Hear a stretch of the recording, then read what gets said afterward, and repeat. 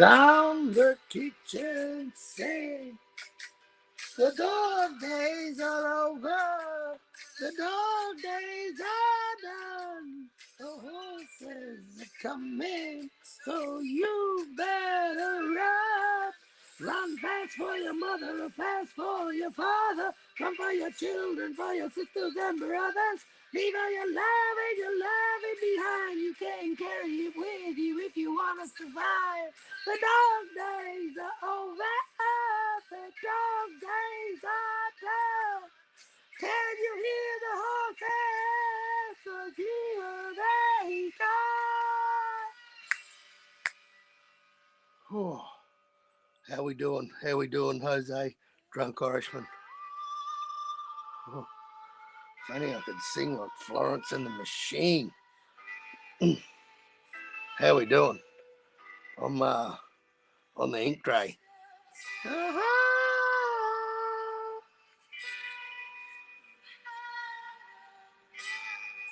Listen to this little chorus here.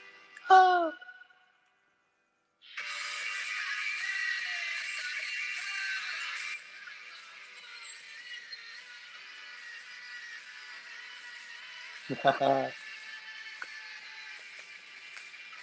Struck from a great height, like someone who's hurt. Is the link pinned?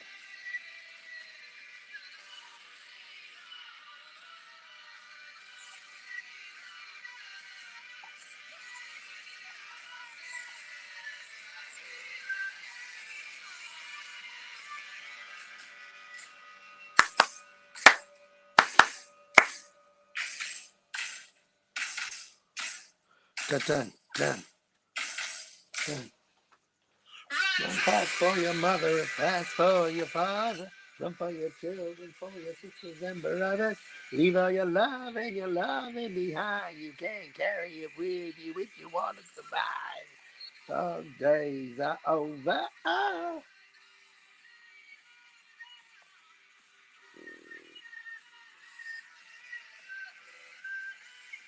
right.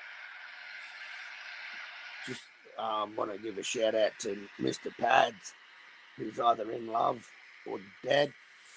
Just want you to know that we love you, brother.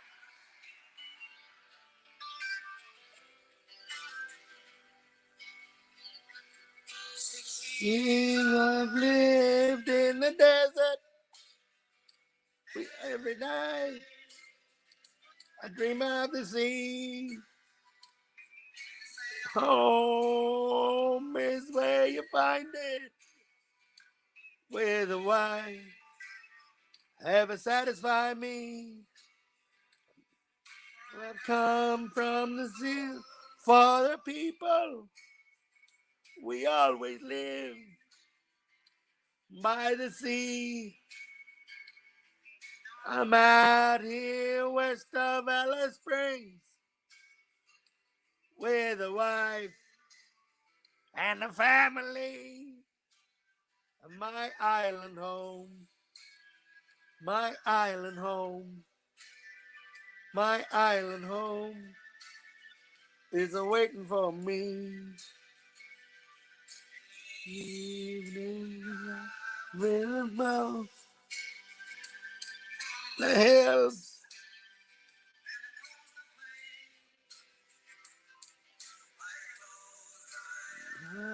And I'm leaving. Hey.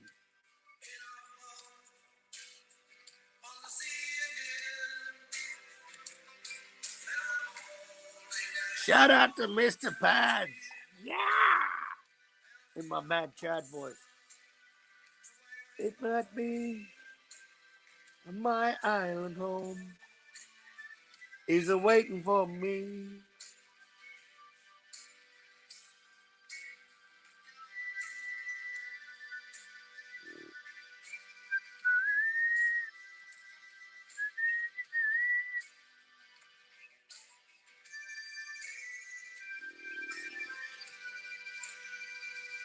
With the wife and the family. From the soul for people. We always live by the sea.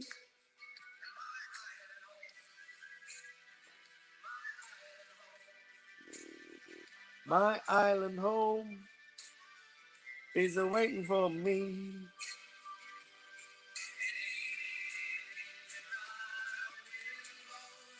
All right. That's enough of that. That's enough of that stuff. How we going? How is everyone? Are you good? All right, drunk Irishman. Who's poor fucking Jose Mendoza? You cunt. Mendoza, you cunt of a thing. Jose, I've just made you a fucking super fucking a super fucking moderator. So as soon as you come back, bro, you can just fucking tap Mendoza straight on the fucking head, which is a drunk Irishman. Just give him a little bit of fucking what he gave you, bro. Look, I want to explain a few things about the Tim Tszyu situation, right? And I've got 4 people in here, so that's fucking sensational. And one of them's actually me because I'm in the chat on my phone. So there's actually, oh, there we go. We just did 4, fucking sensational. So I've got 4 people that might listen to me. Maybe not. I'm not singing anymore. And I know people like my music, but I'm not going to sing. I'm just going to talk. Now, people are saying that Jamel is ducking Tim Tszyu. And I, for one, I believe that there's not a bigger fucking Tim Tszyu fan on the YTBC. If there is, I'm yet to meet him. I haven't met the cunt yet, and he must be pretty fucked up because if he's anywhere near as bad as I am, then he's pretty fucked in the head.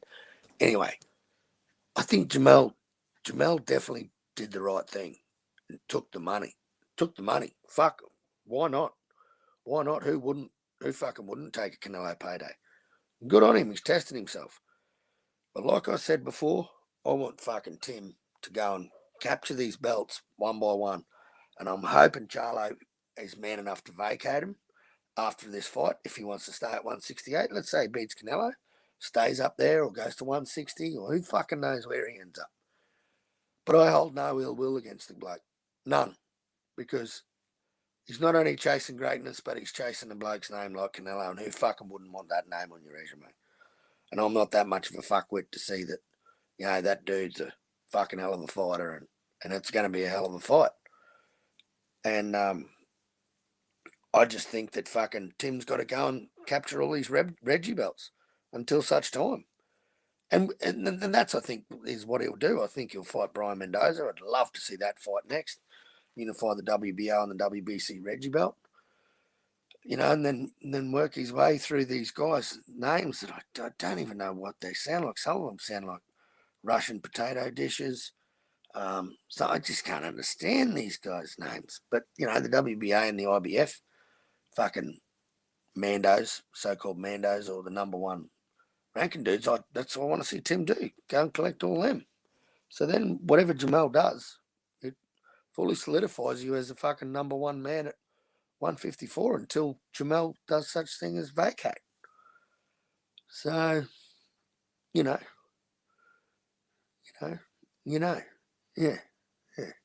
I'm glad you know.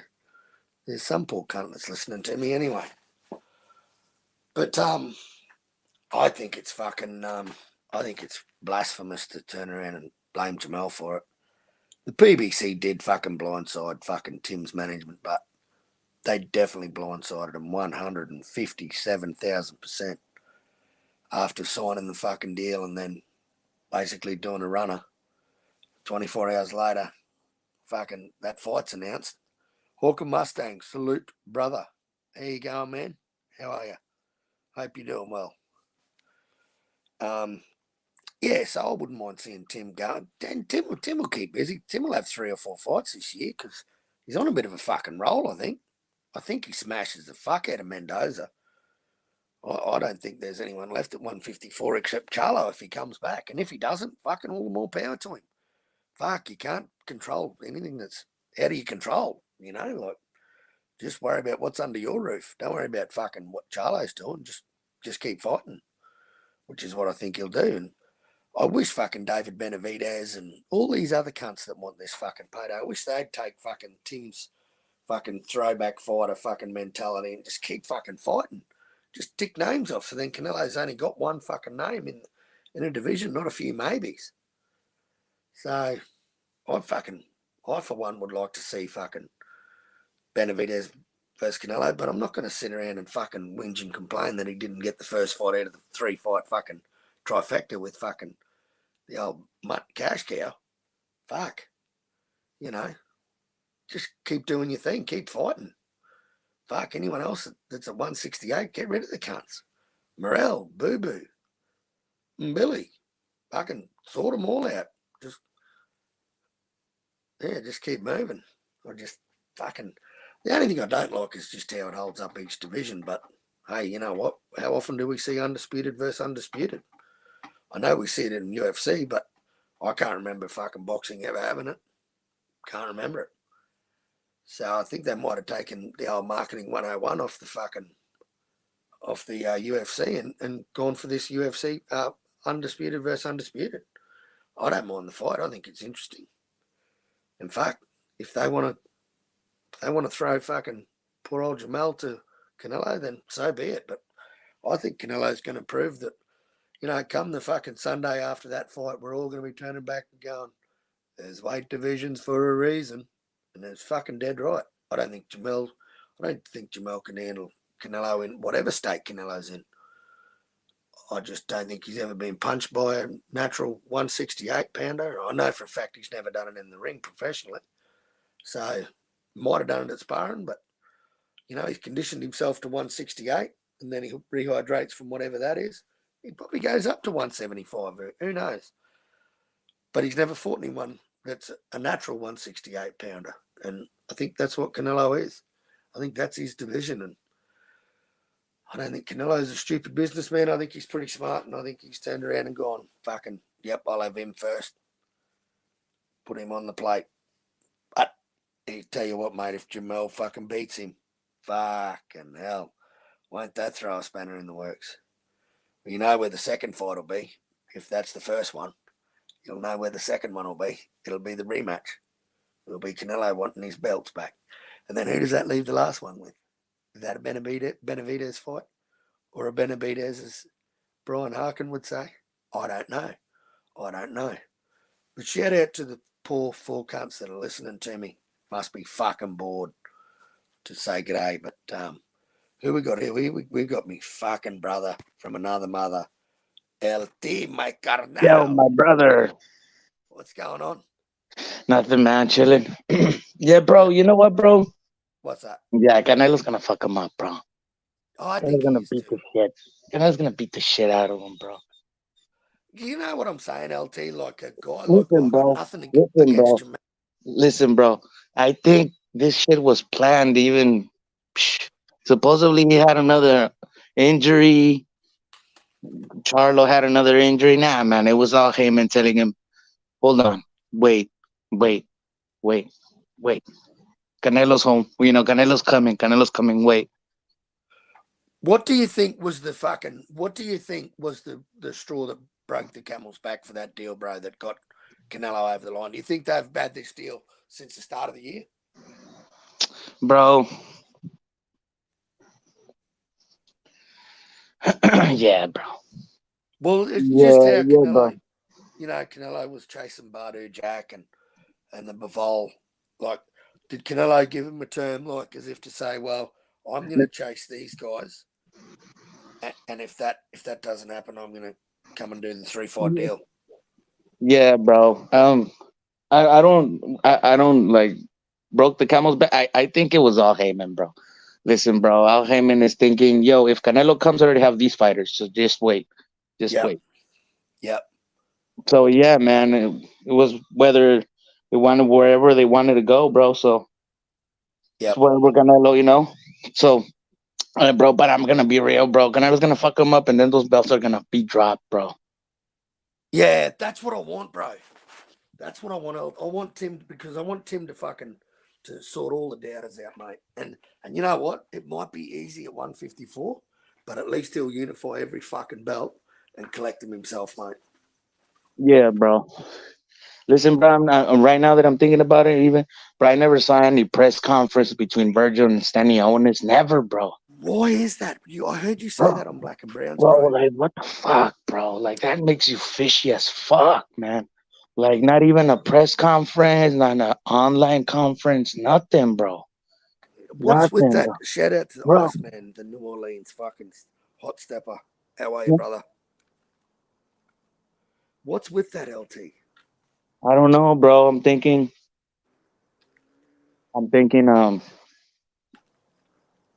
man, maybe it was not planned, bro. Maybe it was planned. Maybe Yeah, it I don't was know. I don't planned, know. bro. Maybe it was planned because Oscar Loya said real quick, we're moving up to 154. We got the fucking outlaw fucking Jed Kyle in the fucking building. Habla, my carnal. Fuck yeah, lad. What's good, my brothers? What's going on? Fucking no What's problem. going on, outlaw?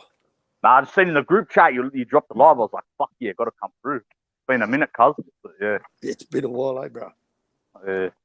I just Fucking wanted to come on and give my point of view about the Tim Tszyu. Yeah, you deserve it, bro. You've fucking, you know, you haven't been able to go live for a minute. You're on the ink tray. Come and fucking tell everyone what you think, you know. So, Yeah, I'm behind it. Yeah, and I don't fucking I don't argue with the fight, man. Like I think Canelo's going to kick his ass, but it's something that Jed, have we ever seen undisputed versus undisputed before? I don't know. Do you know? I'm gonna say, change devices, bro. In the 4-belt era, not that I can think of off the top of my head, no. So, and you know, the UFC does that. The UFC, they do undisputed versus undisputed, and you know, guys like fucking Vulcan and Islam, that like that's type of shit that's never been done before, mate. So I kind of get what they're going, and they're probably trying to chase a casual audience and target it as undisputed versus undisputed, even though we know it's not all 10 belts. But I just want Tim, man. I'd love Jamel to just vacate the belts, just be a G, stand up, vacate, and fucking and let Tim go on a fucking collecting spree, bro, with his fucking Santa sack. That would be, like you said, the right thing. But yeah, that's not going to happen because boxers aren't going to give up their belts. Because Charlo's doing this because he knows if he does lose, he still can come back to all his belts, you know. And Bro, this dude won't be able to come down, bro. They can't make that fucking weight, bro. They can't make these weights no more, bro. who you talking about, Charlo? Both Charlos, bro. Both Charlos. Yeah. But what does he do, LT? If he loses, you think he goes to 160? Yeah, bro. I think That's It could be right there. It could be right there because 160 is a dead division. He could pick up a belt. Like, if he is going to do that, then yeah, he definitely should vacate the belts, you know. Bro, what happens if he wins? Like, can you imagine? Like, the world's his oyster cup. yeah, he's not going to come back to 154, and if he has a good showing against Canelo, man, which he may do, but if he has a good showing, man, then fuck, I don't know if he comes back to 154. No, I don't think he does. No, if he wins against Canelo, he's in super fights just from here on out.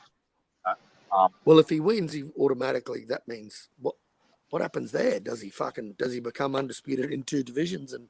Well, are the belts on the line at 68? 68, they are, not at 54. So he becomes 2-time undisputed if he wins. Yeah, well, yeah, exactly. So does he pick whatever division he wants to fight in next, or? Yeah, I think so, but I don't think he comes back to 54 if he wins. There's too many big opponents up there, you know. Yeah, exactly. And even I think if Crawford was to win, I don't know, him and Crawford might fight both 2-time undisputed. That's some weird catchweight. Yeah, I know. But you know what I mean? I looked in the rankings, and Castano's not even in the top 15 in any sanctioning body, bro. Yeah. Nah, I'm thinking now, Carl, if Charlo does pull off the upset, we're going to see some random as fuck matches that we didn't even think, you know, never thought of before. I think, you know, Cuz. Yeah, I think so. I don't see it. I think Canelo will handle him, you know. I think he will too, mate. I could be wrong, but to me, Charlo has to hurt Canelo early and get his respect, or otherwise I think Canelo's just going to walk him down, you know, counter-punch him, lay some traps, and just eventually break him down. You know? I just don't see him doing that, bro.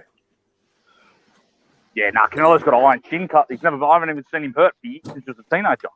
Nah, exactly. Huh? Exactly. He's a tough motherfucker. How old was he in the Cotto fight? Like 18, 19, something 18, like that. Yeah, 18, 19. Just a young cunt. So yeah, fucking crazy, bro. I don't think I've seen him hurt since. I'm pretty sure I haven't. Well, he's never been dropped. I know that much. Yeah, and definitely never been dropped. But I can't remember. Can you even remember him getting wobbled? I can't even remember seeing him get rocked since that Cotto. Nah, I can't remember, bro. I don't think I've ever seen him wobbled. Yeah, I mean, I know some people say Golovkin did, but I think Golovkin got his attention and hurt him, but I don't think he rocked him. You know what I mean? Yeah, exactly. Didn't put him what on. What do you think, LT? I want to hear LT what he thinks. About what, bro? About how the fight's going to play out, bro. Which one? Canelo and Charlo? Canelo's going to fuck him up, bro. Canelo's going to fuck him up, bro. And that's why I'm telling you, bro, the belts are going to be dropped, bro. And listen, bro, I'm not going to lie, bro. If Charlo, this is what I think. If Charlo would have fought, what's the dude's name? Tim Tszyu. Yeah, Kim Tszyu, bro. He would have beat him, bro. Tim Tszyu, yeah. Yeah, bro. He beats him, bro. He does look like a Kim, though. LT, he does look like a Kim. I ain't going to lie. He does look a big Korean. Yeah, my bad. Yeah, bro. Yeah, I think Canelo's going to fuck him up. I think he's going to be too much. But I think Tim will go down the road of either chasing Brian Mendoza. I think he'll either go the WBC. It'll all depend on how the relationship that fucking Glenn's got with the WBC, the IBF, or the WBA. You know, like as to who his next opponent is. But I'm pretty sure it'll be. He's going to try and unify the Reggie belts. So who's got that belt? That Mendoza lad. Mendoza's got the WBC.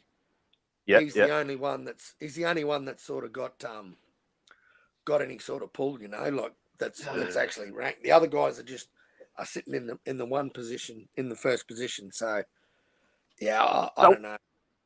Yeah, I can't even keep up with this anymore. What belt Tim Tszyu got, lad? What, WBA regular or something? Is it? What is it? Tim's got the WBO. WBA. He's got the WBO interim. Okay. Yeah. I got you. Yeah, so he's got that, and then fucking Mendoza's got the fucking. All right. Yeah, I agree 100% with Carl. Then I agree with you, my bro. Like, go pick up whatever other belts hanging around, or Castano, the other big name. So one of either of them two Bryans, that'll probably do for his next fight. You know. Yeah, well, the thing that's got me, bro, is fucking Castano's just disappeared out of the rankings, man. He's just disappeared. Got no connections, cuz. You know, that's what a lot of it's about. Yeah. Got no comeback in him. So. You know, Tim's ranked, like, Jamel's obviously the champion. Tim's ranked number 1 in the ring. Fundora's number 2. Liam Smith is number 3 and Mendoza's number 4. Lubin 5. Madrimov 6. Ramos 7th. Harrison 8th. Sorrow 9th. And Conwell fucking 10th. That's the ring. So the WBO, like, this guy's that Bakram Mertzaliev. Have you heard of him? Not back to me. No, his name's Bakram Mertzav. Nah, can't say I have. Mertzaliev. Never heard of him, lad. It's a hard. Well, he's on the he's number 1 in the WBO under Tim. Yeah. Yep. And he's number 1 in the IBF. What's he, Uzbek or Kazakh or something? He must be. I'm assuming, lad. But yeah, I don't know. Yeah, I think he is Kazakh. Yeah, I've never seen him, bar. Yeah, I'm just trying to get this fucking. Where is he from? So he's got 21 fights, 15 knockouts. He's ranked number 1 in the WBO, number 1 in the IBF, and nowhere else. What was his last fight? Ahmed, yeah, I don't even know. His last 4 fights have come over a period of 4 years, so he's not very active either. Not very active. It sounds like another random cunt. That, like, why is he even ranked? But I don't know. I'll have to look at his record. I maybe fought someone to get him there. I don't know. Well, Mendoza is the WBC interim champion. Yep. After beating Fundora, right? So yeah. He's got the Reggie in that. And where is he fucking ranked? So he's ranked number 4th in the ring, and he's got the interim in the WBC. So that's another good fight. I don't mind Mendoza. I think he's a good gauge stick. Now fucking he got rid of Fundora. Well, Fundora was getting hyped to the fucking roof, lad. So that's a good opponent now, you know. He just knocked him out. Ridiculous, bro. And this Israel Madrimov, you heard of him? Yeah, I know him. He's a Kazakh. What is he? He's either Kazakh or Uzbek. Yeah, I think he's Kazakhstan. He's got a weird style, bar. He fights like he's at a rave. He's dancing around. His footwork's like awkward as fuck. I don't mind him. He's got kind of a cool style. Yep. I'm not sure how much his style can take him. I know he was getting hyped up when he first came out because he had such a weird style, you know, grabbed people's attentions. But I was never fully convinced on him. 150 told me he's been looking good though the last few fights, so he might actually be a dark horse. I don't know, but I will keep an eye out on him. Yeah. Well, bro, he's only had 9 fights, 9 pro fights. Have a listen to this cunt's ranking, bro. He's ranked number 6 in the Ring magazine, 14th in the WBO, 8th in the IBF, 5th in the WBC, and 1st in the WBA. So that motherfucker's ranked across everything. Yeah, well, he has beat some, I know he has beat some decent opponents, you know. He has stepped up pretty early to a decent level. So, yeah, he is someone to keep an eye on, for sure. Yeah, I don't know whether they want him to fight Tim yet. I don't know if they'll move him that way. Yeah. But yeah, man, there's there's even talk of Liam Smith. I like that. That's a good matchup. Batman, Batman was saying that it looks like Eubank Jr. and Conor Benn are going to fucking finally have that scrap. That's a good fight, him and Liam Smith, you know. I'd like to see that in the UK, Carl. I think that would grow to an audience worldwide, you know. Yeah, it'd be good, but Tim, I don't know. I don't think Tim will do it, man. He should grow his brand, but he's just too big here, mate. That's true. He's our biggest star, mate. And in the meantime, while he's going around collecting these belts, man, No Limit is just going to lap this shit up. Yeah, they are, bro. Lap this shit up. Yeah, they are, lads. Fucking they don't have to pay much for undercards, you know. Like you said, Tim just makes the money alone. It's a guaranteed money maker, you know. Yeah, man. Liam Smith's ranked in super welterweight, middleweight. So he's ranked 3rd in the ring, 4th in the IBF, and 4th in the WBA at super welterweight. At middleweight, he's ranked 4th in the ring and 2nd in the WBO. So, man, that cunt's ranked in 2 divisions. Mm. So he's another good one, you know. I don't know who else there is, man. I don't know who else there is. 154 has never been a good division, has it? Like the last few years. No. I think Tim will. I don't think anyone sort of troubles Tim there, man. I've never liked 154, lad. Like even when Charlo went undisputed, I was like, there's no one left. There's no one with special talents at 54. You know, they're just all decent, okay boxers. You know, they're good fighters at the best. You know, when it comes to world level. You know what I'm saying? Yep. Yeah. And there's Xander Zayas who's this fucking. I think he's a little bit hyped, mate. Yeah, I like that lad at the start, but I haven't heard from him, and I've been hearing that he hasn't been looking that good. So. He looked. I was talking to YB after his last fight, man, and I was saying to YB, it's like he's playing with his food, mate. You know, he's fighting guys that he should be getting out of there, and he's fucking not doing it, man. Developing bad habits could be, you know, fighting. Yeah, he was this fucking knockout star, man, and I don't think he's had a knockout for a couple of years. Yeah. See, I remember Cotto. That's why he reminded. Don't get me wrong. I'm not saying he's as good as Cotto, but just style-wise, he reminded me a little bit of Cotto when he come out. I remember the same thing happened to Cotto though. You know, he started like going the distance a few times. Some lads were started thinking, "Oh, this guy's not as good as as he's hyped up to be." But in a way, those fights did him good. You know. I don't know. So hopefully, but like you said, on the other hand, like the point I made, hopefully he's not developing bad habits. I think the lad just needs to step up. Like he needs to fight someone relevant instead of fucking around. You know. Yeah. He's got to a point where it's time to step up and really become a better fighter, you know. Fighting this limited opposition is just gonna, like the old saying, bro, you fight enough bums, you'll become one. And that could happen to this lad, you know. 100%. 100%. And like the dude's had 16 fights now. I think it's time to put your big boy pants on. Yeah, it is. It is 100%. Yeah, it's time to step up.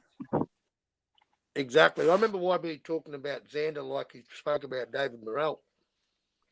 Yeah, I've never saw that. Like I said, I was high on him, but I never saw that potential now. No. Yeah, I wasn't. I sort of started watching him because YB. I didn't even know who the lad was. And young Billy was talking about him on his channel, and I thought, I'll check this dude out. And I'm pretty sure from that moment on, like I know he was Kambosos' sparring partner for the Haney fight for the first one. He was too. Yeah, he was too. I remember that. And then he went home and got sick. I don't know whether he got COVID or what. I think he might have got COVID from when he got home and started training for his last fight, which he pulled out of.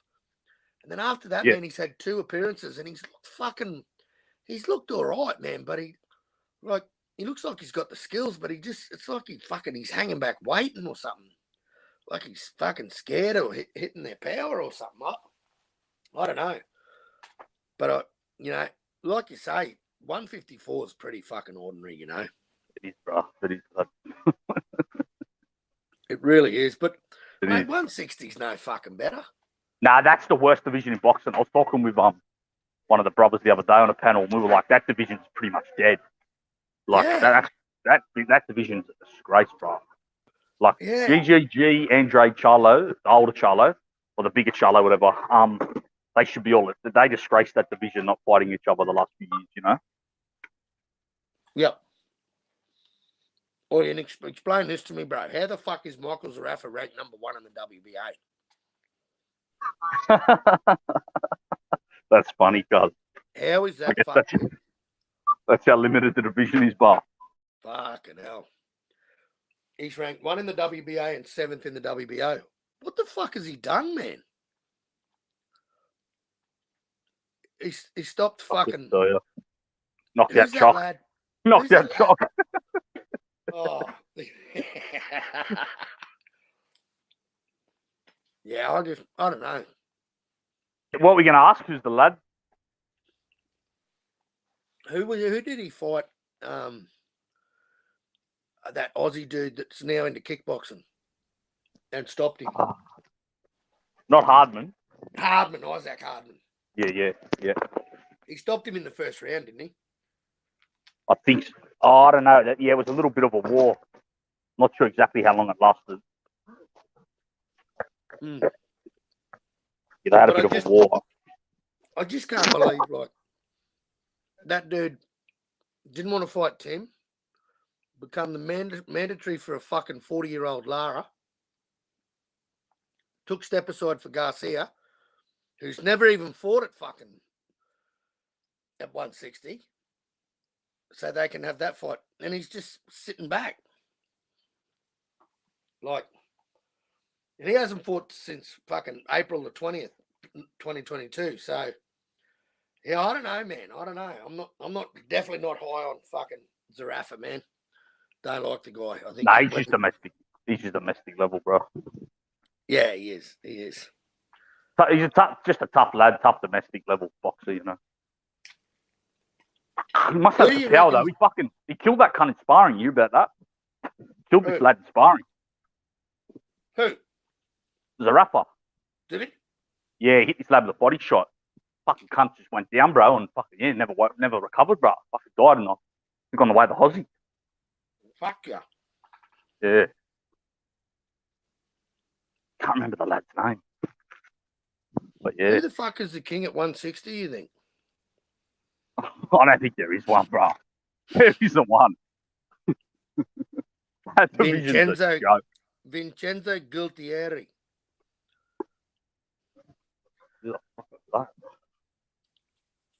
Janabek. Fuck. It's pretty ordinary, isn't it? 160s. I remember I was on the panel. I said that division's on life support, and one of the lads was on the panel with me. Goes, nah, bro, that fucking division's dead. And I'm like, yeah, you're right, it's dead. That's actually been officially killed. It has, man. It fucking has. And it needs to be resurrected because it's dead.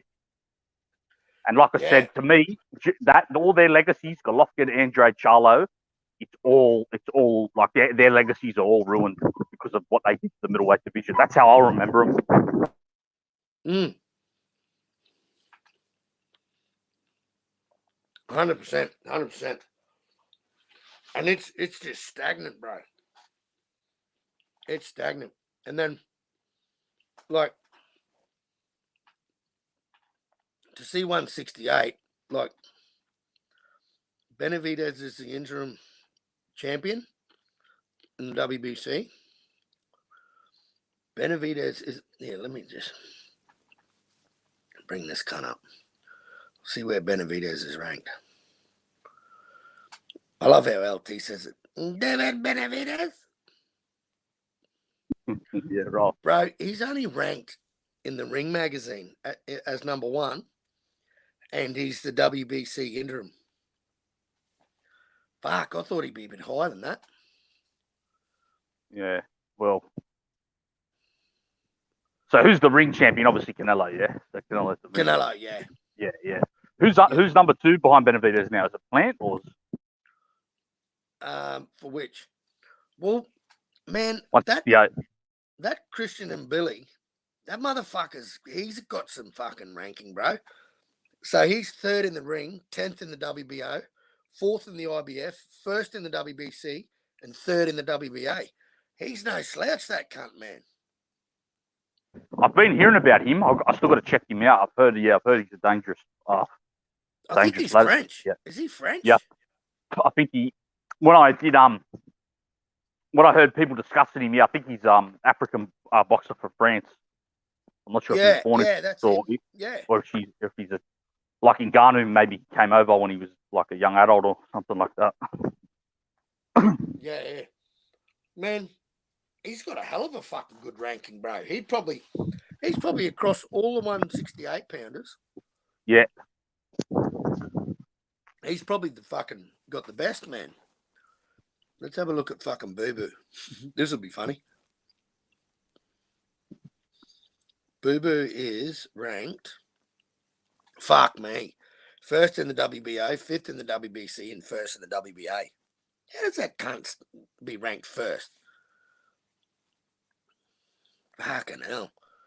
Well, yeah, I don't understand nothing with Andrade in boxing. I don't know the rankings. I don't know why people talk about him so much. I don't know how he has fanboy. I don't know.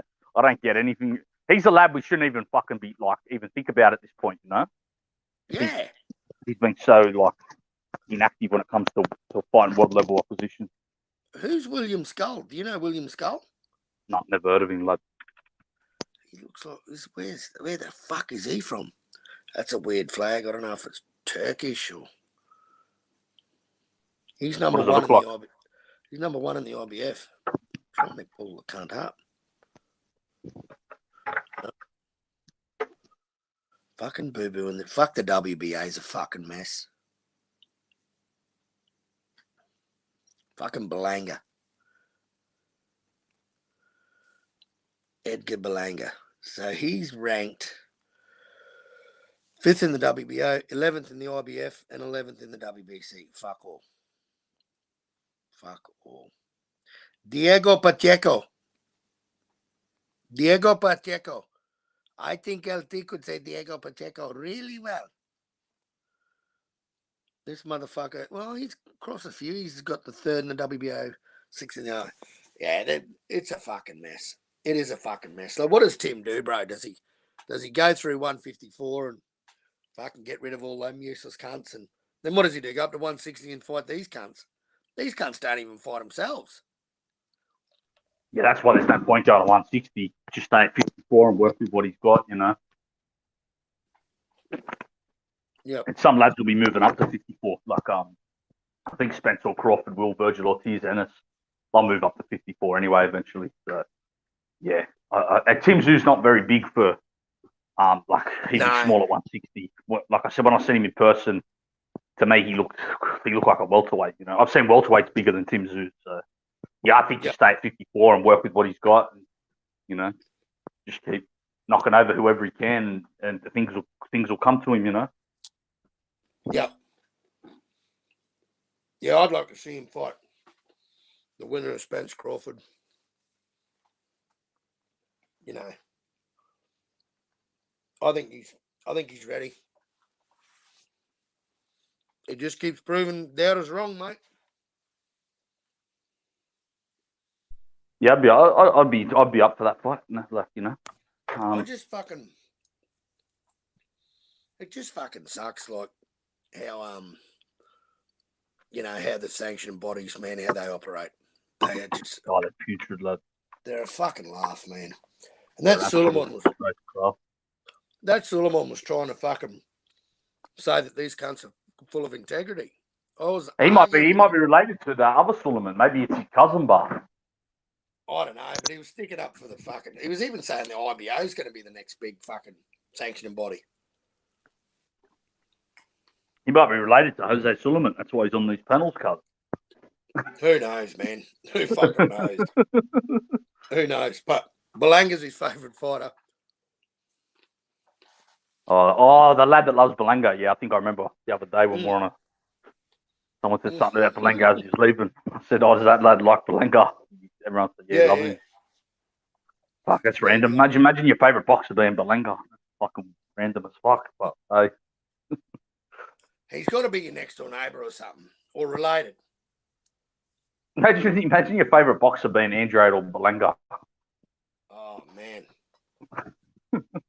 You'd have to be on fucking suicide watch, that's bro. That's weird as shit, mate. You die of a broken heart. You know what I mean? Supporting cunts like these, you die of a broken heart. But how do you think Kambosos will go against Maxi Hughes? No, I've never seen this Maxi lad fight, bro. I had a look. I watched a bit of his. He's nothing special. Yeah, I haven't seen him, bro. I've never seen him. Just heard him when he the last few weeks get matched up with this, you know, this fight. Yep. Yeah, it's definitely fucking for the IBO belt, the lightweight IBO belt.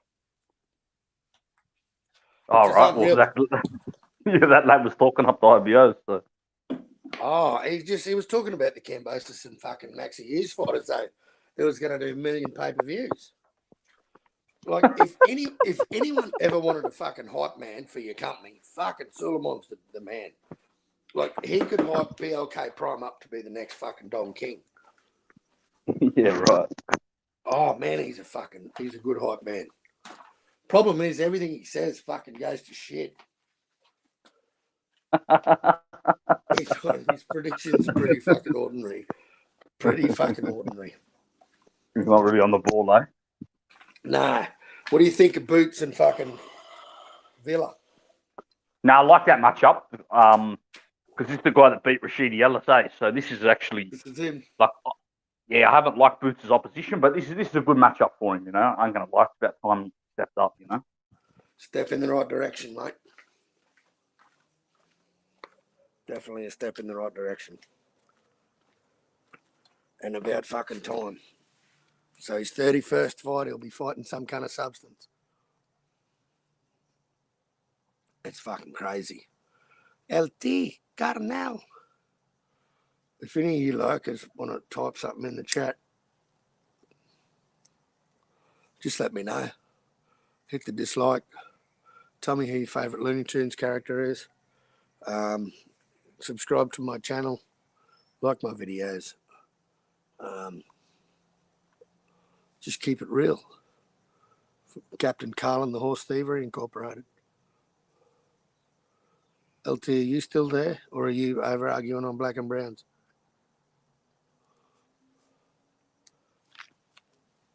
Yeah, so how's every lurker doing? All 5 of you, 6 of you, whoever it is. There we go. There you go. There you go. There you go. Jedi. Salute, brother. Hope you're doing well, man. Hope you're rehearsing that Bruce Lee fucking debate. I'm looking forward to it. Looking forward to it. There's a lot of lurkers here, Jedi. A lot of lurkers. A lot of lurkers. I haven't had any dick pics come up. It's only been fucking LT, Outlaw, and myself. So, how you doing, brother? Hope you're well. I think LT's gone to have a shit. Have a coffee and a shit. Maybe a few nose beers. Who knows? I've certainly had enough fucking drink to kill a small Asian fucking village. Doesn't mean I'm going to stop. Doesn't mean I'm going to stop. Doesn't mean I'm going to stop. But yeah, Jedi, hit the link if you'd like to explain to these 4 other people about the debate, because I've definitely smashed the algorithm. Definitely smashed it. Here's fucking brother Outlaw back. Yeah, sorry, bro. Fuck, would have lost some money. Fucking looking for a minute. True. Yeah, you know when that happens to you. Oh, freak. Yeah. So how's the gym, how's the training going, bro? What's happened to the Ipswich dude? Nice. Oh, bro, he's in fucking Townsville, lad. I was going to say, I'm going to try and might need to get you to hunt him down. The last he was seen was in fucking Townsville. Yeah, right. You talking about the lad from Caboolture, yeah? Yeah, Caboolture. Yeah. I never heard of it before he come to the gym. But I noticed he got a lot of boxers. It seems every fucking second boxer in Australia is from this fucking town. Because I think that Harbin was from there. That lad that fought Navarrete was from there. Like, every Liam Wilson. Every cunt must just fight there. Yeah. But I like the look of Liam, man. I like him for future, man. After that outing with Navarrete. But yeah, that lad's gone. He's in Townsville, so I'm like, man, he's a fucking idiot, bro. Even if he could just come and talk, I think he's like, because he's not training, he's like ghosting our calls. You know what I mean? Yeah, right. But he's actually a silly cunt. If he just pick up the phone, I'd get you to look after him as well there, you know? Yeah, like, definitely, man. Definitely. You know what I mean? Fucking oath. What's he chasing? Yeah. He's chasing a bit of Townsville pussy. Nah, I think he's got a missus there just cruising up there, you know? Yeah, right. And, yeah, but he's in Townsville. That's do you remember a lad, Josh King? Josh King. That name rings a bell. Where the fuck do I know him from? He's a Townsville lad, boxer. Yeah, that name does ring a bell, but what weight was he at, lad? Fuck, he was little, man. He'd either be... Yeah, they're tough cunts, Queenslanders, bar, like when it comes to fight. Like even some of the best kickboxers we've ever had have been for Queensland, right. You know, Wayne Parr. He might have been lightweight. I reckon he would have been lightweight. Because he was a little cunt, but fuck, he was a good fighter. But he just hit the ink tray and fucking... Yeah. Paul Briggs was from Queensland. He was a tough... I know he disgraced himself in that green matchup, but that aside, he was a fucking warrior, you know? Bro, that's the most disgusting display of boxing I've ever seen in my life. That fucker's, bro, that cunt was a full-on, like, his whole career. And that's all he's remembered for. You know? Man, how could you do that? How could you go out like that, man? Yeah, I think he just owed money, you know, and fucking just under. Denny Green didn't even hit him. I know, but and the cunt fell down and took the 8. I know, fuck. Have you seen his fights with Thomas Adamek? Like, they're fucking wars, lad. I thought he was going to give Denny Green a run for his money, bro. But he was yeah, but I knew he was very, very long out of the game, you know. He knocked out You know- one of the brothers from my area, bro. He knocked out, Kunga, Glenn Kelly, fought Roy Jones. Yeah. One Roy Jones knocked out with his hands behind his back. Yep. Yeah, he knocked out Kunga in like 2 rounds. Yep. But Kunga was cooked, though, after the Roy Jones, but still. Did you you remember? Do you remember Les Sherrington? Yeah, I remember Sherrington. Yeah, he's from my town. Yeah, he was too. I remember that now. Remember we were on Cozzies, bro, and we were going down that lad that was fighting that old cunt, the Mexican dude, and Les Sherrington fought him for a IBF Pan Pacific title. Oh yeah, that would be like yeah, bro. Was that your boy Campus? Your boy Campus? Yeah. Yeah, because I know that lad fought like well into the 2000s at all these different light heavyweight, cruiserweight, and this and that. Bro, he's fighting again. What a funny cunt. He's got a fucking. We looked him up, bro, and he's got a fight. He's got a fight scheduled. It was fucking hilarious. And Les fought him back in 2012. So who would have thought then that he would retire? That Les lad would retire before him. Who the fuck would think that by? Huh? Yeah. But fucking unreal. It's crazy, eh? Some lads just keep going to the death almost. Yeah. Fucking unreal. But yeah, we've always had a few solid. We had do you remember Junior Thompson? Your old boy know Junior Thompson. Junior Thompson. Yeah, I've heard of the name. He's probably related to Hector Thompson that fought the round. All right. He's a Murray, yeah? Murray fight. Yeah, he'd be related to Hector Thompson then for sure, bro. Yeah, he fought I think he fought Costa Tszyu in his first pro fight up here. Yeah, cool. Oh, did he? Right. He fought Costa. Yeah, he fought Costa Tszyu stopped him. It was early in Costa's career, bro. Was it Costa or Fenix? I'm sure it was fucking Costa. Yeah, because I remember Costa. You could be right. I remember Costa fighting like Mexican or Puerto Rican boxers from jump. Might have been Jeff Fennick, bro. Yeah. Because he was a little cunt, I know that. Oh, where the fuck's Box Rec? Here it is. The Marrickville Mauler. Fuck, he had a good nickname, didn't he? Yeah, he did, man. Junior Thompson, there you go, 1984. That was his third fight. It was Fennick's third pro fight. Yeah, because I remember Fennick fighting like one Laporte in that early on, you know? I don't remember him. I mean, Costa, sorry. So I didn't remember Costa fighting too many like Australian boxers. That's why I thought it was probably Fennick. Yep. But everyone mixes Costa and Fennick up, you know? Same trainer, same time, you know, time period. So easy. Yep. I think I remember. I noticed my old man doing it sometimes now, you know? Yep. Poor cunt, geez, he took some fucking L's. Wayne Mulholland. I don't know that name. But yeah, I know that name as well. Yeah, it's a mate of mine's old man, good mate of mine. I actually played cricket with him. I played footy with him too, growing up, you know. Like you're the first cricket player I ever spoke to, Carl, that I know. I played it. It's pretty social, man. You drink piss and fucking yeah. You mean like thanks, bro. Appreciate it. You meant it like that, bro? I get you. Yeah.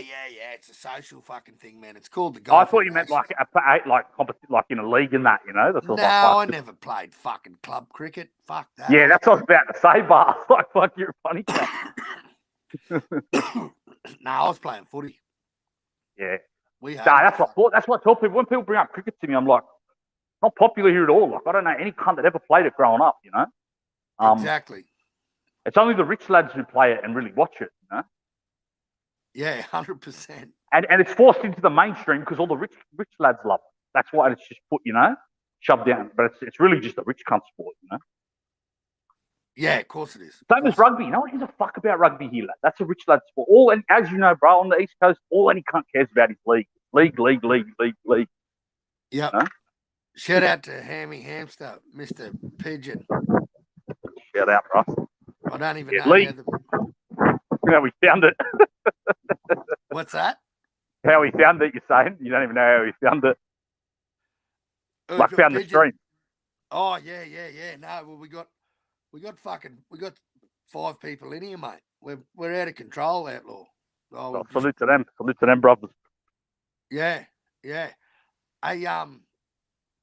did you hear Jai Opetaia's? Yeah, you put that ad in the. I love that fight. Bar. Like, salute to both them brothers, you know. Two young lads. This is the shit that keeps me going with this sport, bro. Seeing matchups like that. Two young, undefeated lads putting it on the line, you know. Salute to both them brothers. I wish fucking more. You know, like, got nothing but respect for that matchup and the two lads, you know. Fucking oath. Opetaia, he just looks the goods, man. How he fought. Dangerous match though, coming back after a broken jaw. That's why he's borderline insane taking this fight. But that's why I've got so much respect for the lad. Yeah, exactly. React was a banger in cruiserweight. You know, I've watched a few of these lads fights. What's his name? Richard Riakporte. How do you spell his last name? I think it's RIAKPHRORE or something like that. I think he's Ghanaian. I think he's a Ghanaian. Like, he's from England, from London. Yeah, he's from Cass's neighbourhood, lad. Oh, really? Yeah, he's from Cass's neighbourhood, bro. Peckham, in London. Yep. Well, he's ranked number 5 in the world. A few brothers I know lived there, lad. Like back in the day when they were like, you know, living in London for a year or two. They fucking lived in Peckham. It was cheap rent in that fucking rough area, you know. They were saying. Cunt's got a good knockout ratio, bro. Nah, he's a fucking weapon. This kind of lad, like. He ain't no joke, bro. I watched him straight away and I was like, this cunt's a fucking bang-up cruiser. You know? Yeah. I'm telling you, this is a 50-50 fight, lad. You might even maybe have to make Jai the underdog just because he's coming off that fucking broken jaw against the biggest puncher at cruiser. Yeah, I'd say easily these are the 2 best cruisers at the moment. Yep. In the world. Yeah, it looks like a good fight, man. And this lad's knocked out his last fucking 4 opponents. Yep. Shout out to Sean Mangan, the Irish brother. Salute my Irish brother. Another Irish lad. We seem to get a few Irish in here, Outlaw. That's good. Well, I'm living where I live, bro. Is probably actual neighbourhood where I live is probably 75% Irish. Yeah, there's a few up here, right? I mean, from the old country as well. Not like me, like I'm Irish heritage, but I mean like Irish from the old country. You know. Yeah. That's where I live now, you know, around. Bro, there's a few tough Irish cunts that live in my town, man, like concreters and bricklayers, and they're fucking hard cunts, mate. They're hard working bastards, eh? Yeah, they are lads. Actually, I don't say are lads. But yeah, good lads, you know. And like I said, I'm Irish heritage. So I grew up. I was Irish. It was Irish heritage, like Celtic heritage and Aboriginal. That was what I grew up with. So we kind of had the same DNA, I guess, similar, you know. Yep. Yeah, well, I'm half Sicilian, half fucking Danish, mate. So yeah, that's a proper fucking mongrel breed. But yeah, man, this Richard Riakporte, man, looks like a fucking good fight, bro. Nah, it is, bro. It's a hectic fight, lad. It's the best. The best fight at cruiser since Usyk Gassiev. This is the best fight at cruiserweight easily since then. You know. Yep. Fucking oath. Kind of reminds me of that matchup. Although I think it's going to be more competitive. But it reminds me, Gassiev was a big banger against Usyk, who had, you know, was the more so with fast feet, fast hands, could move. So great for a big man. Yep. And man, he's fought some dudes. Oh, he fought Chris Millum Smith. Yeah, that's the lad that beat Okoli. Yep. Yeah, he's had a few good fights. And he fought in January, so he's pretty fresh, man. Yeah. Krzysztof Glowacki, Manchester. Yep. Glowacki. Yeah, he's old vet. Yep. You know, he's a former champion. He's 33-3. Mark off, you cunt of a thing. 32-3. Yeah, yeah. Well, he's the guy that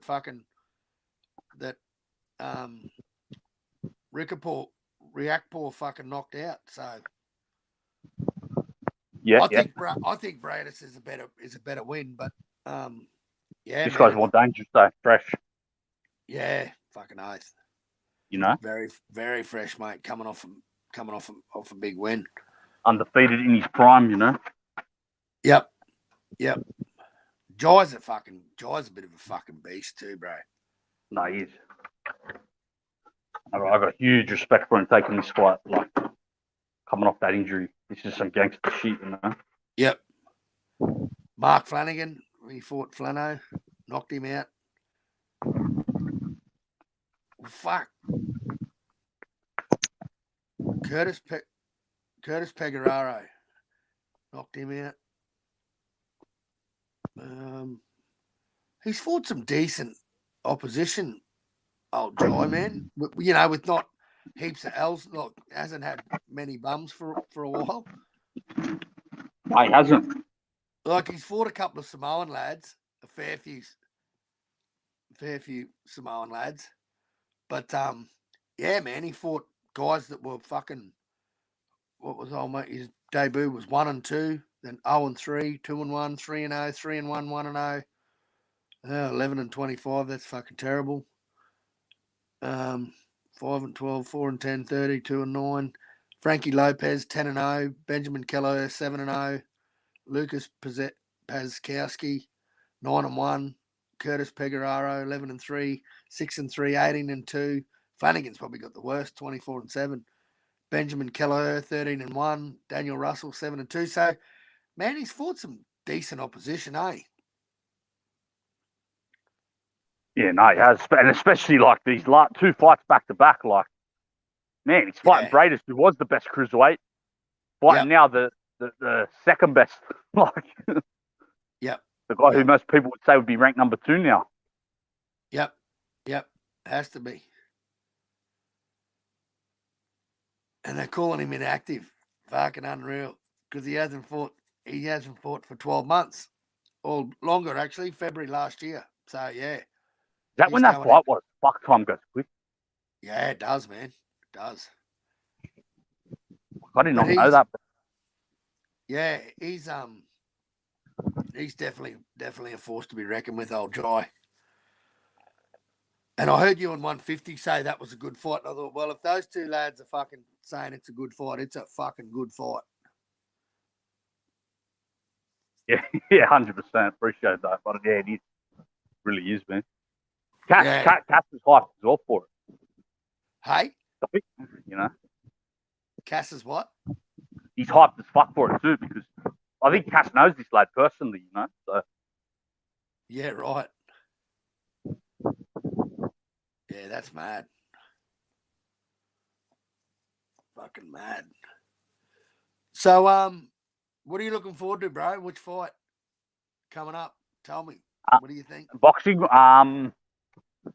yeah, definitely. Well, yeah, definitely. Crawford's, well, yeah, it's clear. Obviously, I mean, it's as obvious as it is. Yeah, Crawford, Spence, you know, in a way, Fulton. You know, yeah. I'm not as hyped with Crawford Spence as I would have been a few years ago. It's a real shame that they fucked around like this, but hey, it is what it is. You know? Yeah, at least it's got a purpose now. At least it's for Undisputed. At least it's worth something, and we finally get to see it. I'm not jumping out of my skin. I'll get excited come fight week, but man, people are just all over these cunts nuts, eh? Both fucking Bud and Errol. Well, that's probably what killed the fight for me as well a bit. I ain't gonna lie. Yeah, it's good because it's going to silence half of them. Yeah, I guess that's the good thing, eh? When you got some fucking fanboys, at least you can laugh at, you know? Yeah, laugh at one of them. I don't know what lads get so into fighters, bro. Like, I never understand it, you know? I think they don't have purpose, mate. Without it, they don't have purpose. Like, I remember I was joking with you, you know, when you said I'm a Tim Tszyu fanboy, but you remember I said to you, and it's true, you're what I call though a reasonable fanboy, you know? There's like these reasonable fanboys, and then there's full-blown, spastic fanboys. Like, but at the end of the day, mate, if Tim loses to a better man, he loses to a better man, mate. That's fucking all there is to it.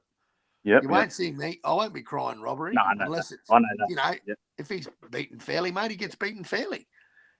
100%, yeah. But he's the one Aussie that I got my eggs in that basket, bro. You know, if there was yeah, one like I Aussie, said, what's that? sorry, Rocco. No, I was just saying, like I said, you're still reasonable, you know, a reasonable Oh fanboy. yeah, exactly. Shout out to Some, fucking Stephen Bateman, another Aussie oh, swinging through. salute Bateman, bro. Doing that. Been a while. Haven't seen Steve around for a while. What have you been doing, mate? Have you got a fucking life or something?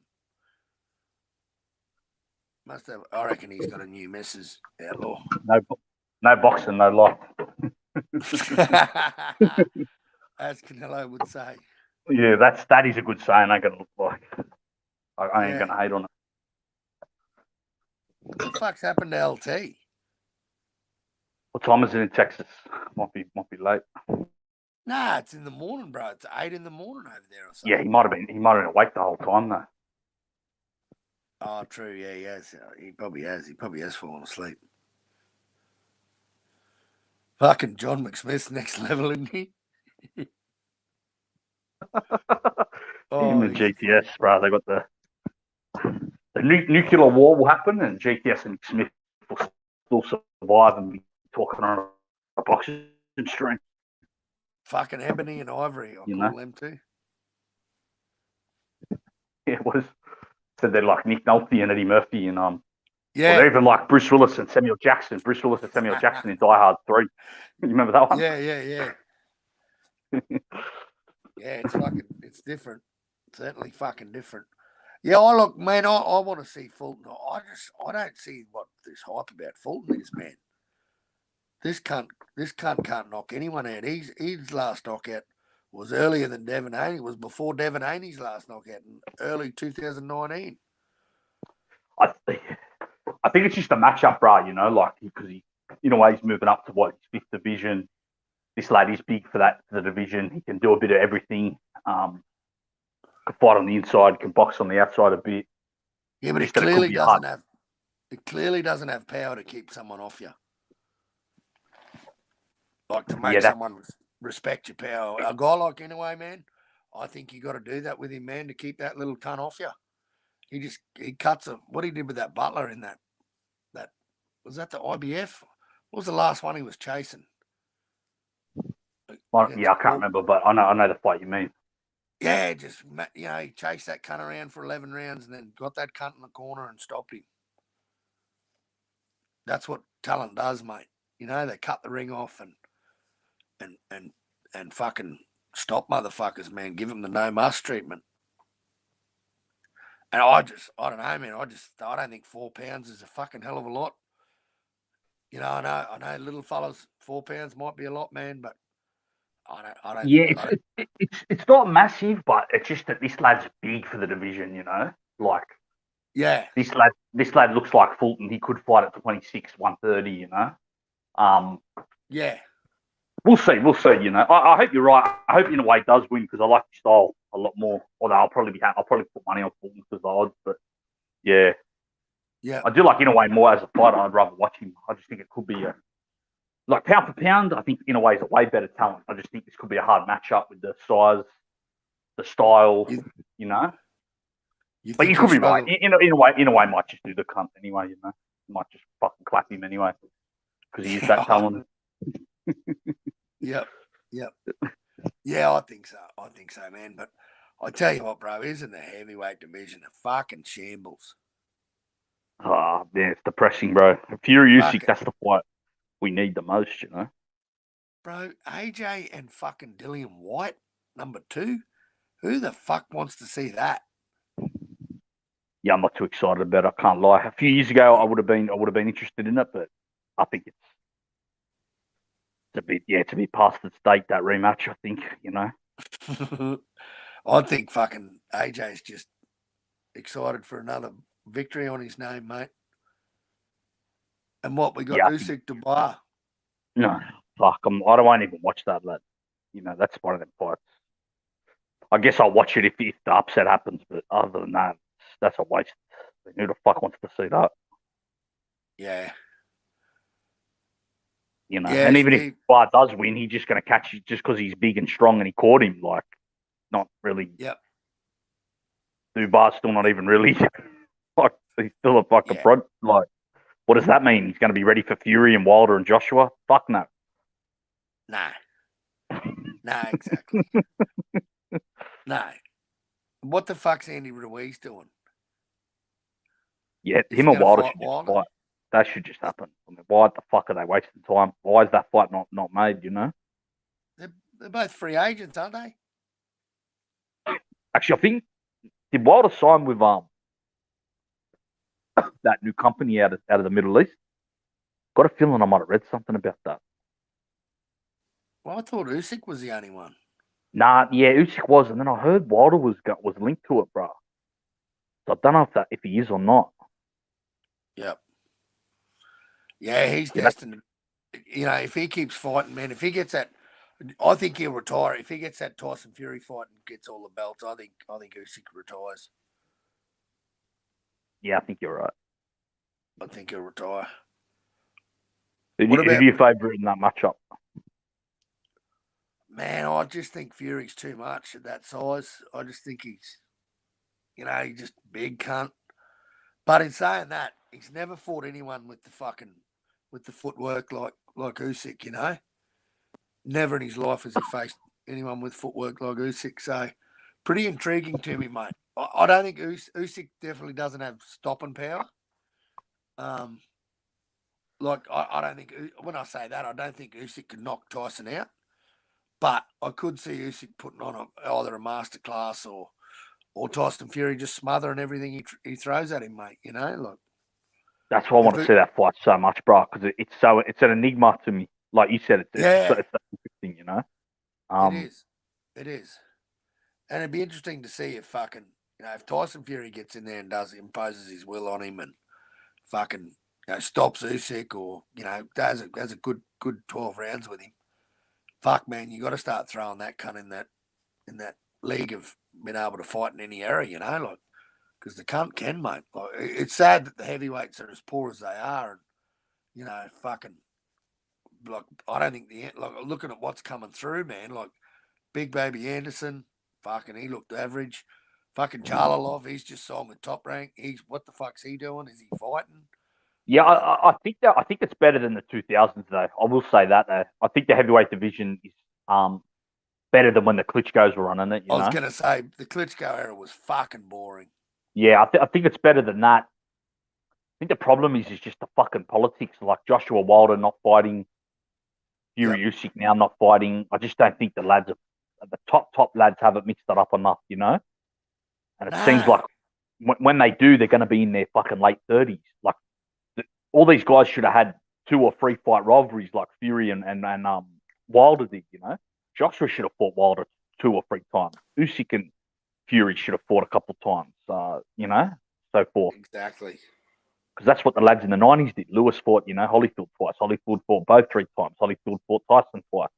You get me? Like, yeah, you know, exactly. Ali fought fucking Frazier 3 times. Foreman fought Frazier twice. Ali Ken Norton 3 times. Like, you know, that's what the lads did in the past. Tyson Razor Ruddock fought twice.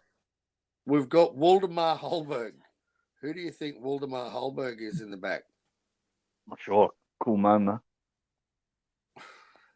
It says Charlo Duck. Oh, I'm worried if I'm.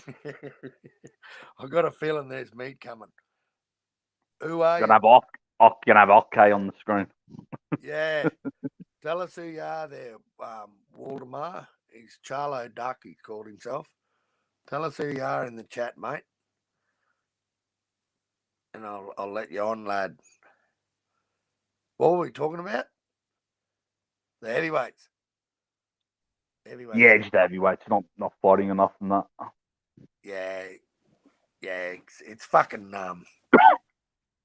it's pretty ordinary. I don't know. Heavyweights is kind of, I guess it's hard to get like. So even the Larry Holmes era wasn't that stacked either, you know. To me, the 2 golden eras, the 70s and 90s, was okay. Hang on, no, I just want this bloke in the back to tell me. Are you the bloke I think you are with that photo? Oh, I don't know. I don't know. He keeps changing his photo. He's got old Mark Unrival's fucking photo. I don't know if it's him or not because he's changing his avatar. But anyway, I don't think it is him because he'd come in with his name. He's not like that. Yeah. Let us know in the chat who you are, mate. Let us know in the chat. We'll get back to you later. Private chat. Oh, it's him. He just said, Carl, you can't. What's going on, mate? Carl, you cunt. How are you, mate? I'm fantastic, mate. I just woke up like a few minutes ago and I had a big shit. Nice. We're just talking about how exciting the fucking heavyweight division is. Salute Technique. How are you, brother? Are you Pigeon? Who is? Oh, it's who Pigeon? Anyway, Drunk Irishman. Salute. He's back again. We got Mark. Do you know who Technique is? Because this bloke could be your pissed off little brother. He is one funny motherfucker. No, I have no idea who he is. Oh, he was on Mad Chads and he was fucking giving him a bit of what for. Good for him. Good for him. So, how have you been, mate? What have you thought of what do you think of Virgil's condition? This is like the third or fourth time he's pulled out of a fight, no? Yeah. Yeah, it is, mate. It is. Yeah, that's what I think of it, man. That's not good. That's not good. That's very bad. It's got to come back to his fucking, his team, mate. Like his father, number one. His father's the one he's a nutritionist, and like I don't know, are they flogging the pork? Is he killing himself? Obviously, he's killing himself to make 147. Maybe 154 is not even good enough for him, mate. He might have to go straight to 160 or something. But I don't know. It's fucking odd. He's how old is he? 22? 23. 23. So the last 3 years he's just been growing, bro. So like maybe he's just outgrown divisions. Yep. Yeah, I think so. What do you think about Boots and Villa, bro? What are your thoughts? How's that going to play it? I have no idea. Not a I'm bad. very useful. I'm very useful, aren't I? No, well, it's hard with Boots because there's not really a gauge stick on him. I mean, the dude never fought past the 6th round until the fucking Karen fight. In 29 fights, so he goes the distance with Karen, and now he's fighting a Colombian like Villa, who had a good outing against Speedy Rashidi, and had he added probably another 30 seconds, he probably would have stopped him. So that dude's got a chin, but can he handle fucking big boy power? We're going to find out. I'm going with Boots. Round 5, round 6. Oh, really? Okay. Fair enough. You think he's going to he's pretty tailor-made for Boots? I just think if people are expecting Via to do the same, like to do well against Boots in comparison, because Karen was running around the ring the entire time, right? Via doesn't do that. He doesn't run around the ring, so it's not going to be a survival thing. Yeah, he hits hard, but Boots hits hard when you come onto him. That's what he does. So you come onto a dude who's bigger than you, hits that hard. Yeah, couple of rounds, man. A few rounds. Perfect. They picked this matchup because they realized Boots can't cut off the ring, so they brought somebody that they can actually, make him look good against. Yeah, okay. Makes sense. I think 150 said the same thing. I think he said that he's going to walk into a lot of stuff from a lot of big hits from booty owners. So yeah, we'll know in about fucking 14 hours, 13 hours. And I'm sorry for asking, but when did Speedy Rashidi Ellis become a gauge barometer on if somebody's going to be a good opponent? Not good. He's not that good. He's okay. No. He ain't no top 15 welterweight. Well, No. No, exactly. But I mean, if you look at who the fuck's been fighting, there's not a lot. What do you did you hear about the possibility of fucking Jai Opetaia and this African English dude? Richard Riakporhe? is that happening? Well, they're in talks. What do you think of that fight? I mean, why not? Right? Reactor's okay, I guess. You know, I got Joy beating his ass, bro. Like, it's not even close for me, Carl. I mean, I'd rather a more competitive market for Joy, but look, Reactor has a win in, in parentheses here, win over Billum Smith. I thought Billum Smith beat Reactor, right? Billum Smith just beat Lawrence Coley, right? Yep. Reactor's fought against some faded guys and got the W's in there, so why not?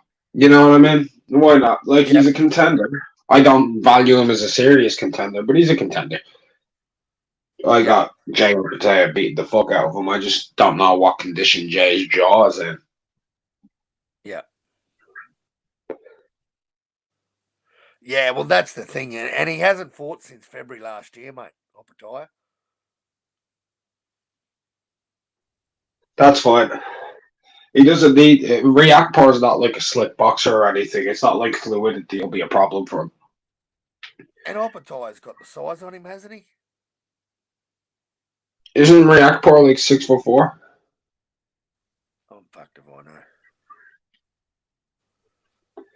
No, ain't he a big guy? I thought Reactor was a big guy. Yeah, I've just locked myself out. But he's coming off a knockout, and he fought in January this year, so he's pretty fresh.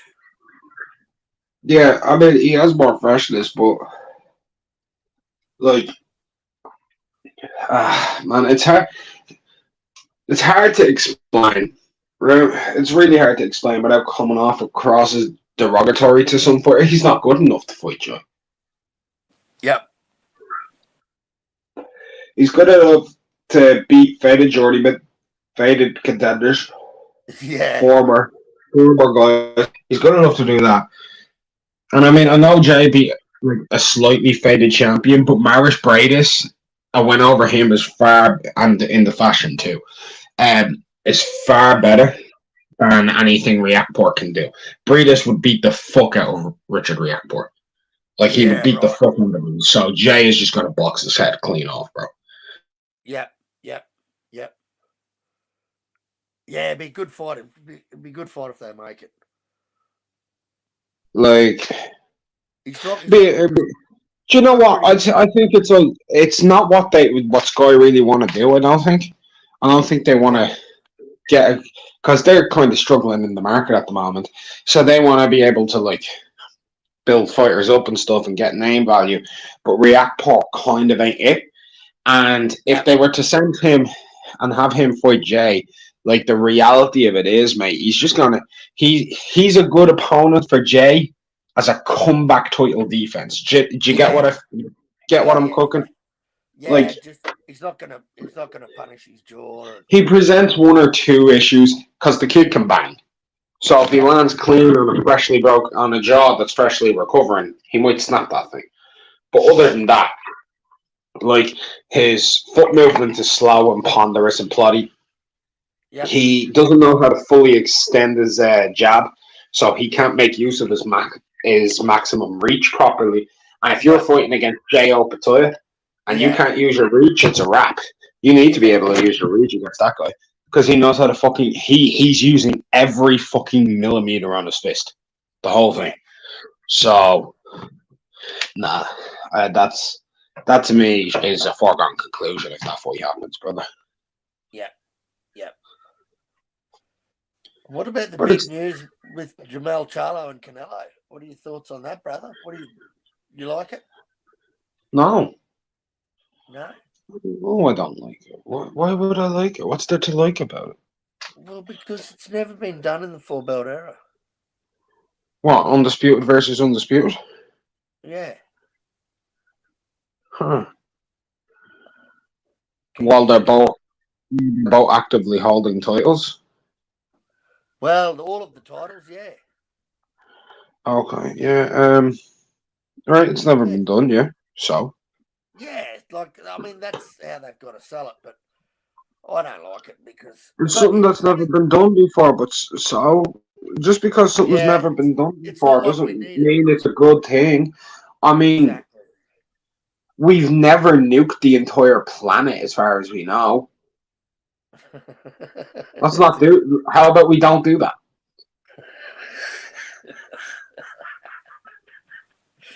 Oh, that's beautiful. I fucking love it. Oh, that is fucking hilarious. Yeah, look, I'm not big on it. I think Canelo wins. I think that after this fight, we're going to be saying the old catchphrases, weight divisions for a reason. This reminds me of Kelbrook and Golovkin. Yep. That's what this reminds me of. On a lesser scale, of course, like in Yeah, terms yeah. of size. Was Kell Brook jumping up too? Did he? Yeah, he was jumping up too. He was the IBF champion, and then he came back down and he fought Errol Spence, and he lost. And he had his Yep. eye socket fucking fractured. Yes. But Yeah. yeah, man, like, no, I'm not excited for that. I get that it's something that's never been done. That's people's way of bigging up something. But Yeah. if you polish a turd, it's still a turd, right? Like Or to lipstick on a me, pig. there's just so many other fights I would have rather seen that I'd be much less Yeah. critical of. And by the way, it's not just singularly to one person. No. The other day, I was talking to someone who's like, "Oh, you're always talking shit about Canelo." I'm like, "No, no, no. This isn't a Canelo thing. This is a both of these guys. I wanted to see Charlo and Tim. I really Yep. wanted to see that." And they're like, "Oh, you Yep. could still get it." It's not the same. It's not the same. If Charlo goes up to 168 and gets absolutely fucking steamrolled and knocked unconscious, and he goes in and fights Tim, and Tim beats him, then I'm gonna have the same thing that I do because I'm Yep. not gonna be able to give Tim maximum credit because he's fighting a dude coming off of a knockout loss, coming down two weight divisions, Yep. Yep. and that's just the natural exploit of the game. And Well, then it does. in a certain way, that's also like an insurance card for Charlo to say, "Oh, but I wasn't right if it hadn't been the real me," and it discredits people and their resumes and their achievements, and that's part of the fucking course in this game, and I hate it. Yep. Yep. Yeah. If he takes it, but And mate, preemptively, people are just going to call you a hater without realizing the facets that go into that. It's just like I didn't give Errol Spence maximum credit for beating Kell Brook. He was coming off of a fractured eye socket and dropping down two weight divisions after getting beat to a bloody pulp by Gennady Golovkin. It's not the Yep. same. Yep. Yep. If he had have beaten a Yeah. Kell Brook who was still in the division who hadn't gotten a fucking fractured eye socket, you know what I mean? If he had have done Yeah. that, he would have got maximum credit for that, man. It's just shit like that, man. Yeah. Yeah. Yeah. Yeah. I like. I was on. I was on a channel where we're talking about the road to undisputed. It's just too fucking easy nowadays. Like it's as though you come up one sanctioning body and become an interim champ, and all you've got to do is just wait your time to fight the undisputed like, especially if you're in a sanctioning body that actually makes these fights. But in saying that, like you can't really. Like who is it? The WBO and the IBF are the only ones that really make mandatories. Like when I say Kind of. mandatories, I mean the number one versus the number two. Yeah. I mean, even then, that's a rare occurrence. Like, Yeah. I I don't mean, the know, man. WBA is a fucking joke. the WBA after the debacle with fucking Rolly Romero, how that cunt was even in a position for a belt is laughable. And he fought a fucking granddad and nearly lost, and got help from the ref. And I just don't see how the WBC can just stop taking fucking brown paper bags, mate. Like how Jamal Charlo is still the 160 WBC champion is fucking beyond me, dude. Like It's beyond me too, and it's not something I'm gonna keep complaining about because it doesn't. no, What we're but that whole division, we just went through 160, and 160 is a fucking mess. yeah, everything's a mess. Most of the 150 sport is a mess right now, but yeah, it is. It is. It is. most of it is. Like, I don't like saying that. This is obviously my favorite sport, right? Yeah. Has been my whole life. Like, I'm boxing crazy.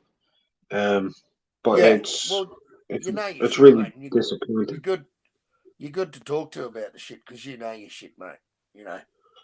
Yeah, but like now I'm just less inclined to want to give like info as to why things are happening, and rather Yeah. I'm just more so like, fuck it, because it's gotten to a stage where what I say or what any of us really say, and I mean this with no disrespect to people who are feeling passionate about these scenarios anymore. I mean this with full sincerity. What people are saying is completely and utterly empty and pointless now, Yeah. because what you're saying has no ramification. It doesn't conduct anything positive in terms of the change of the sport. All it is making us more depressed, because that's all we're doing is having these depressing conversations. We can't talk about things with positivity and air as though we're going to be enjoying something that's worthwhile. That's a big problem. 99% of everything that we talk about is convoluted, and we're having to make scenarios and arguments to be able to back up what we're talking about. Yep. It's. Did it ever have integrity? Boxing? Yeah. Oh, that's a hard question to answer. Yeah. What do you I mean don't by know. integrity? The sanctioning bodies, like look, it just seems like, was it the sanctioning bodies making these fights, or was it the fighters making these fights? Because you look at guys like Salvador Sanchez, and well, he died 3 weeks after his fight with fucking, was it Azuma Nelson? Hmm. And he was due to fight Alexis Arguello. Like 3 weeks after that, like they were already in talks of that fight. You know what I mean? Like these dudes, they just kept fucking ticking off boxes, mate, and fight. And They I did. think it was the way. I think it was the way the fighters moved, mate, not the sanctioning bodies. I think I they also just think stayed back. I also think promoters move differently, and networks move differently, and casinos move differently, and venues move differently. It's not just a singular entity here. Yeah, and that's where the problem. I think that is where half the problem lies, mate. There's too many fingers in the pie. Too many people who think they're important when Absolutely. really they're not that important. And the fucking fans are the ones that suffer because we can't get the fucking Like, fights. for example, look at the sanctioning bodies. We can all pretty much say to 85% the fault of Baturbiev and Bivol not happening is the WBC. And 15% of it now is Bivol because he wants a lot of money and he won't do it if it's not undisputed. But they could just fight Yeah, anyway without the WBC belt on the line. But he wants more money. So he's at fault there, right? yeah, Sanctioning body at fault there. So there's two things at fault. Now, let's look at a situation like Alexander Usyk, Tyson Fury, Deontay Wilder, and Anthony Joshua, right? So the yeah, sanctioning bodies are at fault. The sanctioning bodies are at fault yeah, for Anthony Joshua and Tyson Fury not happening. yeah, The fighter is at fault for Usyk and Fury not happening. yeah, The promoters are at fault for Deontay Wilder and Tyson Fury being a trilogy. You get what I mean? yeah, So it yeah, depends yeah, on yeah. certain circumstances. So when it comes to this, there's a lot of varying factors as to why we're not getting the right fights at the right moment. and none of them can. You pretty much need all of them to be in agreement for a moment to happen. And that's just not going to happen when you have that many hands in a fucking pie. Because Carl's going to want his apple, Mark's going to want his crust, and LT is going to want that sugar coated frosting. Yep, 100%. But then we have to make a fucking agreement. Yeah. Yeah, it's just like you say. You're dead right. Each fucking, you just pretty much explained that in a fucking nutshell, mate. And that's just across the heavyweight division. How can you explain this to a casual fan that someone that You can't. You're trying to bring into the sport, look, they look at you like you're fucking crazy. I'm not trying to bring anyone into the sport anymore, bro. No, but like I'd try and talk to people and they look at me like I've got 8 fucking heads, even though I've got the scar where 7 of them were. It's just the fact that people go, but boxing's rigged. Why the fuck? That's boxing's rigged. Why do you follow the sport that's rigged? Carl, check this out, right? So there is a certain amount of divisions in the sport, right? Right. You've got heavyweight. We're not counting Bridger, right? But you've got heavyweight. You've got cruiser. You've got light heavyweight. You've got super middleweight. You've got middleweight. You've 154, 147. You've got 140, 135. Right. You've got 140, 135, 130, 126. Right. 122, 118. 115, 112, right? 108 and 105. We don't need to go down any further. No, but you do. You do, because actually, by the way, as much as you're saying that some of the best fights are happening at 108 and 105 at the moment, those divisions are delivering. The rest of the fucking sport really isn't outside of like bantamweight and that. So for the most part, now welterweight's giving us undisputed so fair folks to it. It's finally doing its job. Right? Yep. So you've 17 weight divisions. Now, imagine trying to explain the complexity, brother, of this sport based off of there are 4 sanctioning bodies that hold official world titles, and one of those sanctioning bodies holds a medium title, which is the regular, right? So when they're like, oh, who's the world champion? And you're like, well, technically... there can be 5 per division, which means there can be 85 world champions before interims, before franchises. Before, do you get what I mean? Yeah. And then, so who's the number 1 contender? Well, that's the thing. So you can have up to 16 eliminators to have an eliminator, to have an eliminator, to have a final eliminator. But we haven't had an elimination series outside of 115 in the last 4 years. So who's the number 1 contender? There isn't one. What about the guy who's ranked number 1? There isn't a ranked number 1 because there's 4 multiple divisions. So how do you know who the best guys are? Well, you don't. Well, what happens when they all fight each other? Well, they don't all fight each other. What? How the fuck can you get someone interested in that? Well, actually, there's these 2 companies that don't do deals together and they don't like each other. Oh, you're dead right. Who am I fucking kidding? I'm just going to say I don't follow. I watch tennis.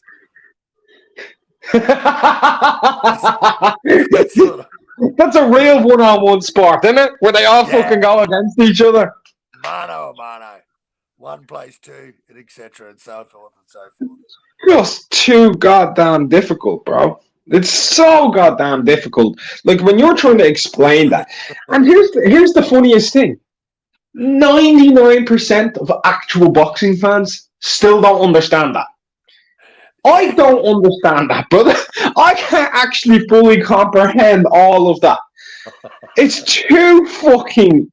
Wait, so why do you guys watch this if imagine you get asked this question. So what you're telling me is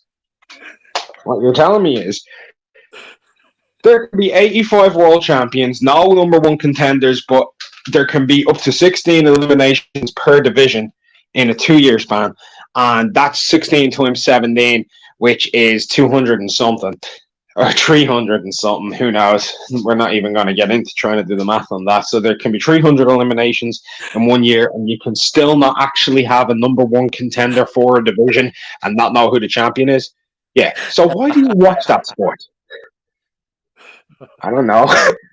People who watch boxing are masochistic motherfuckers. They try to act like they're sadistic, right? Oh, we like violence. No, the reason you're still here is you like being fucked with. Yeah. It's the truth. I can't fucking begin to comprehend that, bro. When they brought that franchise shit in, right? This isn't anything on the fighters. This is on the sanctioning bodies. So you can have a designation of a fighter who's a non-existent world champion, who can automatically challenge for a world title but cannot lose his own world title because he's not a world champion. But if he loses, the title can be transferred in designation, but he still keeps his designation. So you can have two of these and a world champion, but then one title has to be vacated unless the other person moves up, in which case he can challenge for another world title but still keep the one below. But if he doesn't want to keep the one below, if he stays in the division below, he loses the title. What? That is the equivalency of saying, here you go, homeless people, here's some food. By the way, you need to sign this non-disclosure agreement, and the cost of signing it is the food I just gave you. Huh? Oh. That's a good way of explaining it to some real hungry, poor hungry homeless bastard. Oh, fuck. Yeah, you're dead right. But in that scenario, I want to break this down. In this scenario, hypothetically, because there's a non-official world champion, official world champion, who, if loses, title can transfer, cannot lose, right? The original concept. If enough fights happen and enough people keep losing, and we keep going on that merry-go-round, you could technically have an infinite amount of world championship possibilities. That's the craziest thing. Infinite. Because you can constantly have transferred titles, but someone's still the world champion as well with that title. Yep. Do you get what I mean? So, like, let's say, Carl, I'm franchised. You fight me. You knock me out.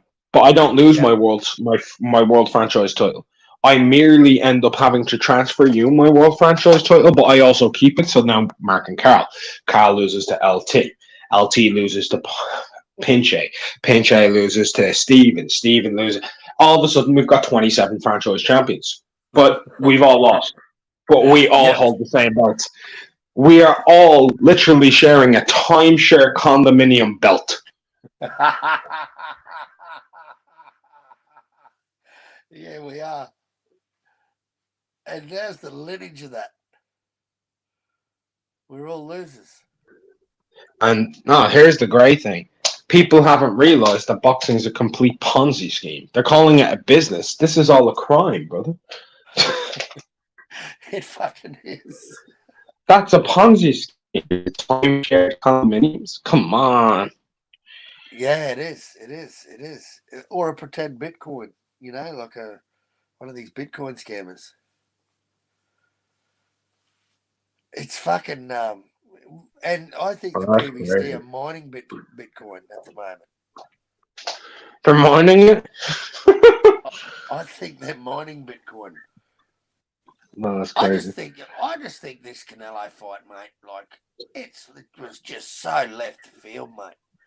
And I watched a fucking guy's show, right? This Australian guy, Lyndon, used to be a promoter, used to promote the Maloney brothers early in their careers, and Michael Zarafa and Jeff Horn.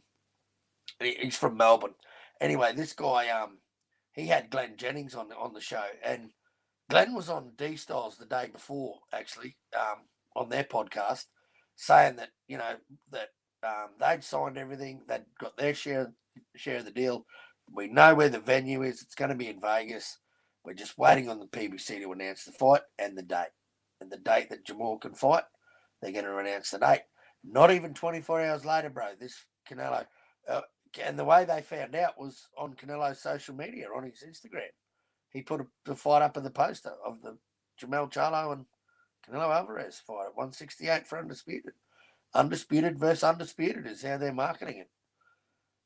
And I think they might be copying a little bit of the UFC with their kind of marketing campaign. Are they trying to get a little bit of Conor McGregor in there? Because I don't know, man. I don't know. Just fucking. I don't know what they're trying to do, but the reality of it is, undisputed versus undisputed is only worth it if we actually want the fight. So before this, nobody was asking for Jermell Charlo versus Canelo. Let's say in a hypothetical scenario, um, J. Opetaia goes undisputed, and Beterbiev goes undisputed at light heavyweight.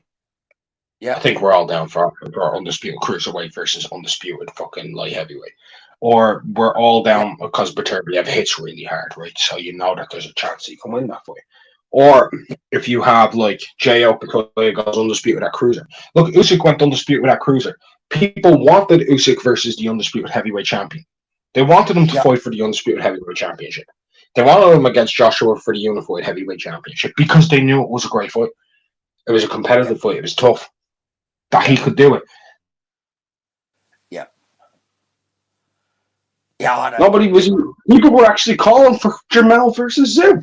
We were actually calling for that one. Let's get it. Yeah, exactly. Because then, if you beat that man, you've cleared out your division. Now, completely. Now, here's something I want to ask you. Say a guy's got a Mando, right, and he goes to take a fight.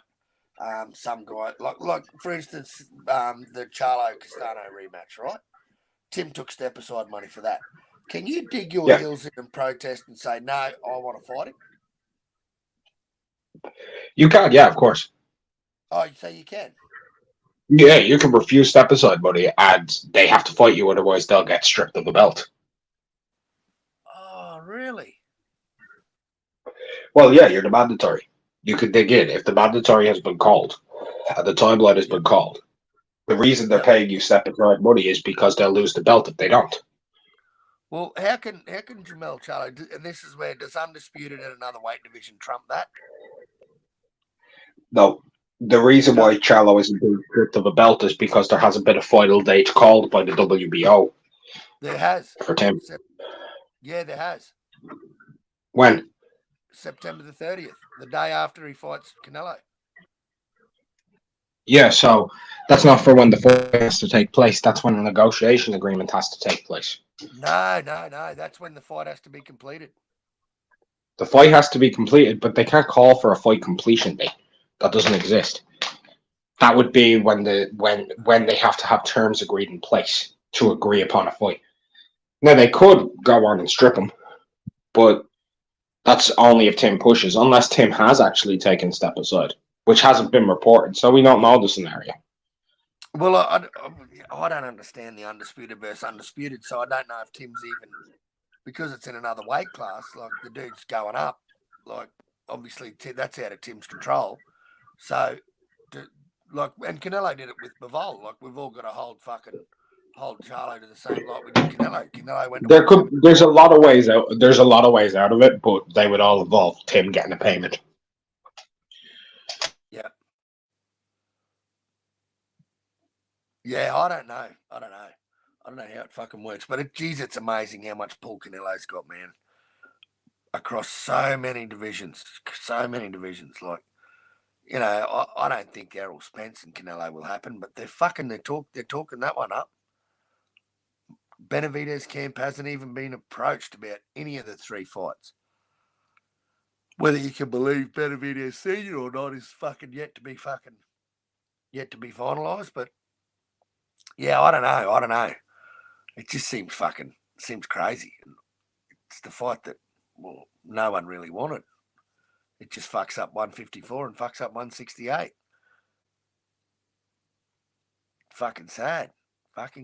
Sad day. Sad day in boxing, I think. Well, we'll see what happens. Like, I'm under the assumption it's going to be Jermell, and then I think it'll be Jamal, and then I think it could be Benavidez. Dark horse in this is Andre. It could be the trilogy, the third fight. Yeah, well, yeah. We all want to see that. Oh yeah. Oh wow, that'll be fucking amazing. I mean, I'm waiting to see fucking Canelo versus fucking Boo Boo. Oh, stuff of dreams. That's what I've always wanted to see. Make me fucking cock hard right there, bro.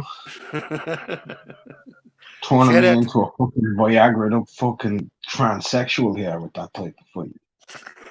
Got sprouting nipples and everything out of my forehead. Dark and DiCaprio fucking technique, James Daly, and the one and only big fucking say so. Hit that link, big say so. I want to hear what your thoughts are. I think I know what your thoughts are on this, but let us know. Let us know. I know he's not happy. Canelo's a fucking cherry picker. What do you think, Mark? I mean, did Canelo pick that fight or did the PBC? Well, he's got to agree to it. Just because you agree to it doesn't mean you've picked it. I mean, I think Canelo fight has fought. Actually, you know what? Buddy Jack might end up in this conversation too. Man, let's not get into this. I don't want to talk about this. I don't want to. I don't want to. All right, anyway, Fulton. We'll jump to anyway, Fulton. Something that does make sense. How do you I see? mean, Do you see Fulton like having beating anyway? Any chance? Is there any way he can beat him? yeah, Because I don't think he can knock him out. you can beat him. Yeah. Yeah, he can win on points. Niue isn't excessively active. Fulton will need to be very, very high actively defensive and be landing pretty considerably, but like he can do it. Now, do I think he does it? No, but yeah, of course it's possible. He's skilled enough. There's certain things he does well that fall into a couple of the weaknesses of Inoue, but for the most part, Inoue's strengths outweigh Fulton's. So Yeah. well, by I'm picking Inoue to stop Fulton late on. But at the same point, can Fulton beat him? Absolutely. Anybody who thinks Fulton hasn't got a snowball's chance in hell doesn't know anything about boxing. No, I get that, but do you think he's got enough? Do you think he can keep Inoue off him? Yeah, but not with his shots, with his movement. Yeah. He can be ultra negative here. He's got the faster feet going, like on the move. Not in terms of like in short spaces. Inoue's feet are faster in short spaces. Fulton's got faster feet in large quantity movement. Yeah. Are they going to fight in a phone booth? I think at moments it's going to happen, specifically more so on the ropes. Yep. But the game plan from Stephen Fulton is not going to be to stand in the center of the ring and duke it out with Inoue. That's if anybody.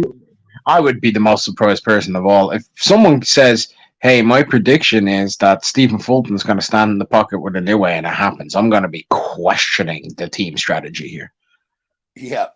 Yep. Excessive movement, grab, hold, pull, tug. Like, what did L Dog once say? Stephen Fulton will need to use the full urban attire of skill sets. I think that's what he said. You're right. Urban attire. Yeah. That's a different way. Like best of luck to him. I'm picking Inoue.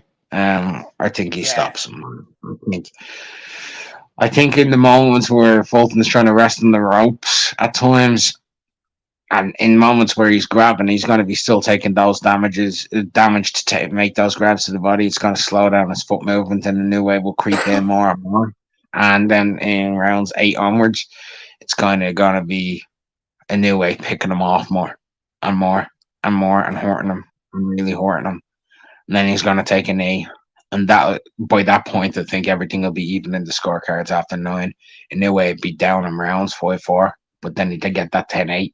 Everything be even up, and then Inoue takes over and either take it like 7-5 with 2 knockdowns or stop him like. Yep. Yeah, Inoue's got a good tank, doesn't he? And he loves applying pressure. Yeah, Inoue is not exactly going to be exhausted after 12 rounds. No, No, he's got it. I don't Fucking think the man know. I don't think the man knows exhaustion. no, and he's just I like what he did with Butler, man, with a runner. You know, like with how he finished Butler in that 11th round. I think that was pretty fucking good, and just how he moves, Mark. Like how the dude got to become undisputed, fucking step down, relinquish the belts, and then fucking said, "I want you at 122 in my fucking hometown, and you're gonna get paid more than you've ever been paid in your fucking life." And Fulton's like, "Yep, sign me up for some of that." I like the fight. I think Fulton's a good fighter, but I love the fight. I love I the fight. I mean, we need more fights like that where, like, mean it's he's got to be struggling yeah. to make 122 because there was talk of him moving up. You know, before this fight was announced, there was talk of Stephen Fulton moving up. Even before Inouye fought Butler, there was talk of Fulton moving up. Yeah, but that wasn't like by any media source. That started with fans, and fans are stupid. Ah, right. Yeah, well, that's probably where I heard it, no doubt. That's where I heard it. Yeah. So probably was bullshit. Yeah, see you later, LT. Haven't seen LT for about fucking an hour and 40 minutes. But yeah, LT's disappeared. Bye, LT. He's probably going to drop back on. He's probably going to pop back on and be like, "Have you not been listening to me for the last hour, bro? Have you not been listening? Who do you think you are, bro?" Oh, fucking hell. What do you think of Navarrete and Valdez? Great fight. Great fight. Looking forward to it. Got Valdez stopping him. Valdez stopping him? Yeah, I got Valdez stopping him. And I say that with a heavy heart. I'm a Navarrete fan. You know, so he's very exciting. Yeah. Liam Wilson put up a good show for a few rounds. He did more than I thought he'd do. He didn't do enough. No, he didn't do enough, but he went all right for a couple until he got clipped. And I want to be so evil right now, Carl. you what, mate? I really want to be evil, but like maybe it's just not the right thing to do here. You want to beat me up? No, I said I want to be evil, Carl. I really want to be evil. Fucking Yeah, be evil. I want to be This evil. is the evil channel, mate. This is Captain. Yeah, okay, Liam Wilson. He gave a good show, didn't he? He gave a good show. Well, considering Fair play to the lad. Do you know what my favorite thing about that story is? what? His dad was dying, right? And he goes up to his dad and he says, "I'm gonna be a world champion. Dad, I'm gonna win the world title for you." As his last promise to his dad. And then his dad died, right? And then he goes in there, and he was trying so hard for his dad, and he let him down. He let down a dead man's dying wish on his deathbed. That is pretty. And he made that worldwide fucking knowledge. Yeah. Then he came close, but he won the silver medal in boxing in that fight. Fair play to him. Fair play to him. Yeah. Definitely too early for the kid, but he dropped Navarrete. First time he's ever been dropped.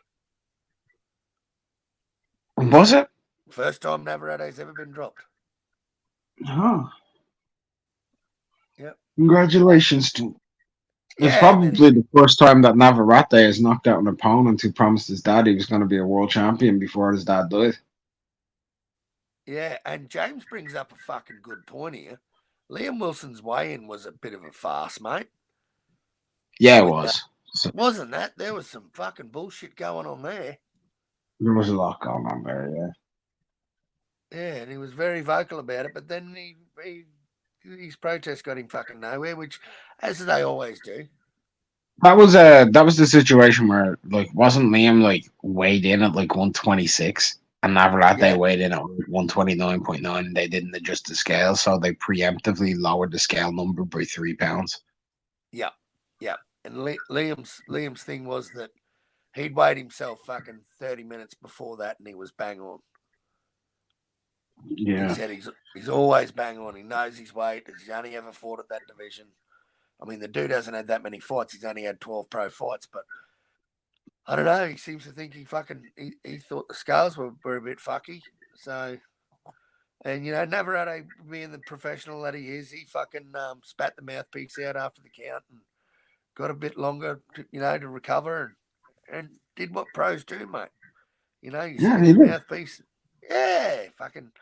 You need to learn some of that shit yourself and not whinge about it. Yeah.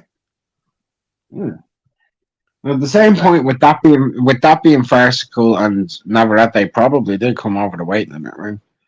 I think yeah, it's just as farcical that on fight night, Liam Wilson outweighed him by like 11 pounds, bro. yeah. Because rehydration is a thing, it's also an exploit. Yep. Yep. It's Do you also think an exploit. do you think Jamel will be slower at 168 going up to? Well, he should be, right? Well, that's the theory. I mean, he's pretty ripped, right? He's in really good shape at 150 at 154. Like he's not too big for the division. It's like the perfect weight for him, right? Like 11 stone 154. It's like the perfect weight for him. Him going up an extra 14 pounds. I'm assuming he's gonna be slower, but he's gonna be big, right? He's gonna be Yeah. big. He's gonna be big. Do you know what's so funny? Some of the opponents Canelo's fought, like Billy Joe Saunders and that at 168 and Avni Yildirim. I guarantee you Charlo's gonna look like one of the biggest opponents Canelo's fought. Yeah. Because he's a big boy. Yeah, he is. And Canelo's small. Canelo's small for 168. Considering when I say small, I mean he's stocky, but he's short. Like he's wide. But I just think he's going to have too much for Jamel. He most certainly isn't small. He is definitely short. But he's definitely not small. He's fucking massive. That fucking dude is huge, bro. Have you seen the size of that fucker? He's thick as fuck. He is thick. He is. Oh, look. Here, the drunk Irishman's here. Canelo versus Jamel. Great fight. He loves it. He's been given Johnny Boy. Johnny Boy's been flipping his lid at drunk Irishman. Absolutely flipping his lid. Good. Yeah. But yeah, I agree with Drunk Irishman. Canelo versus Jamel is a great fight for boxing. It's a phenomenal fight for boxing. I mean, this is the first time this has ever happened in the four belt era. Yeah. It's a fight. It's a fight we've always wanted. We've always wanted this fight. I personally, this is just me, want to see really badly. I don't know how you feel about this, Carol, but I really want to see Teofimo Lopez versus Tim Tszyu. That's a fight we've all been calling for 6 years. Yeah. Yep. We've all been calling for that. 40 versus 154. It's the two-way division. We've been calling for this forever. This is exactly what we all want, what we all want to see. I mean, this, and anyone who disagrees with that, well, then you obviously disagree with Jamel and Canelo. Yeah. Jamel has the height and reach. This is going to look like Pacquiao versus Algieri. Pacquiao fighting a dude moving up. Algieri was the naturally bigger fighter. So the fight's going to be over in a couple of rounds. Yeah, Carlos? Is that what you're saying? If it's going to look like that? I think he's saying, are you thinking Jamel's going to win Mendoza? Surely not. Yeah, someone asked me, what happens if Jamel actually just lands a shot on Canelo's temple and knocks him unconscious? Wow. Bro, that would. Because that can happen in boxing. Yeah, I know, but like, how much could you imagine the boxing community if Jamel Charlo becomes undisputed at 168 above his brother and then fights David Benavidez? And he's 154 undisputed, bro. He instantly goes number one pound for pound. Oh, and enters the Hall of Fame. He enters the Hall of Fame over. That takes him to number one. He's got to be on everyone's. top of everyone's Well, that's game. an all-time great achievement. If you hold like the last time that happened was Henry Armstrong with 3, right? Yep. But if you were doing it in the 4-belt era, if you would hold 8 world titles simultaneously. That's insane. And can you imagine just jumping up and down? So just going to 154 and defending your belt, then going to 168 and just, just hovering around there and just being ranked, undisputed in 2 different weight classes at the same time. Fucking unheard of. Fucking great if you went to 160 and became 3, right? And then 175. But this isn't gonna happen. Imagine if he fought his brother. Maybe And really get. I'm the only fucking person who's. That's a fight I've been calling for a while. People are like, no, you can't do that to brothers. I'm like, so I know a lot of people who'd fight their brother for fucking 5 million quid. Exactly. I know a lot of people who fight their brother for free. Well, Tim, they asked Nikita and Tim if they'd ever fight because they're both 154. And Nikita turned around and said, I'd love to fight my brother for millions. I fought him as a kid for free in the backyard. So, they both entertained it. They said, look, Mum won't be there, but it's definitely a fight we'll entertain later. And like the Charlo brothers won't even fight their friends, let alone each other. Yeah, I know, bro. The Klitschko brothers didn't fight each other either, and they should have. But they made a promise to their mommy.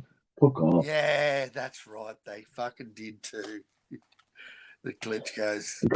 They could have fought for Undisputed and had a trilogy, for fuck's sake. Who the fuck? 10 million. Who do you think would have won that? I think I know who you'd say. Vitali. Yeah. I think Vlad has a better resume. I think he is the greater all-time heavyweight. Yep. Because he's achieved more. But I think Vitali was better than Vlad and tougher than Vlad. I think Vitali would have knocked him out. And I think Vlad knows that, and I actually think Vitali knew that too. Yeah. I think that's why they didn't fight, is they really did know who would have been the winner. I think they sparred each other probably hundreds and hundreds of times and knew who'd win. Yeah. So they didn't need to prove. They didn't need to do that on a grand scale. Yeah, no. But Vitali was more entertaining, wasn't he? Far more. Got a better highlights reel. Oh yeah. Oh, he's far more entertaining. Vlad a bit more effective. Vlad probably a harder puncher than Vitali, but Vitali's volume and he hits hard himself and his jab and then his chin and his work rate. Vitali takes Vlad to the cleaners. Vlad ain't knocking that dude out. Nah. What was Vlad's fucking what was his knockout ratio? I don't know the exact percentage, mate, but like, is it around 60, 50? No, it's in the 80s now. Oh, bullshit. I'm going to have to look this up. Come on, Vlad's box rec. No, doesn't he have like 50 plus knockouts in 60 something fights? It's way higher than 50 or 60%, Carl. Way higher. All right. You can actually see the KO percentage on box rec of someone's page when you go onto it. Vlad. Spelled with a W. There we go. Oh, he did too. 76%. Yeah. How many knockouts and how many fights? 64 fights, 53 knockouts, 5 losses and 4 KOs. 4 KO losses. So how many fights is that total? So it's 64 total. And he had 54 knockouts, and he 53. lost by knockout 53, and he lost by knockout 4 times. So in 64 fights, 5 times. But watch this: in 64 fights, yeah, 57 of those fights ended in a knockout. 69 fights, sorry, yeah. Oh, 69, is it? Yeah, Iceman's right. Yeah, so I didn't think he was that high. Yeah, Vlad was a knockout puncher, bro. Knock you the fuck out. People always forget that Vladimir Klitschko had legit one punch knockout power. One of the biggest punchers ever. You'd want it if you were a steroided up 250-pound, 82-inch reached fucking Ukrainian. You'd want to have knockout power. Yep. That was a big boy. Dr. Steelhammer. Dr. Iron Fist and Dr. Steelhammer. What was Vitalik's record? I can't remember offhand. You're the one with the box record open. Go and check it. All right. He probably had like a 70+% knockout ratio as well. No, maybe even higher. 87. Yeah. So he had 45 fights, 2 losses, 2 knockouts, and so 41 wins, 41 victories by way of knockout. Fucking Jesus. 40 what fights? 40. So he had 45 wins, 2 losses, 41 wins by way of knockout. Yeah. Here we go. We got Big So 150. How you going, bro? Yo, salute to the panel in chat. what's up? Good morning to y'all, man. We're just chopping up just anything and everything. Talking about the Klitschko brothers. Talking about brothers fighting in boxing actually was what got us onto the Klitschko brothers. You know, the Charlos won't fight each other. Nah, yeah, they're not gonna fight each other. I mean, the Klitschko's told their mother they wasn't gonna fight.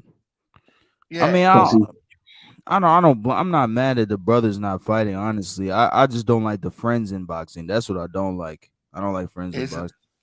Isn't that crazy?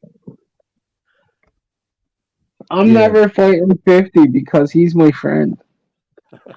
We went to school together and we fought in the same gym. We're lions. Oh, how much money are you giving me? $3 million? Fuck that motherfucker. I'm gonna kill him. You know what? I never Yeah, told him. man. Like I totally agree with what Mike Tyson said, bro. Get your fucking friends paid, bro. Let's get paid together, bro. Like, you know, I don't want to hear like, oh, he's my stable mate. We're in the same stable. We're in the same training camp. Fuck that shit, bro. Get in there, bro. We want to see some fights, bro. Fuck that shit, bro. Fuck your stable, bro. Fuck those horses. Get out into the fucking ring and go. Yes, sir. Yeah, let's get paid. Let's get paid, motherfucker. Let's get fucking paid, man. I mean, that's the reality of it, bro. If you're sat there, like, let's say we're at a table with 50, we're both boxers, yeah? And 50, we're both trying to get somewhere in our careers or whatever. And we've made a couple hundred G's here and there. They come up to us, hey, boys, do you just want to fight each other for $1 million apiece? My answer is not going to be, no, I can't do that. That's my friend. I'm going to look at you and go, yeah, you want to get $1 million? Hell yeah. That's what I'm going to do. Yeah, bro. Fuck it, bro. Hey, bro, just don't break my jaw, cool? I won't fracture your eye socket. I'll leave you in one piece. Yeah, fuck it. Make $1 million quid. That's right. You'd be looking at, what weekend do you got free coming up? Yeah, I'm good right now. Yeah, exactly. Fuck that. I am disappointed Ortiz pulled out, though. I am disappointed about that. I was looking forward to that fight. But, like, honestly, yeah, I think he needs to move up, Carl. I really think he needs to just move up. But they're even talking to 160, bro. The 154 is not going to be enough. Oh, for real? Wow. Yeah. Wow. That's crazy. Yeah, like it's probably because all that time he's been sitting out, you know, he was hurt and, you know, I mean, injured or sick or whatever the case was. And then he had to recover and come back. You know, probably like that last half, he was probably trying to lose weight, bro. Well, they say he was dehydrated, bro. So he wasn't drinking, he was sweating it out, but not replacing it with nothing. Oh, yeah. See, these weight cuts are tough, man. That shit fucks up motherfuckers, bro. And, you know, like, he's supposed to have had a nutritionist. And I don't know, is this one of the cases where fucking dad's in the way? You think his father's in the way? Well, I don't Possibly. know. What do you think? Possibly it can happen. I don't know, because I don't really read into the scenario. like that. There is one thing I have a problem, and I don't know how disciplined Virgil is himself. Yep. I'm just being honest about that because we all know that motherfucker plays a lot of Call of Duty. Yeah, he Yep. does. He does. He plays a lot of Call of Duty. I'm not joking. They're fucking YouTubers and YouTube fucking channels and shit who play COD as well. 50, you know about this. You've been on the Twitter Spaces and shit. You've seen it. There's people on some of these channels who've played Call of Duty Virtual. That's Yeah, how much he plays. That's how much he plays. He plays a lot of fucking COD. I know his gamer tag, for fuck's sake. yeah, I heard he plays a lot of COD. Yeah, I've heard that before. Like, way too That's how much. some And of when these you're dudes big, are. yeah, but when you're big and you have to make weight, you can't be playing 10 hours of COD a day, bro. That's true. That's true. You, With- you can't be doing that, bro. Like, that's probably why he needs to go to 160 because he's too busy getting prestige, bro, and zombies. You know what I mean? Fuck this shit. Playing dragons with a mouse. Yo, Carl, I'll be back. I just need to get my phone to charge. It's struggling to charge with the stream here. All right, brother. Too easy, man. Yeah, we were talking about Canelo 150, and about this fight with Jamel, and it's never happened in the 4-belt era, bro. And that's how they're trying to sell this fight, but man, it just fucks up the divisions, and if Jamel takes a fucking ass whooping, which I think is going to happen, man, fucking, what does he do next? Like, could Canelo possibly retire the dude, man? Yeah, I think Carl, you know how I feel about this fight, bro. I think this fight's a cherry pick, bro. You know what I'm saying? Like everyone want to say, "Oh, Charlo's big, bro." He's never fought at 168 ever in his fucking life. It's 2 weight classes. It's a huge fucking jump. It just reminds me of Kilbrook versus Golovkin, bro. That's what it just reminds me of. I don't think the fight's gonna go like that, but a lot That's of people, exactly what Mark said. that's how it went when that fight happened, Carl. Like a lot of people were saying Kell Brooks actually gonna fucking win, but when the fight happened, he got broke to bits, bro. You know what I'm saying?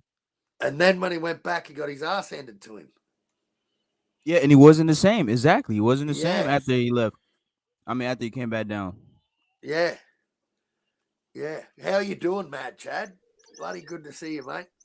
Hey, good morning, Carl. I hope all is well. Big say so. Good morning, everybody in the chat. I hope all is well. Gang, bang, bang. Yeah.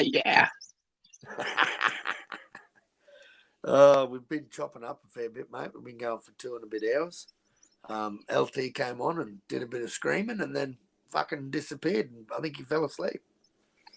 I heard Mark the Smart come on. I mean, I wanted to touch base a little bit because he is a fucking Canadian basketball junkie.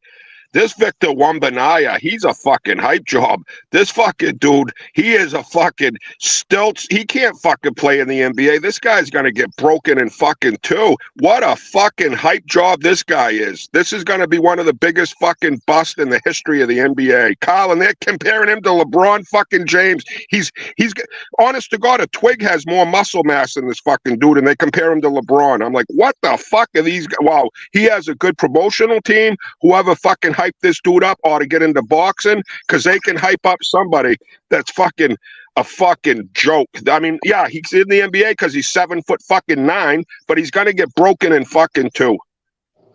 Yeah, right. Is he new to the NBA?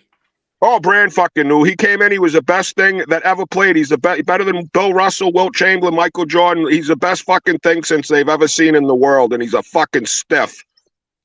Yeah, right. It's funny when they do that in people's careers. Oh, and they step up in level. Oh, they look good over in France playing a bunch of fucking frog-eating motherfucking hairy armpit woman, perfume-smelling retarded fucking French. Yeah, you're going to look good. I look good if I go down to the fucking, the elementary school and start wailing on some 7th graders. Look at that big guy over there. He just beat up 17 fucking kids. Yeah, put me in the high school. Defense over there, bro. They don't play no defense. Put me in the high school, and they're gonna fucking cave my skull in. Honest to God, the freshman, 14-year-old kid could probably beat me up at this point. But believe me, if they're prepubescent, I'm cleaning fucking house with these kids. Yep. Hey, you know, scientist, how are you, bro? Salute everybody. Carl, What Matt, do you mean? Chad, How's the Big Space. scientist doing? Scientist is in the fucking lab working up Yeah. concoctions, looking at all these different fucking breakdowns, all these different equations. Fucking shout out to the scientist. You know he's at the chalkboard figuring shit out right now. Yeah, that's what I do, man. Working with chemicals and shit, you know. Fucking nothing like baking soda and some booger sugar. That's right. No, man. I just got to stay awake a little bit. So I figured I'd chop it up with you guys. We'll do another chemical experiment. That'll keep you up for a while. I could see the people over at Black and Brown. Definitely, that ain't fucking normal. You can't fucking have that much gas. This Mick Smith must have peeled through an 8-ball of coke last night. I mean, I don't know who's the bigger druggie over. I have a lot of people. I have speculation, but I just find it very hard to keep that much stamina to have that much fucking giddy up in your step at 4 a.m. in the morning after fucking going for a good 10, 11. I mean, it's just amazing. Right? Yeah, I agree, man. I question you guys, man. It's more than coffee. I'll tell you that. It's more than We coffee. need to Vada test them, bro. Oh, everybody on the YTB. Well, I'd have to say over 50% would be. You'd get online and say, "Where is everybody? They're suspended." Look up their account, and that beats USADA's giving him a 6-month ban. Yeah, it wouldn't be good if there was drug testing, but yeah, well, you guys been chopping up about everything, man. I just see this Charlo dude. Honest to God, I see this Charlo is putting up a good fight. I don't agree with the moving up, and I get how some people could think he's a little overrated. But the fucking dude can crack. Like I say, I can just go off the last performance. I was high as a fucking kite on this fucking Argentinian big-jawed T-Rex fucking Castano. He got fucking married. He got a little soft. I think he might be bisexual or something right now. But Castano's still a tough dude. But this fucking Canelo, like I say, he ain't slipped. It ain't Ali versus Holmes. It ain't like that. But the dude is fucking regressed, and he is primed for the picking for an upset. That's all I'm saying. If Charlo was just an easy cake, he'd be plus fucking 1,000. Not this one. Not this fight, Chad. Bivol, I had that feeling. Golovkin as well, but not this one, bro. I don't think so, man. I think Charlo, he's not active enough, bro. He's not active. I don't think he's gonna push Canelo to that point.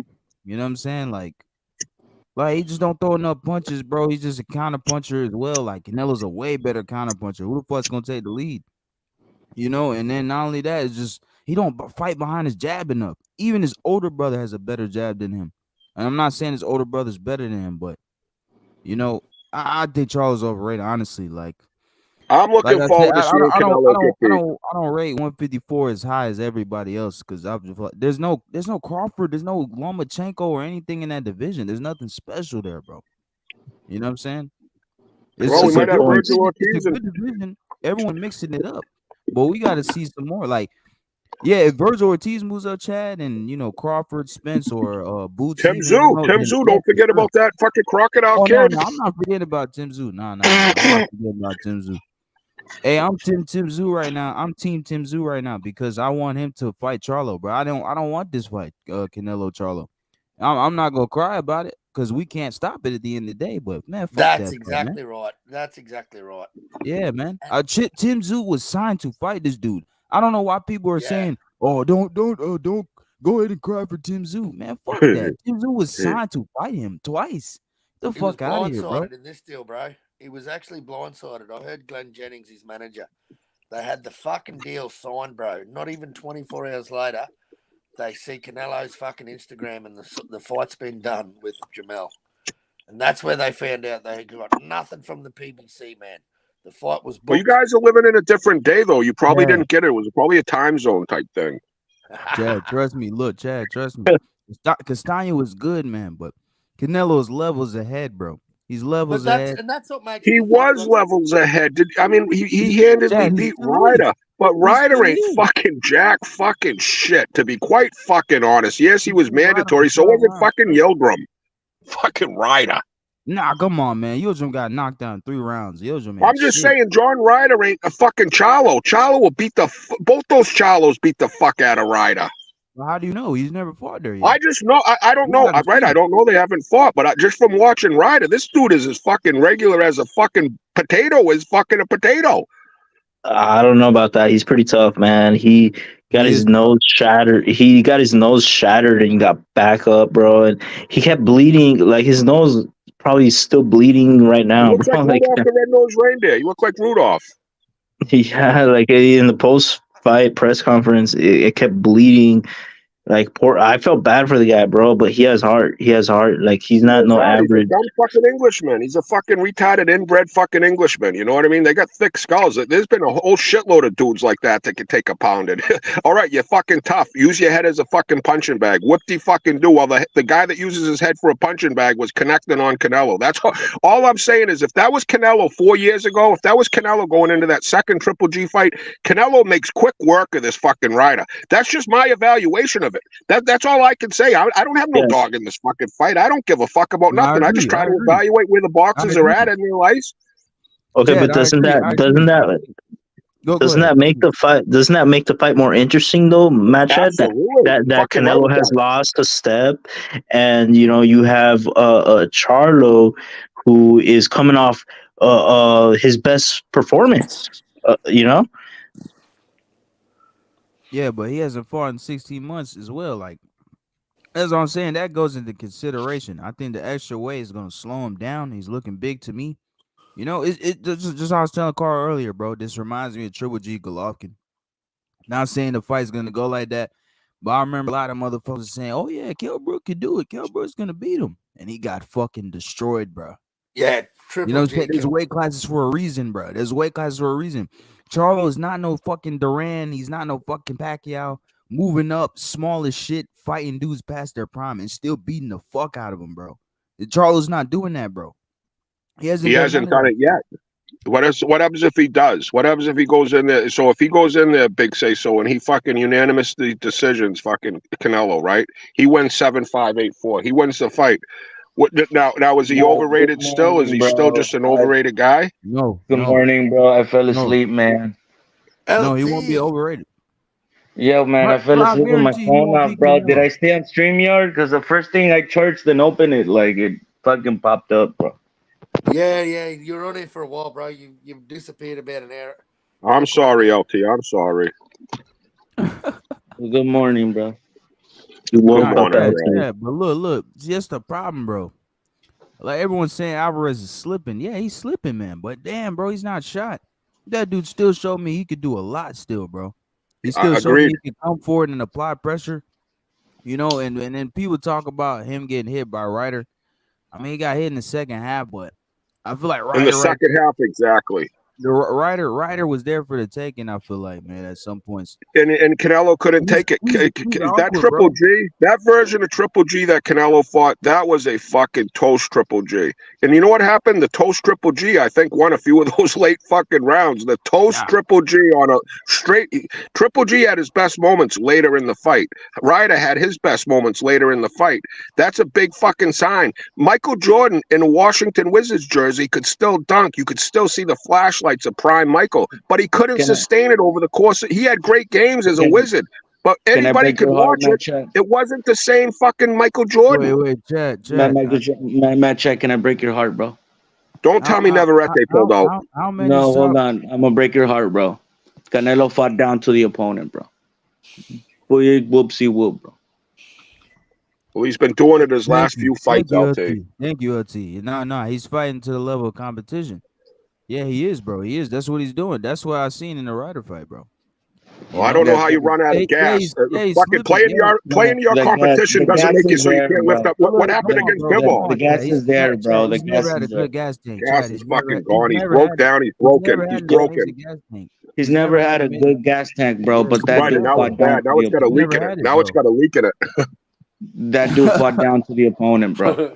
Look, I'm telling you, he's gonna beat Charlo. I'm telling you, bro. He's gonna beat him up, bro. No He's gonna beat him up one's bad, bro. convinced me that Charlo's gonna win, bro. If it goes past 4 rounds, put all your. If you can inline bet this fight, if it goes past 4 rounds, bet bro. He's fucking gonna Charlo. Nah, bro. Listen, man. Canelo's a showman now, bro. He's gonna drag. Bro, he could have I think he's finished a billionaire fucking. now. Listen, He's a billionaire. no, but Fucking right. He's a showman. He's a whole listen, shitload bro. of things. And Listen, boxing's his Chad, head thing that he is Matt right Chad, now. listen, Matt Chad. Chad, listen. So, listen, Matt Chad. He could have finished him in the 4th round, bro. John Ryder. He didn't. Huh. Trust me, bro. Oh, so we just like getting hit his fucking. He like getting those shots all through the 8th and 9th round and shit. Wow. Bro, he's That's making it a woman, fucking alright. show, bro. He's making it a fucking fight, bro. That's all he's fucking doing. A fight would have been a fucking leaving that guy on a stretcher. The fucking fans would have went fucking nuts. Don't get me wrong, bro. Don't get me wrong. His gas tank is not there, bro. Like that always been the problem. But that dude's been fighting to the level of his opponents, bro. Easy as that, bro. Well, what happened with Bivol? That was a world-class fucking guy. He looked like a fucking slow man in molasses with a one-hit wonder that fucking gassed well, after the that 7th round. Bro, Chad, This was special, bro. But don't compare the other two dudes, bro. No, I'm just saying, he didn't rise up to no occasion in that fucking fight. He didn't rise. It was a better fighter, and it was a different weight class, bro.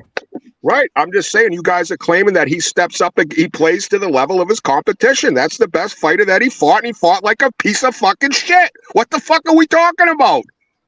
So when he fights bad against Ryder, he just fights to the level of competition. But when he fights bad against the fucking world-class fighter, he fights down to the level of his competition. Where are we at here?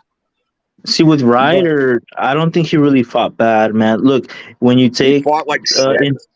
Into account, it was in Mexico, right? What do Mexicans want to see? They don't want to see running and clinching. They want to see a knockout fucking stretcher fucking fight. They want to see they blood, were all there bro. to see Canelo knock this fucking dude's head off. They were all disappointed. It was a small ring, right? What was it, like 18 for foot? Canelo. Perfect for Canelo. Listen, bro. This dude is not gonna take that calculated risk with Charlo, bro. Listen, he's not. I think they're fucking delusional. Their fucking sheets are so silky, they don't even know where they live on Earth anymore. They think they live in heaven. They got everything rolled out for them. Everywhere they go, what's up, champ? You're the best. Wow, you made $100 million today, champ. Wow, you open up. You think boxing's on this fucking dude's radar? Honest to God, yes. Boxing is life. Maybe 4 years ago. Now it's gas stations and money. The dude's close to a fucking billionaire. You think he's going to go risk his life with his fucking beautiful women and his beautiful children, his beautiful hustles, his beautiful vacations? You think he's going in there to risk his fucking life anymore? Come on. Matt Chad, bro. That's why he's not going to fight better BF, bro. What's the point? No, like, what are you arguing, bro? You think he's going to risk his life with Charlo, bro? Charlo's not even that good, bro. Okay, he's not that good. Undisputed champion, pound for pound top fighter in the world. He's not that good. Okay, LT. He's not that good. He's undisputed. He's a fucking. Listen, bro. Listen, Matt Chad. Charlo is not good enough to beat Canelo, but he's good enough to beat fucking Tim Tszyu. There you go, bro. So what do you expect, bro? And you just said he's better than Ryder, right? You just said Charlo is better than Ryder. Yeah, absolutely. You expect Al Heyman and all that shit? Of course, bro. Of course. If I know it, you know it. Everybody fucking knows it, especially them, bro. Fuck out of here. Look, I get it. I get it that it sucks for Tim Tszyu. Like I feel for him. He's been wanting this fight. It sucks that the rug got pulled out from underneath him. I feel for him, but that doesn't mean that this fight sucks. It's gonna be a good fight, man, and I'm excited for it. Hey, I Chad, can't got get a it. question for you, bro. I have answers. So, do you think Charlo takes Canelo to deep waters? Do you think he really? If he does, if Canelo wants, yes, bro. It depends on his fucking mood, bro. Come on, he's not a god. You think he's got superpowers out here? The guy sits and eats and sleeps. Yeah, bro. Because if he fucking when Eddie Reynoso yells at him in the fucking corner, he fucking does what he does, bro. It needs to come from his fucking head trainer, bro. Listen, Canelo's bro. playing golf in Dubai right now. We just played two. What is that, fucking bro? Why are games. you fucking changing the subject, bro? Fuck out of here, bro. We're just staying on boxing, bro. We were talking about that. I'm talking about Canelo. I thought you're acting like this guy. If he decides to turn it on, you were talking about Teofimo killing himself. What the fuck would that dude go do, bro? He watched that motherfucker, bro. Yeah, the like dude he was wasn't fucking. even He had to fight for his life. I He is told getting you. sued. I He had told no you. money. Fucking. But listen, I bro. told you. But listen. What was the two last fights of Teofimo? They were fucking garbage. He fought like a Styles bitch. made fights. Styles made And he fights. wasn't. And he's 20 Styles made fucking fights, 4 like I've years been old, and saying, he's Chad. broke, and he's fighting for his Styles made fucking fights, life. like I've been saying, Chad. Look, no one thought Josh Taylor was gonna win. Everyone thought Taylor was gonna win, bro. Everybody, bro. You know what I'm saying? LT, remember I was telling you in the beginning. I told you broke too, that bro. fight I down told you originally. too. I had Remember Tio all that? fucking day. I had Remember, Tio. I said Taylor was switched up. gonna I win. had Tio I all the said Taylor fucking would day. not I had win. Tio Yeah, all you fucking did. day, LT. Taylor would not win. I remember me and LT was talking about Black and Brown. Yeah, Panther. we were talking about that shit. We even said that he was gonna fight like Loma, bro. Well, like he fought in Loma, and he did. Talking about a young kid and not he even in his fucking prime did. against a guy past his prime. He was sharp. Okay. A billionaire versus someone through divorce that's got his kid and he can't fucking pay for his This rent. Whole motherfucker, different bro. ballgame. Bro, Whole this different. motherfucker, bro. Listen, my chat. Listen, bro. I can't My wait to chat, see Canelo get what do I busted need the to fuck get? up. I My can't chat, wait. listen, bro. Listen, bro. If it's all about the money, what the fuck is that dude doing inside the fucking ring, bro? Who? Relax the fuck up, bro. He doesn't need to go Who? back in the fucking ring, especially to be fucking ridiculed all over the fucking internet, bro. Relax He's the fuck up. delusional. He's fucking doing it because delusional. He that's thinks all he's a he fucking fucking knows king. how to do, He man. thinks he's a king. Man, No, he chat. knows how to fuck, play golf, and drive race horses and race cars. He has a lot of other things he's really fucking good at. Sleeping in silky sheets and fucking seeing what his bank account reads today. Yeah, he has a lot more to live for than fucking boxing. Yeah, I want to ask Carl, because I think Carl is probably the biggest Tim Tszyu fan here. Carl, are you going to watch Canelo versus Charlo? Of course I'm going to watch it. See, there you go. It's gonna be a good fight, Everybody man. watches Let's Canelo. not be so negative about it. It sucks for Canelo Tim can fight Tszyu. a fucking. Bro, Canelo you can believe fight. this motherfucker right here, bro? You believe this motherfucker right here, Matt Chad, bro? Yet every fucking time he fucking praises fucking Floyd Mayweather. That's Matt Chad right there for you. Who? You. Well, Floyd and Canelo are very similar, to be quite fucking honest. I don't Yeah, think but so. every time you fucking praise fucking Floyd Mayweather, bro.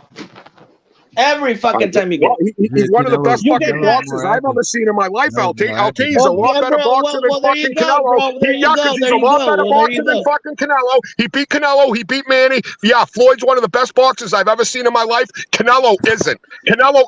Floyd's one of the best boxers that ever fucking boxed. You're That's the contradicting reality. yourself. That's the reality. Don't like the fucking man. Don't like Floyd. He's one of the best boxers, skill set Floyd that I've duck ever off seen the in my roof. fucking life. Take that to the bank. Put it in your fucking crack Skill pipe and set, smoke bro. that.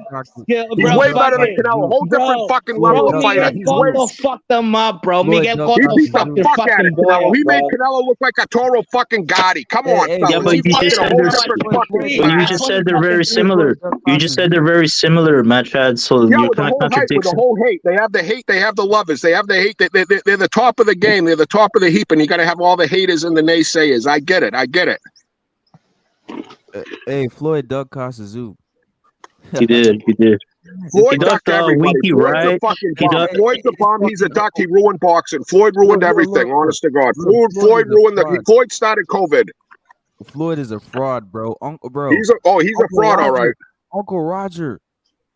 Wow, Right? that's Uncle a Roger fraud. Uncle Roger. Let's told go talk to fucking Floyd Thunderdome. Let's stay go away. hang out with Hold Thunderdome and shit on Chad. Floyd all fucking on, day. Chad. Let's go Chad. talk with Johnny and fucking let's go talk about the Floyd hate, you fucking retarded fucks. You fucking Floyd's a fraud. Chad. What the fuck are you watching? Yeah, he is a fraud. Yeah, he's a fraud. You're He is a fraud. delusional. He You is a just don't fraud. like him. You don't like him. You don't like him. You're fucking liars. You're fucking Because liars. he never gave me the fights I wanted, Matt Chad. Why? How am I supposed to like him when I wanted? Wow, Canelo's giving us the fights we want too, ain't he? Wow, they're not alike. He's doing a much better. He's doing a much better job than Floyd. Never went undisputed. Floyd never went undisputed, Matt Who gives Chad. a fuck about this undisputed shit? We have a guy undisputed, and they call him a bum. Charlo's an overrated undisputed champ. So what the fuck does undisputed even fucking mean? So the belts don't matter. You're saying the belts don't matter? No, I'm saying they do fucking matter. Okay, so undisputed matters. That means you got all the belts, bro. Hey, he's not undisputed at 168, bro. So it don't matter. He's not undisputed at 168. Now back to Floyd. Floyd's a fucking fraud, like I said. Uncle Roger told him to stay away from Kasasu after Kasasu knocked out Zad Judah and beat the fuck out of Uncle Roger. Yep. Uncle Roger said, Floyd, don't fight him. Don't fight him. And what the fuck Floyd do? Duck like a bitch. Yeah, he He's a fought the bad loser. fraud. He I fought know it. Zab Overrated. Judah. Didn't Miguel Cotto fuck that dude up, bro? Had him with a bloody nose and shit, bro. Miguel Cotto, bro. It was a very close fight. Very close fight. But he fucked him up, bro. Supposedly the best skill set in defensively, bro. But Miguel Cotto went in there and fucked him up like a motherfucker. Not just him, bro. What was the other dude? Castillo, Oh, Castillo, Castillo beat him, bro. Maidana. Maidana, bro. There you go, Maidana, bro. yep. Like this motherfucker, like, bro. Yeah. Nah, he has questionable He's a fights. fraud. Yeah. He's overhyped. You guys are Maidana, right. I'll just agree with you. Yeah, he's a hype job. Maidana beat him. Not that good. Castillo beat him. Yeah, LT. Bro, You said people Colonel, right? people act like he's the best defensive boxer ever. Well, okay, explain to me The why best in he's my hit. lifetime, the best that I've seen in my So lifetime. why has he hit canvas? Why has he hit canvas? And guys like Triple G and Canelo have never hit canvas, bro. There you go. Because they're better defensively. Triple G's better defensively, and Canelo's better defensively than Floyd. You're right, the boxing scientist. I don't know what school you go to get your science. It must be a retarded fucking school of invalids. If you think fucking Triple G and Canelo have better defense I'm asking you a question. I'm telling you, I think you're a fucking moron, bro. If you think you're making that comparison, you're a fucking retard. Because that's what he's known for, right? His defense. But why has he hit canvas? Bro, if he's so fucking great. Bro, if he dehydrated Canelo, bro, that motherfucker dehydrated everybody, bro. Everybody inside the fucking ring.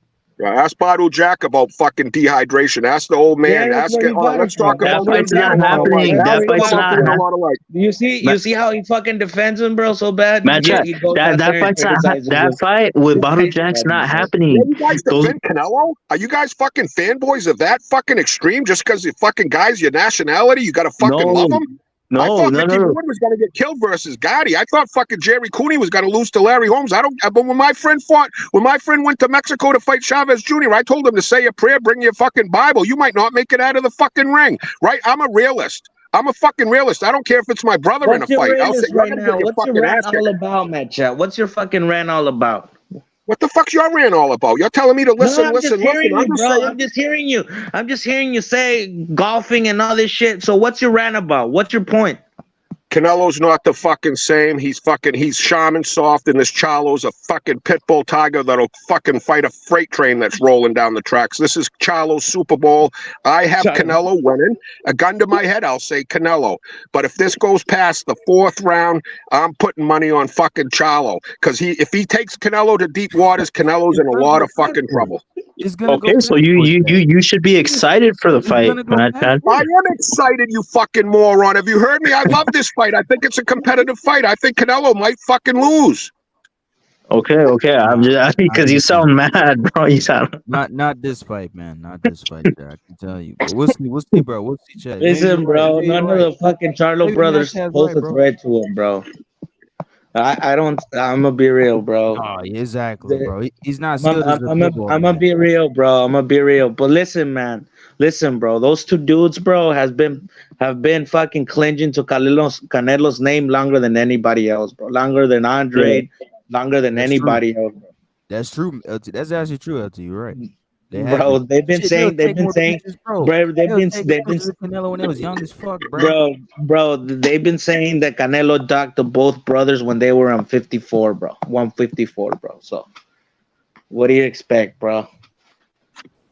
I expect Boots Ennis to get his fucking head knocked off tonight. How about that one? Can we get on the same page here? I think Pancho Villa's got to fucking knock Boots' fucking head off tonight. I think this is the first fight Boots is in. Boots is a hype job. Boots is going to make Rigondeaux look like fucking Rocky Balboa. He's going to run around the ring from this fucking dude because this dude's a fucking killer. And this is the first time we're going to see Boots in a competitive fight. And believe me, there's going to be boo birds because he's going to be a back foot fucking bitch. And if this dude cracks Boots, down goes the hype job. Down goes Wembanaya.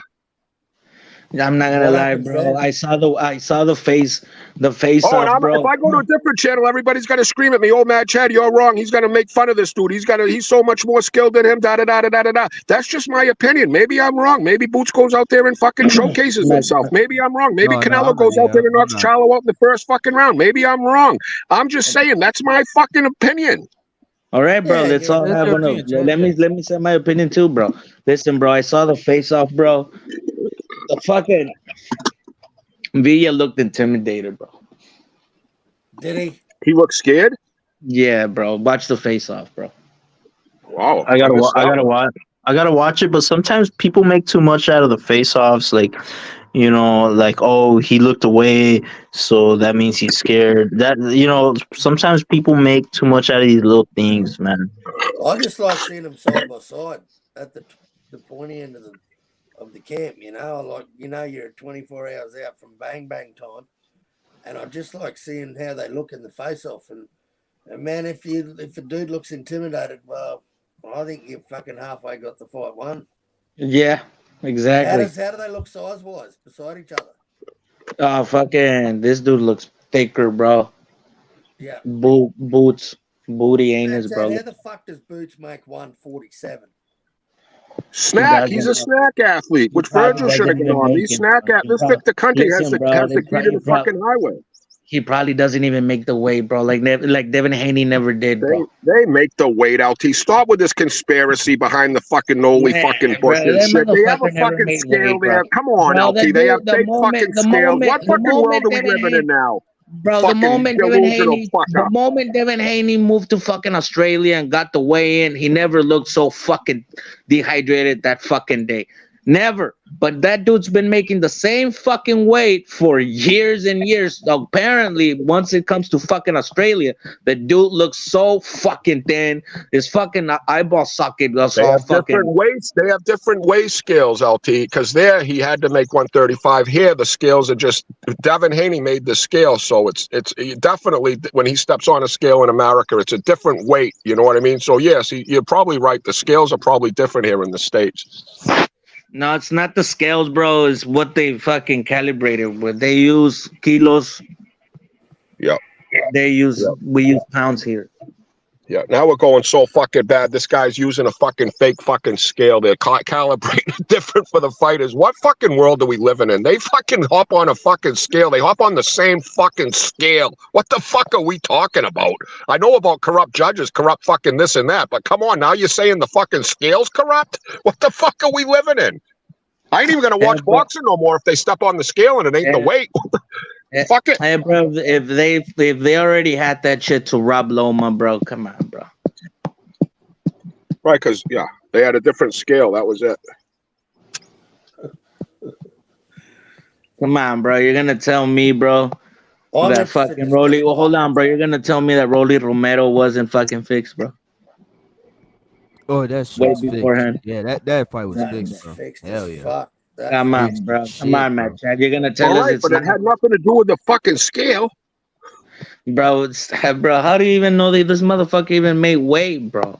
If they do that they shit, all step on, they have a commission. They have someone from the other team sit there and watch the fucking scale, and the other guy hops on the same fucking scale. That's why. You listen. Listen, bro. Listen. If they do that shit in public, wide in the open, what do they don't do in closed doors? Probably a lot of gay shit, a lot of queer shit. Probably. Come on, Matt Chat. If they do that if they're doing that shit in the open, bro, what don't they do? That's on fire this morning. Why don't they do in fucking closed doors, Matt Chat? More than black and brown. Yo, who is this professional clown in the chat? Hit that link, bro. Shout out to fucking Retro Boxing and Documentary. I tell you what, if you got this guy in your fucking chat, you've made it. I think I've fucking made it. How you doing, man? I'm good. I'm just listening to Mad Chad spit facts. That's all I'm listening to. Salute, black and brown. What up, scientists? Yo, salute. 50, what up? LT, what up? Uncle Black Mad and Brown. Chad? Yeah. Black and Brown, I wanted to talk to you about this Tim Tszyu undisputed. I 100% fucking agree with you that Tim Tszyu does not deserve undisputed. But I definitely think he deserves a shot at the WBO. And I want Tim to go and collect all them fucking belts and unify the cunts and become undisputed. And do it the same way all the greats do it. Collect the belts. Don't just have one fight and become undisputed. Collect the motherfuckers. I think the road to undisputed is too fucking easy nowadays, man. Nah, yeah. Well, the Hey, reality is you're Tim right. Tszyu fucking dodged a bullet. Let's just fucking get to the meat and the fucking potatoes of the Nah, whole fucking thing here. Tim Tszyu I dodged a wouldn't say bullet that. because fucking Nah. Charlo was gonna rip this fucking hype job's fucking head off. No, Tim I don't Tszyu know is a about that. fucking no. Look. I'm telling you, Charlo beats the fuck out of Tszyu. Castano beats the fuck out of Tszyu. I think the Tower and fucking Inferno beats fucking Tszyu. Oh, no, So you're tripping now. all right, Yeah, hey, but I'm I'm not wrong. gonna lie, I could be bro. wrong. I'm not gonna But I lie, think bro. Charlo beats the fuck out of Tszyu. I think you're onto something, bro. I'm not gonna lie, bro. I think you're onto something, bro. No, but hey, no, Yeah. back to Carl real quick. I'm on Carl, my how third much better fucking would beer. it be? How much better would it be, Carl, for Tim Tszyu to go through 2 or 3 fighters to become undisputed, not just beat one Jermell Charlo? It'd be way better for his resume and his career. The road to undisputed is what it's all about. Bro, you sharpen yourself, bro. He becomes the fighter he's supposed to be, bro. Instead of facing that dude right away, bro. Bro, And listen to Mad the Chad just fucking brought up look Castano. at the Mad fucking Chad look just at brought the up Castano. bro, That'd be a great fight for him. bro, look at the opponents Tim Tszyu been fighting, bro. And I don't even know who the fuck they are, man. Oh, they beat one guy that Fedora struggled with. He's beat a bunch of fucking nobodies. He might as well be Boots fucking Ennis with a fucking happy fucking dad that's a legend. Honest to fucking God. He's Chavez Jr. Hold on, wait. He beat the guy that beat Charlo, though. He beat the guy. That's what I'm saying. He beat the guy that beat Charlo. Yeah, let's go do a fucking let's boxing scientists. Let's pull out some scientists. Let's pull out the algebra and fucking equation sticks That here. was years later. That's a whole different lifetime. Yeah, it was years later, but still, that's the dude that beat him, man. You know what I'm saying? You can't just discredit I bet Tim. none of yous had Now Tim Tim Tszyu's a fucking bum now. That's what I'm hearing, bro. I'm not saying he's a bum. I'm just saying Charlo's a way more established, skilled fighter in my eyes. He's way tighter. He's tighter to the point. He's tighter defense. Charlo's a better boxer in my eyes. Maybe I'm wrong. Once again, I'm normally wrong. Listen to this, bro. Listen, bro. I'm gonna get to that dude, bro. I seen it with Castano. Tim Tszyu has a style. Canelo has a style. We'll fucking see, bro. I'm gonna keep telling you that shit, bro. We'll see. Now I want to see Tim Tszyu fight Castano, though. That's what I would love to see it. I'd love to see that fight. Bro, Castano's not even ranked in the top 15 in any division, in any sanctioned body. Castano's not even top 15. I think he's getting a sex change. Honest to God, he came across soft. I think he might be going gay. He's not fighting nobody. Exactly, Carl. He's not even ranked, bro. He ain't fighting shit. He's transitioning into a woman. I'm telling you, the dude's gay. All right, then Tim Tszyu should fight Mendoza, the one who just knocked out Fondor. Yep. Agreed. Yeah, absolutely. Hold on, that's what I'm saying, bro. There's fights. Yeah, there's good fights. Hey, hold on, let me say something real quick. Everybody's acting like it's the end of the world because these two dudes are fighting each other, but there's fights for these dudes at their division. The world don't end, their career don't end because they're not getting their shots at undisputed. There's fucking legitimate, good, entertaining fights at their division that will help their resume, help their career grow. But everyone just wants to keep crying about fucking these dudes not fighting them, bro. Like, get over it and make these dudes fight each other now. Make these dudes entertain you. The fights are there. The fights are there for these dudes. And that's one thing with Tim, mate. He'll keep fighting. He won't. He'll be pissed, mate. He'll be pissed because he got backdoored in the deal. But he'll keep fighting, mate. He'll keep fighting. I know he's more fucking active than any other cunt in that division.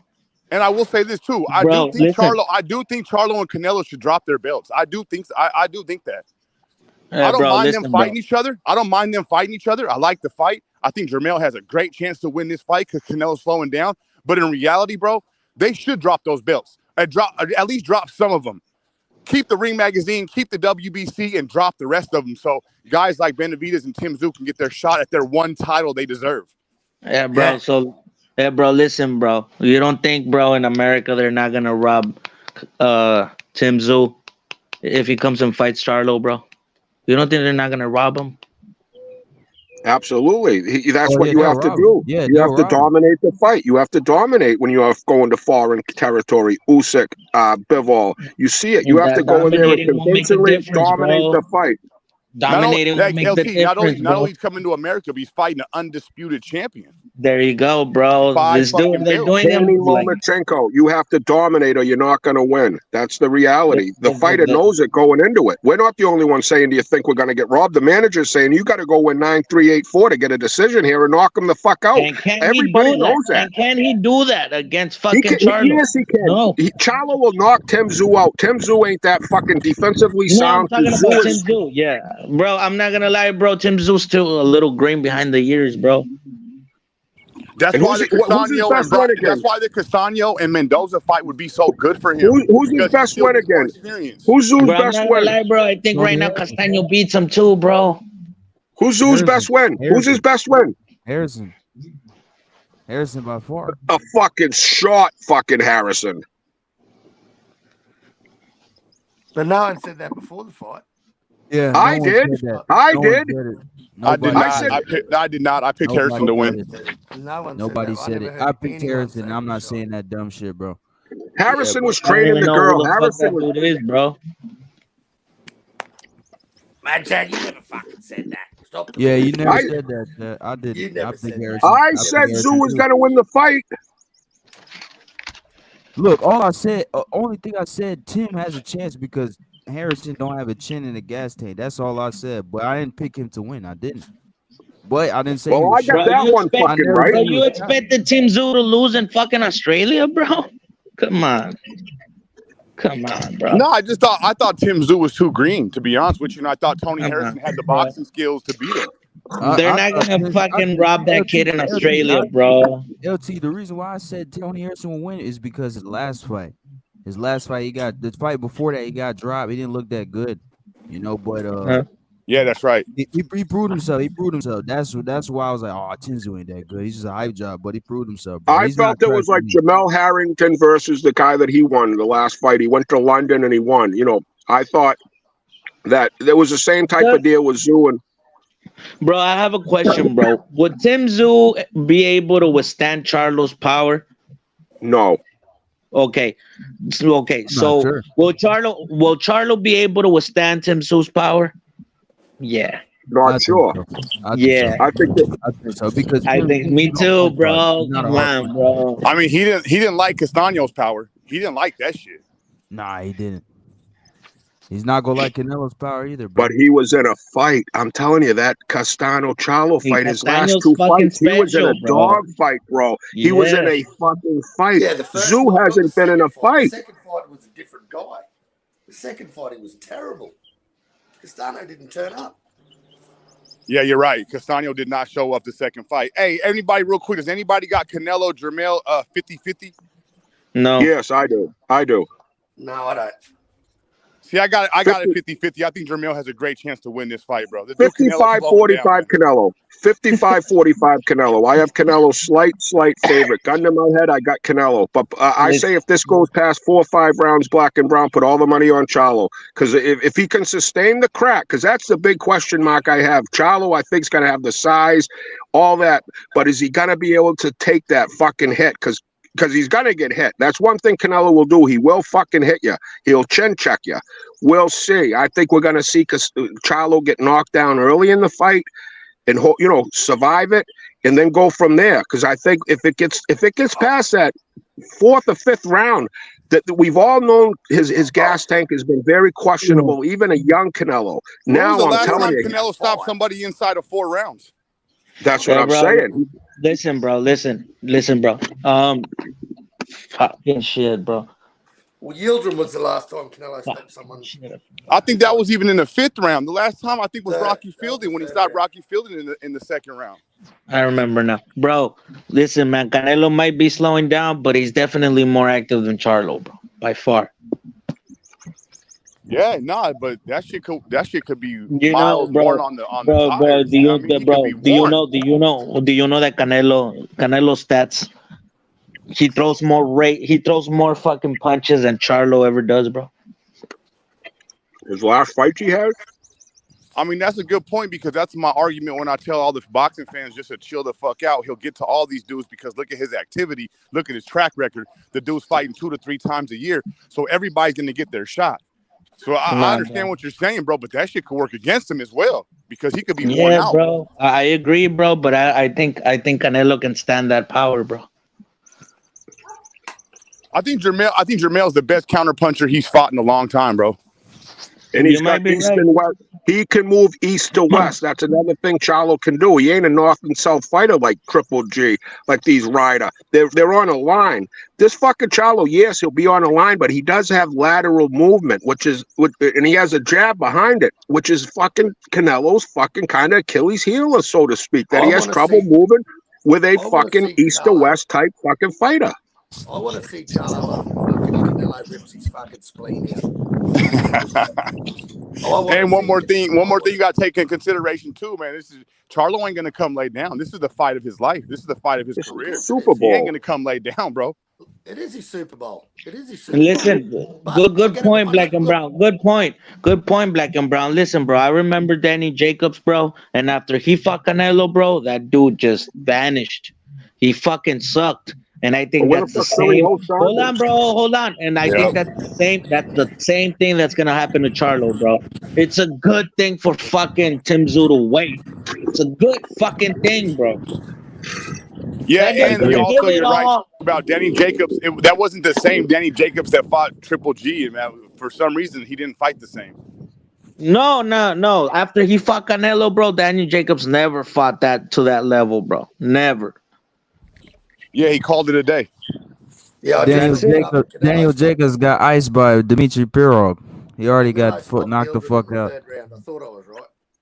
And a real quick, LT. I know I got you pissed off. I'm pissing people off. You guys are pissing me off. And not once do we talk about anybody's race, anybody's mother, talking about, furniture's up your ass and nothing. It was great to be able to argue points and just get a little emotional and move on with it. Thank you, LT, for being a fucking man, boxing scientist, big say so. Fucking, we're not all fucking in here fucking circle jerking each other. We all have different fucking views. Cut that soft shit up, bro. Shut the fuck up. It ain't soft, it's reality. You go to a lot of these other places, the minute you start fucking talking the your point, funniest part, you acting like we just know each other, bro. Come on, bro. Fuck you, LT. The Fuck funniest you. part is when Mad Chad called him the boxing retard. I'm still I still got my Kleenex, bro. Like, fuck, that hurt my I'm feelings. sorry. I'm fucking sorry. I didn't mean it. I forgive you, man. Thank you. You're right. Look. And then boxing scientist asked him, "Why are you so mad, bro? Why are you so angry?" I was thinking because his name is Mad fucking Chad, bro. Yeah. He's a patriot. He's a patriot. He But when supports his Danny fighters. Jacobs, you guys are talking Fucking about good on him. Danny Jacobs. He got iced when he was a prospect, bro. He got Nah, iced. but he fought his ass off against Triple G though. Yeah, he did. No, he did. But oh shit, I mean, Triple G was supposed to fight the dude he fucking iced. I mean, that got Danny Jacobs got iced by, but he fucking got injured and never fought again. Yeah, I'm just saying, like when Danny Jacobs fought Triple G, it was a different fighter. He didn't bring that same intensity into the ring with Canelo. The same intensity he brought versus Triple G, he didn't bring that same intensity versus Canelo. I think Canelo. I just think the styles are different. But you're right. Canelo could have nullified that shit. Canelo could have nullified that shit. It probably had nothing to do with energy. Canelo could have nullified all that shit. You get in the ring with Canelo and you're like, oh, this motherfucker's about to knock me out if I make one wrong move. That's true. That's the same thing that happened with Dan Jacobs when he was a prospect, bro. When he fought Pirog, he had good head movement, good shoulder roll. He was slipping everything, bro. Same thing Canelo was doing, but he just knocked him the fuck out. That's the difference. And it was a smaller weight class. 160. Yeah, Canelo has a tendency of making guys gun shy. Great counterpunchers do that, especially when they have power, right? Because they're afraid of what's going to come back, so they tend to be gun shy. Yep. Ryan was fucking scared to death in that 10th round. Good luck with Charlo. Charlo's a counterpuncher. Canelo's a counterpuncher, but Alvarez is the superior counterpuncher. Just like Black and Brown said, when Castaño hit Charlo, he moved away from that shit. He didn't want to get hit by that. Watch when Canelo hits that motherfucker, bro. Let's see what happens. You guys are discrediting. What are your percentages for the fight, real quick? 150. I know you have Canelo winning, but what are your percentages, real quick? I got 60-40 Canelo. Yeah, I got the same shit. Yeah, that's not bad. Probably even 30. I got probably even 35, bro. I'm not gonna lie. I got a little bit closer than that. That's what YB said. He got 70-30. Canelo Alvarez. Look, I just don't think Charlo's active enough, man. I don't think he's gonna put Canelo. Exactly. That was my point, bro. That they say that Canelo's slowing down. They say that Canelo's slowing down, but bro, he's definitely more active than fucking Charlo's, and that's the thing. Chad, you want to talk about Bivol style? That's the type of style he has, bro. He throws a lot of punches. He moves around a lot. You're gonna get tired fighting that motherfucker, bro. He gets tired fighting everybody. But Charlo, he's not active enough. He don't let his hands go. He don't fight behind his fucking jab. He's a counterpuncher. You know what I'm saying? I know he's a regular Like, fighter. He's not that there's a good. lot I of get it. reasons why I feel like he won't win. You know, he's just not a skill. He don't have the defense to keep Canelo off for 12 rounds. I don't think his power is going to keep Canelo off. I just want to see that as Canelo's well. bodywork, mate, because Canelo's built like a tank. Yeah. Canelo he's not tall, man, but he is fucking thick. Yeah, it's stocky.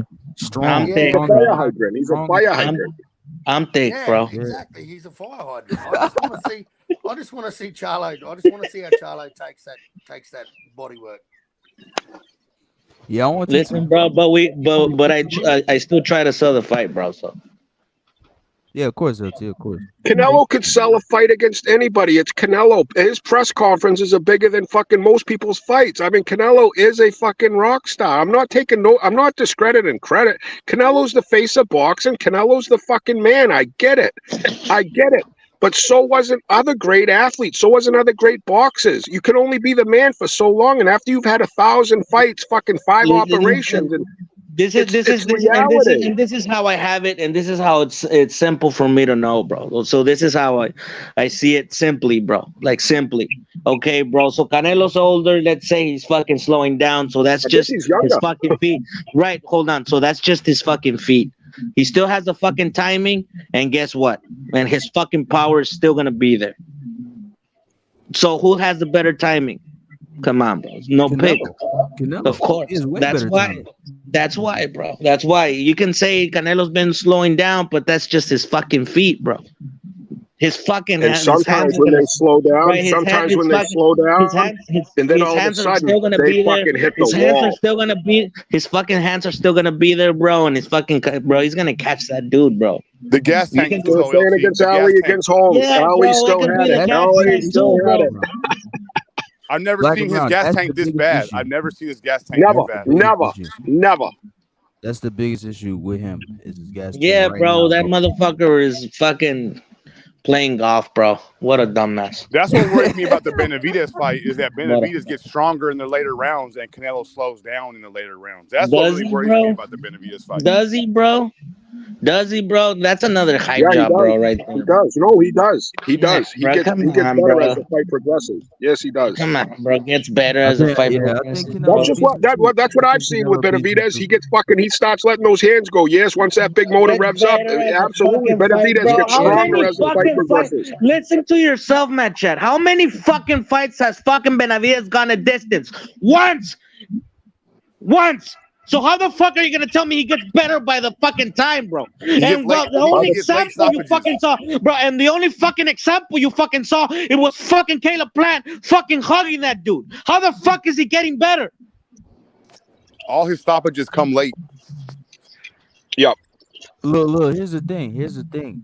For LT, you're awesome. You're awesome. Just think about what the fuck you guys are saying, bro. You guys are, bro. Come on, bro. Who the fuck, dude? Who the fuck, bro? Let me say this. Look. Fucking dudes that get the fucking late, fucking dudes that get late fucking replacement. Oh, you're not gonna fight. You're gonna fight somebody else and shit. That's fucking David Benavidez the whole fucking career, bro. Late fucking replacements, old dudes, has-beens, no fucking punching power. Come on, bro. Yo, come on. That's why Charlo's a tougher fight. Charlo's a tougher fight. That's why. Matt Chat. Bro, David Benavidez, who, bro? That motherfucker still fights the same since he was 21. No fucking improvement. What? You think muscle's gonna get you out of the fucking fight? You think hand speed is gonna get you out of the fucking fight? We know fucking damn well that doesn't fucking happen, bro. Yo, Chad, let me say this. I feel like Benavidez, to have a lot of success, he has to put fighters on the ropes. You know, you seen against Caleb Plant, he didn't throw 1,000 punches. Caleb Plant was holding him, and moving around a lot, so I think Alvarez, he'll move his head, and he won't stay in the center of the line to let Benavidez throw 1,000 punches on him, bro. Bro, he's gonna fucking set some shit up, bro, and he's gonna catch him, bro. Yeah. That's simple, bro. Benavidez opens himself up like a motherfucker once he's in fucking range. Yep. Once he lets his hand go, What does yep, he's Canelo do, perfect. bro? What does Canelo do? Looks at you. He fucking caught fucking Billy Joe Saunders bending over, bro. Come on, bro. You don't think, bro? This Yep, dude, he's no like I said, David Benavidez has fought the same fucking way since he was 20 fucking one, bro. In every fucking highlight, you see that same gay ass little fucking flurry. He fights the same fucking way. Now under pressure, bro. You think he's gonna find out other combinations, bro? That dude is gonna catch. That dude's gonna get caught, bro. Simple shit, bro. Like we know this fucking David Benavidez is not that fucking good skill wise. He's not. So what is he depending on, bro? What is he fucking depending on? On his fucking power or on his fucking feet? What is it? And you know that fucking well it doesn't fucking carry on this fucking elite level, bro. It doesn't happen, bro. Bro, Benavidez don't even use his jab, bro. Come on, bro. Easy shit, bro. Easy shit. He's not Triple G. He's not, bro. Come on, bro. This is fucking I ridiculous. honestly think Charlo's a better fight than fucking Benavidez for Canelo. I don't think so either. Nah. I don't think so either. Bro. Nah, bro. I don't think so either. I think Benavidez stylistically is more fun to watch, bro. Yeah. Yeah, but I think he gets caught, man. I think he gets sloppy. No, but you're right, bro. The ring IQ definitely belongs to Charlo, bro. Yeah. Definitely, bro. Definitely. And I think Charlo is gonna give Canelo more to think about than just fucking pressure. And that's what fucking Benavidez does. He doesn't want you to think, so he fucking puts in fucking pressure, throws those fucking hands up. What's gonna happen? Something's gonna slip in, bro. An uppercut. Yeah, I think I'll call me fucking crazy, but I think he's definitely a better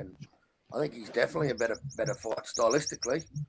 I mean, he's going to walk into a lot of shit. Like he's going to get caught, Charlo, but I just think Benavidez just will get sloppy, and I think Canelo's the type of will put enough pressure on him to I think Charlo goes further than fucking Benavidez in that fight. Put it that way.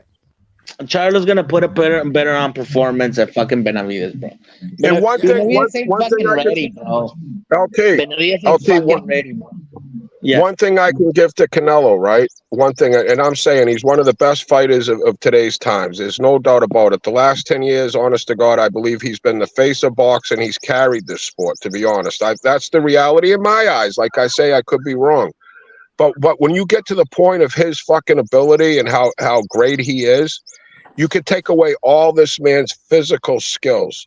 One thing Canelo has, I believe, over all boxers, right? I believe it's almost at the Sugar Ray Leonard fucking IQ level.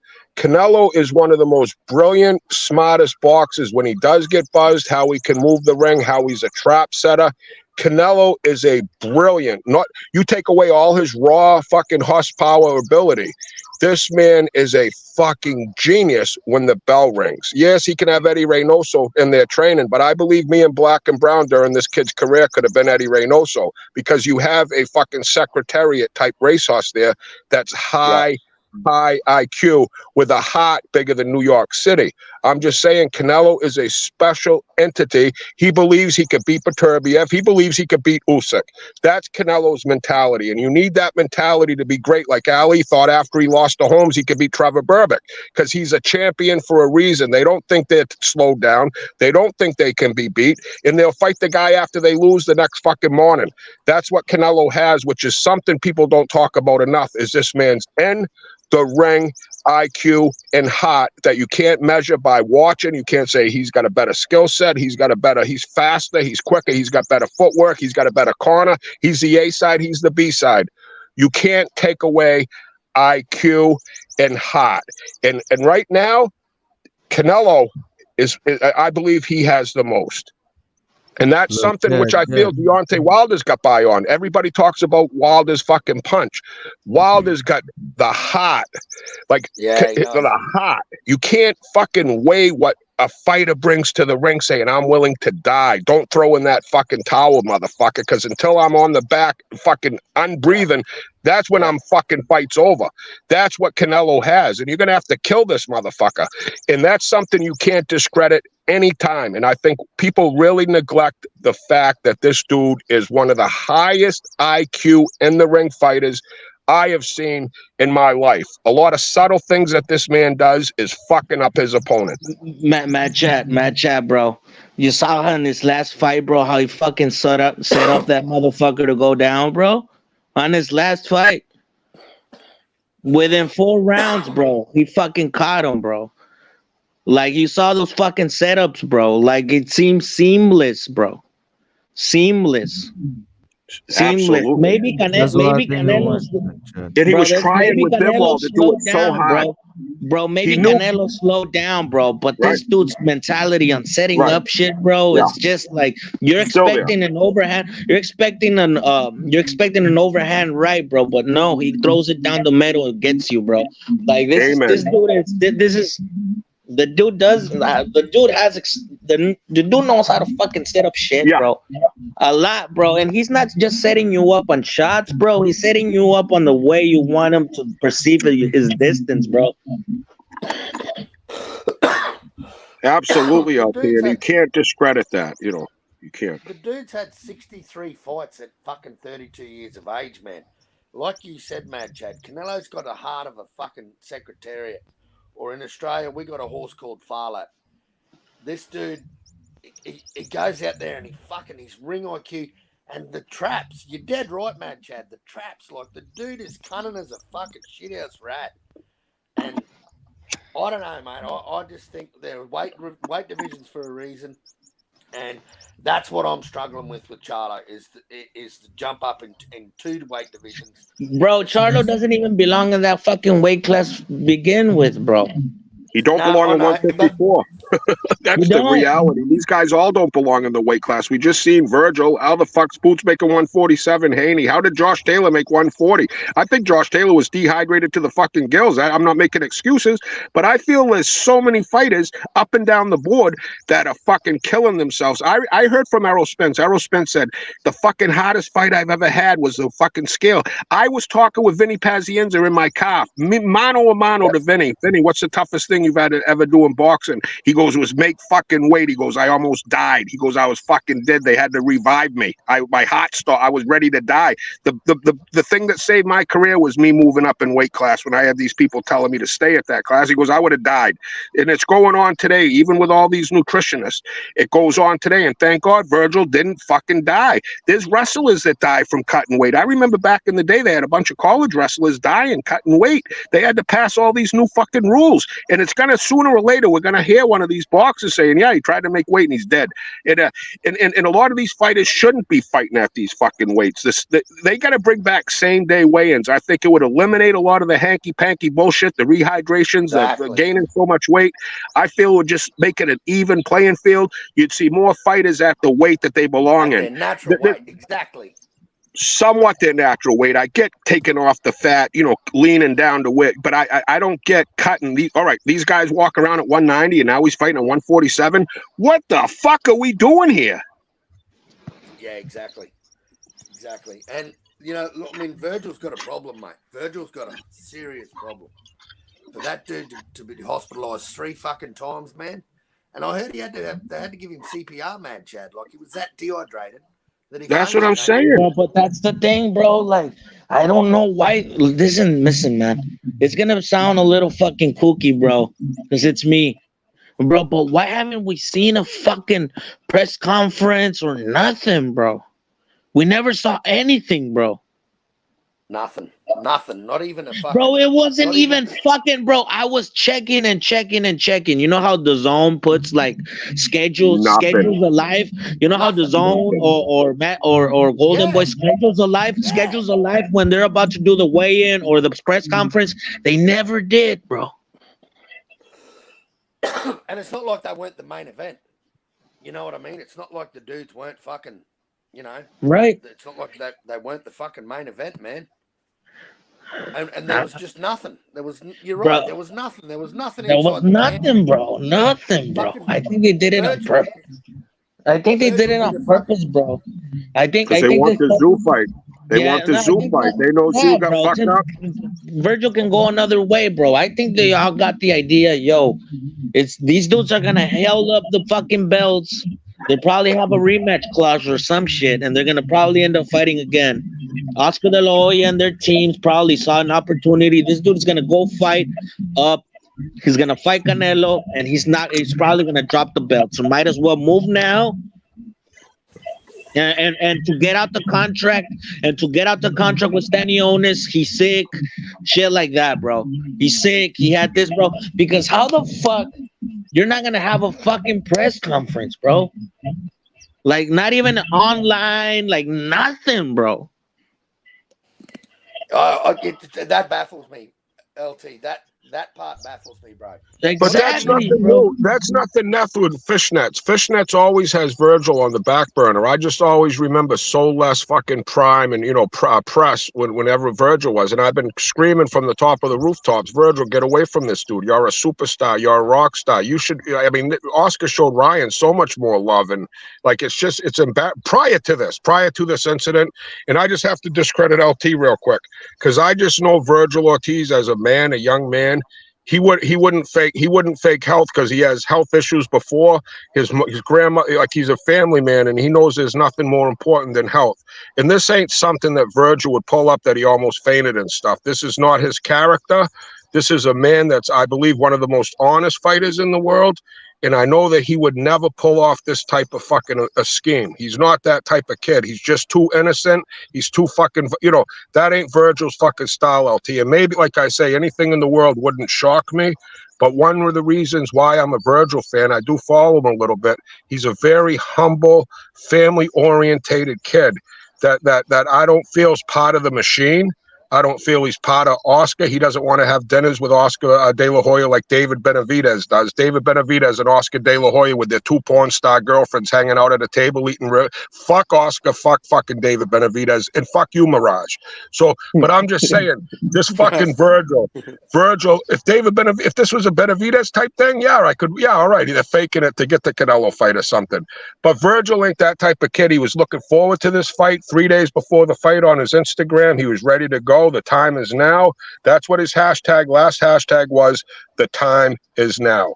So, LT, I believe, a lot of times I love the conspiracies, different angles, different point of views, but believe me, gun to my head, no way would Virgil fake this type of shit, because he knows how important health is. That's just my take on that, LT. What if they fucking exaggerated? Because listen, they said he fainted 3 times, bro. When they say 3 times, bro, to me that's something weird.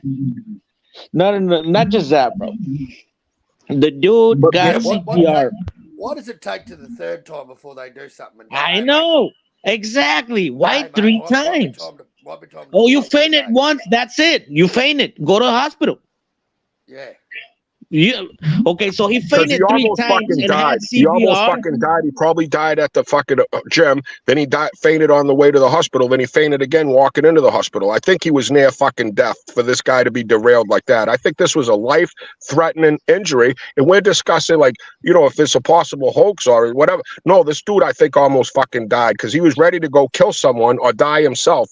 And that's what Virgil looks forward to do. He's a satanic fucking, I don't know. I call him the Revelation. And the Revelation ain't pulling off no fuck. He was near death. I think he probably fainted 10 times. They had to use oxygen, the fucking Heimlich maneuver, the fucking CPR 7 times. I think it was way worse than they're even leading on to. I still haven't heard from Virgil of what happened from Virgil's fucking mouth. So until then, because I think there's something that really, really severely went wrong, LT. And I think we're just discrediting what could have happened, and I just think he had a severe, life-threatening health emergency, because that was the only way of keeping this kid out, LT. He wanted this fight. This ain't something that he's fucking, and I think they're underplaying it, LT. That's my take on it. I think what we're hearing, they're underplaying how severe and serious this health issue was. Wow. But you might be right, bro. You might be right. Why doesn't Oscar promote Virgil, mate? Virgil's got to be one of his hottest fucking fighters and he Because stayed. Virgil ain't part. They're not part of that Hollywood gang. They're Texas guys that just want to fight. They're not a part of no clique. They go to different gyms. They spar different fighters. They're their own entity. They're just boxing. Virgil just loves to fight. He's been doing it his whole fucking life. This is what he does. He loves other things, but I mean, this is his passion. And you know, and let's just see. Let's wait till we hear from Virgil Ortiz Jr. till we even fucking talk about him, because he's still in my prayers. I get up first thing in the morning, look at Virgil's Instagram, and you know what I mean. It's just like until I hear from Virgil Ortiz, man, he's in my prayers. Not that he wasn't before this health scare, but you know, I think he went through something serious here, and you know, like I say, man, I hopefully he's all right, and maybe he can fight again, because he's got something wrong with him. He's had this, like, not a sprained ankle, not a torn fucking rotary cuff. He's had different diseases. Now he's, you know, there's something wrong physically here. Is it the cut weight? I don't even want to speculate on cutting weight, because we don't know. We don't know. We haven't heard from Virgil. Virgil's a truthful mother. I ain't even gonna say effer. He's a truthful young Hey, man. bro, hit the dad on the fucking DMs, bro. I thought you and him communicated and shit. No, Tell him, we haven't bro. communicated in a long time. I haven't communicated with him in a long time. And I don't want to even ask, because it's a family issue. I just want to wait for them to talk about it. Until they talk about it, I can't talk about it. Are they even gonna talk about it? You know that they hardly even fucking talk, bro. But Virgil will let something out for sure. Virgil will talk about something for sure. He will. He's an active Instagrammer. He's gonna say something about something. And something will come out other from than gay lying Oscar De La Hoya. Do we believe anything this dude says? Honestly, do we believe Eddie Hearn? Do we believe Bob? I mean, honestly, they're all lying scumbag. They're trying to milk every single dollar they can off Virgil. He signed for 30% of the fight. You think this dude's ducking? He signed for fucking less than. Come on, fellas. The reality is he ain't ducking. Don't believe anything that these promoters say, because all they care about is the greenback fucking dollar. They don't care about their fighters, because you know why? Virgil's gone. There'll be another fighter right there for Oscar. There's so many young fighters across the United States and the world that are kicking at the bit to have Virgil's fucking spotted golden boy. And believe me, that's all they are. These promoters are nothing but money sucking fucking whores. They're highly intelligent with the best lawyers, because it's a fucking racket. It's corrupt, and they can fucking use these fighters as Yu-Gi-Oh cards. And that's all fucking Virgil Ortiz is to Oscar. He doesn't give a fuck about Virgil. He cares about how much they were going to have at the gate when Virgil was fighting. He ain't. That's all that is. But Virgil's different, and that's why I'm on board with Virgil. And I can't speculate on the kid, because he's in my heart, and I hope that he can improve and get healthy again. You know, that's my number one concern for Virgil. I don't care what people are talking. Just get healthy, Virgil, because it was a severe health problem that went down. I can guarantee you that. This wasn't a fucking a little faint. Oh, we fainted. All right, throw some water on him. He's back up. You think you're going to have to go to the hospital? Just because, no, people are fainting all the fucking time in the Texas gyms. I mean, this fucking dude had something go really, really bad. They were at the finish line. They were 2 days away from the fight, and something went fucking way fucking wrong. Mad Chad, I'm going to put this fucking link, right? I've just put this link in the chat. Check this fucking interview out with fucking Virgil Ortiz 2 days ago, man. And this is on this fucking sporting. I think I've seen it. He looks great, doesn't he? Yeah, and the way he's talking, like they asked him about if he gets nervous before fights. He doesn't get nervous. He said, they said, what about life after boxing? He said, this is all I know. This is all I fucking know. So there's no plan B for Virgil right now. There's no fucking plan B. No. So he's basically, and he said all he wants to do is fight. So right. I don't know whether it's obvious. It's got to be a weight cut thing, man. Like, I mean, we can only speculate until we fucking hear further. I've heard it's his third run of COVID. He's got this long COVID. I've heard it's rhabdo.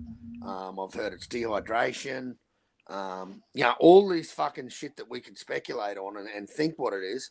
Until we hear from their camp, we're not going to fucking know exactly what went on. I mean, we heard from Oscar, and like you said, Mad Chad, promoters are a bunch of fucking thieving, lying scoundrels. They're all a bunch of fucking scoundrels. And until we hear from Virgil or his father or fucking someone in that camp, a media release. We can only fucking speculate what the fuck's going on, but I just want to see the kid fighting, man. He's my favourite fighter. And it fucking breaks my heart to hear that this dude's killing himself to get into these fights. And then when he gets to the fight, man, he does such a fucking tremendous job of pleasing spectators. And I remember fucking Timmy Nealon was saying that we need a fight like Virgil to fucking, because we need some violence, because God, we've had shit fights of late.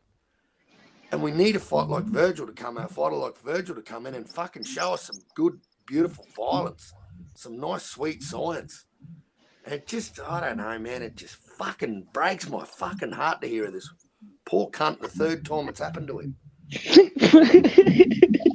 And I have Virgil talk his last few fights, and I believe he's telling the truth. Like I say, that's not only the violent aspect of the game he brings to the table, but I believe he's truthful when he talks. I believe he's just a truthful speaker, which is in a world full of lies. When you hear a grown man, when you believe him, yes, you can get the wool pull over your eyes, but I just got a good feeling about Virgil and his truthfulness. He said, he's like, I was at 50%. He goes, I was at 50% against this one. And I'm thinking, he's going into these fights, something ain't right with him, because all fighters aren't 100% come fight day. But Virgil, I heard right from his mouth 50%. And I'm thinking, oh, God, put this kid at 100%. So maybe 154 is the answer. Go ahead, LT, but yeah. Bro, I will, what did you see on that interview, bro, that caught your attention? Carl, of Virgil, bro.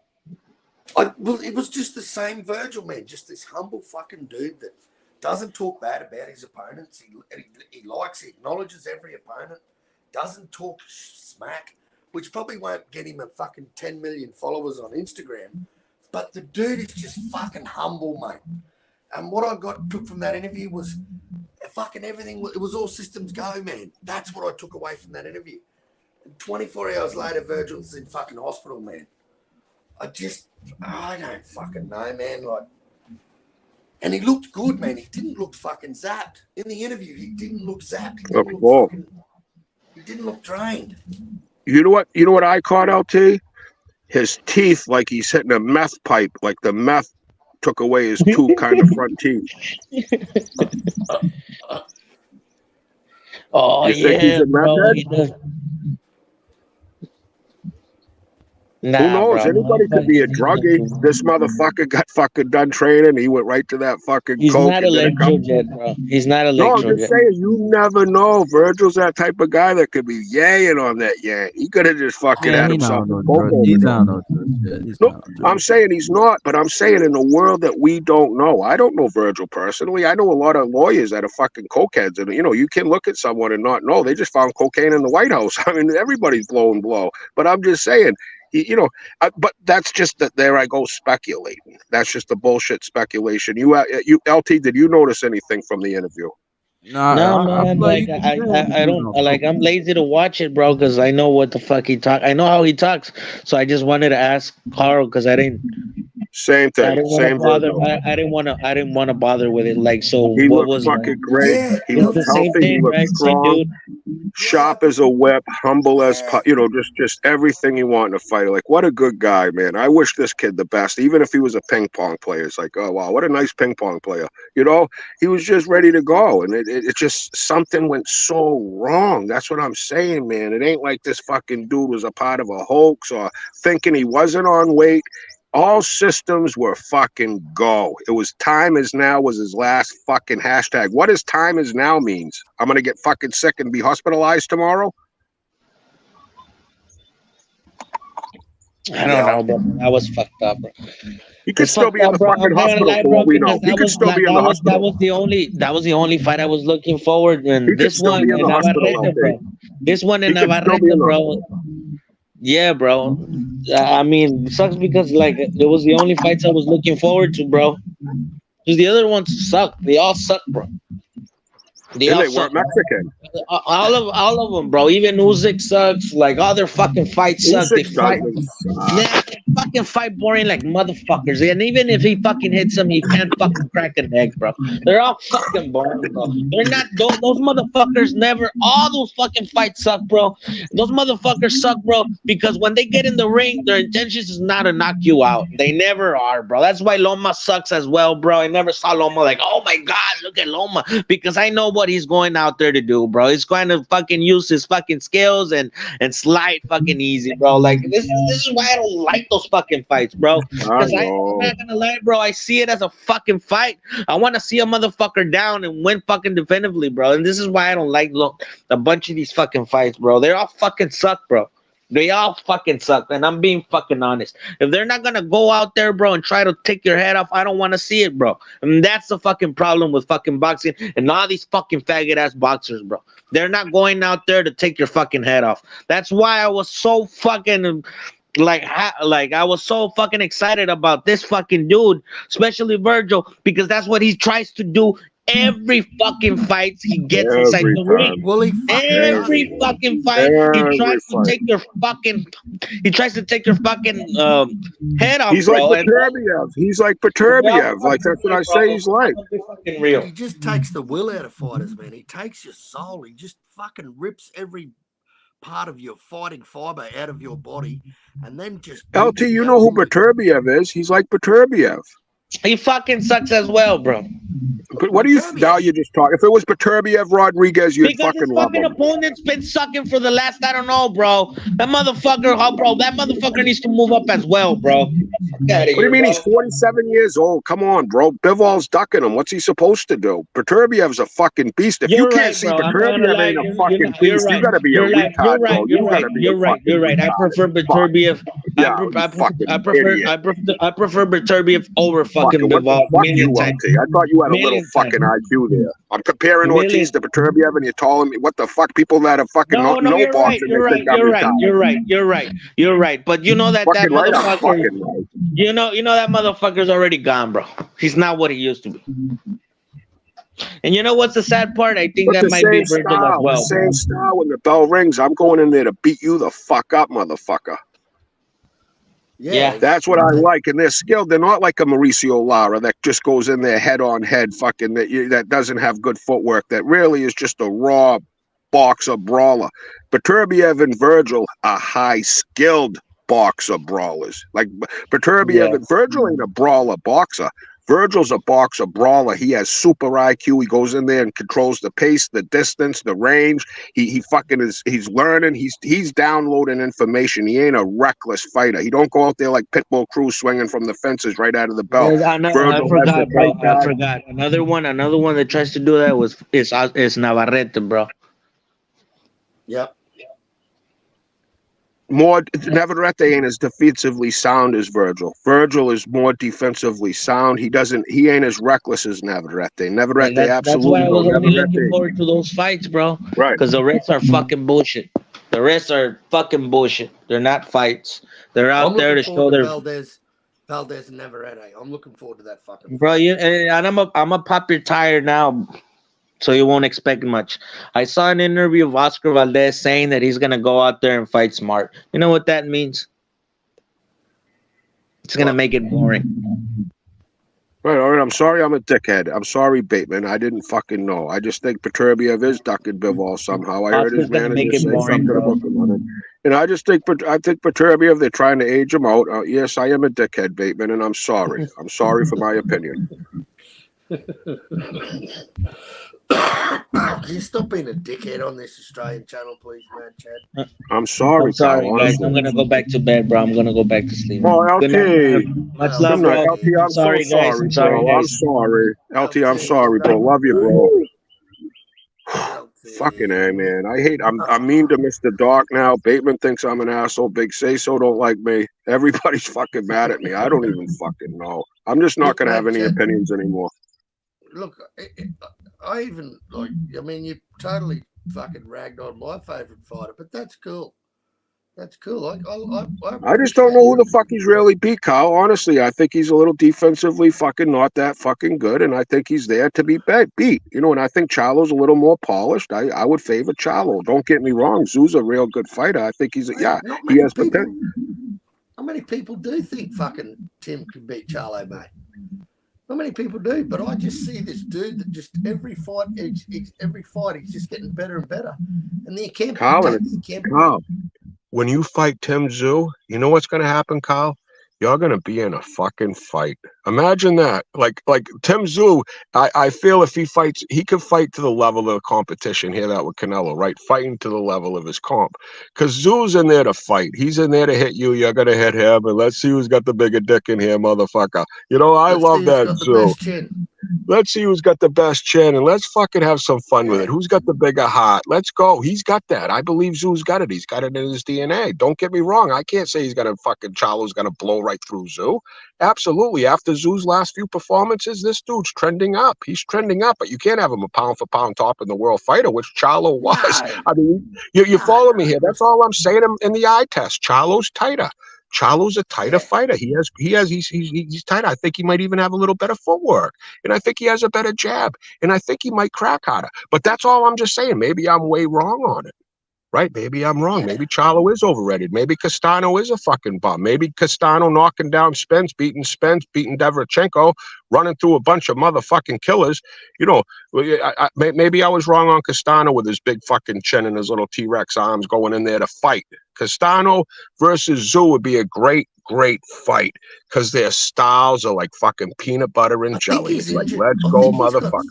I think Castano's got some fucking long-term injury, man, Chad. Yeah, he does, I think. Yeah, because you said he's not ranked or nothing. Yeah, he's just disappeared out of the rankings, man. And how do you disappear after an undisputed? If you're transitioning, because I thought he came in a little soft that second Charlo fight. I saw a little feminine activity out of him, and I'm thinking, wow, this guy could be on his way to a Bruce Jenner activity.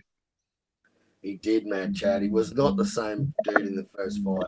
No, he talked with his hands a little bit. He gave that little rainbow sign with his hands a couple times. I'm thinking, wow. But he got married. That was the thing. He had a marriage after the first Charlo fight. Castano got married, and that was a red flag because I'm thinking, hey, it could be a red flag or it could be the, answer. But yeah, exactly. And mate, Charlo is the more fucking distinguished fighter. The dude's got a hell of a fucking resume, and how he collected those belts, mate, is what I like. The way Josh Taylor collected them at 140, the way Usyk did it at cruiserweight. And Charlo's proven he's been in fights. Like Charlo's been in fights. Exactly, and that's where Tim hasn't proven himself. Tim hasn't proven himself, and I don't want him to go in as undisputed. I agree with Black and Brown. I want him to fight Charlo for just the WBO, mate. Go and collect these Reggie belts. Yeah, let's see what happens there, right? Let him pick up a loss or two. Keep fighting, Tim. Become a legend. You know what I mean? These Australians, he'll fight anybody. Like, that's just what I'm saying. Tim's itineraries change. That's all. And that's why when we have a champion, we don't have them long, mate, Chad, because they keep fighting. And sometimes they bark up the wrong fucking tree. Like I'm saying, you could say the activity with Charlo, right? The activity with Canelo. So who did Canelo fight in his last two fights? Triple G and Ryder? Was Triple G after? Yeah, he was after the Bivol, wasn't he? Yeah. So could we honestly say, as human beings, Kyle, to me and you, when Canelo stepped in the ring with the 57-year-old Triple G, right? Yeah. Did anybody in the YTBC, was there a dusty storm on Triple G? I don't know. I reckon Friesen might have been on Triple G. Did anybody honestly feel that Triple G could beat Canelo? I didn't. Well, I didn't either. I'm not saying it's a sure bet, but that was one where that fight didn't age well. That's where you just know Canelo's going in there. And can I ask you another question, Kyle? Did that fight kind of have a feel of just a spa? Yeah, it was terrible. It was terrible. It was hard to watch. It was hard to watch. It wasn't Zarella versus Prograis, but it was a fucking tough fight to fucking watch. If it wasn't the two names in there, I would have fell asleep. It kind of felt like it was like hit, catch your breath, hit, catch your breath, hit, catch your breath, hit. So you could see that fight, iron sharpens iron, the old term used, right? Yeah. You could definitely see how a fight like that could improve Canelo. No, not really. Maybe dumb him down a little bit, right? Yep. So then we got to remember, and then Canelo's next fight after Triple G, right? He fought who? John Ryder BB gun, like the one pump BB gun. He fought a one pump BB gun Ryder. Yep. Dude had 4 losses. And just a regular run of the middle English type. Those guys, they're a dime a dozen. They've been running through boxing forever. They're just a tough dude that can take a beating that ain't that fucking good. Like a gatekeeper, you could say like a gatekeeper. Yeah, low-level gatekeeper, like the low-level gatekeeper. A name to put on your resume. A name to beat up, because these UK fans will grasp hold of fucking AJ versus White, whatever's going on. These guys are psychotic, fanatic boxing fans in the UK.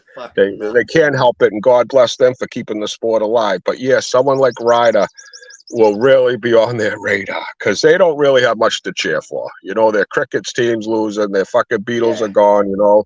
It's just not good with the music scene, the sports scene. And, you know, so they just got to grasp it. Ryder's just, he's regular. He reminds me a lot of my friend Jason Lahulia, the man that I knew, the junior middleweight champ. That same type of fighter, right? And, was he the dude that was friends with Shannon? Yes, that's Shannon's buddy. Yeah, he was down in Australia with Shannon for a while. Absolutely, that's a true story. Is 110%. So that type of fighter, right? So when Canelo was fighting Ryder in his hometown of Mexico, right?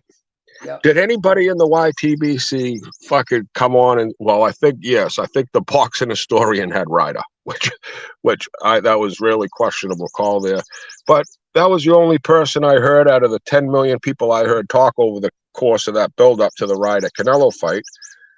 There was really, I would say, I worded it like this: a snowball in hell stands about as good a chance as Ryder beating Canelo. Yeah, look, even that's not even a puncher's chance. Right. That's a snow. Like, it's just really not going to happen. No. And you could see that fight, how it improved Canelo's skill. You know, it helped with his stamina. You know, he definitely worked on some things. He worked on his game in that fight. You know, his lateral movement, his setting up traps. You could see how Canelo coming off this fight has really sharp skills from his last 2 fights. No, I wouldn't say 2, but I think his last fight, I don't know what he was kind of working on there, but I thought he'd blow him out of the water, to be honest. I thought he'd blow him out. And you know, I've heard Tony Boswell talk about being live and watching Canelo fight and just hearing those body shots. He said, just sounds like a cannon, like when the dude, when he fought Billy Ho Saunders. Oh, yeah.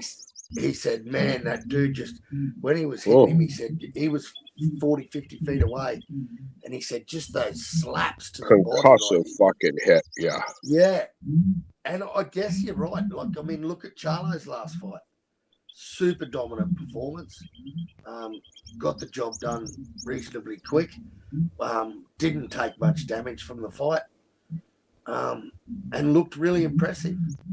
Against a fighter that was a champion that he questionably lost to before, that got rattled, that got fucking, you know, a lot of people thought Charlo lost.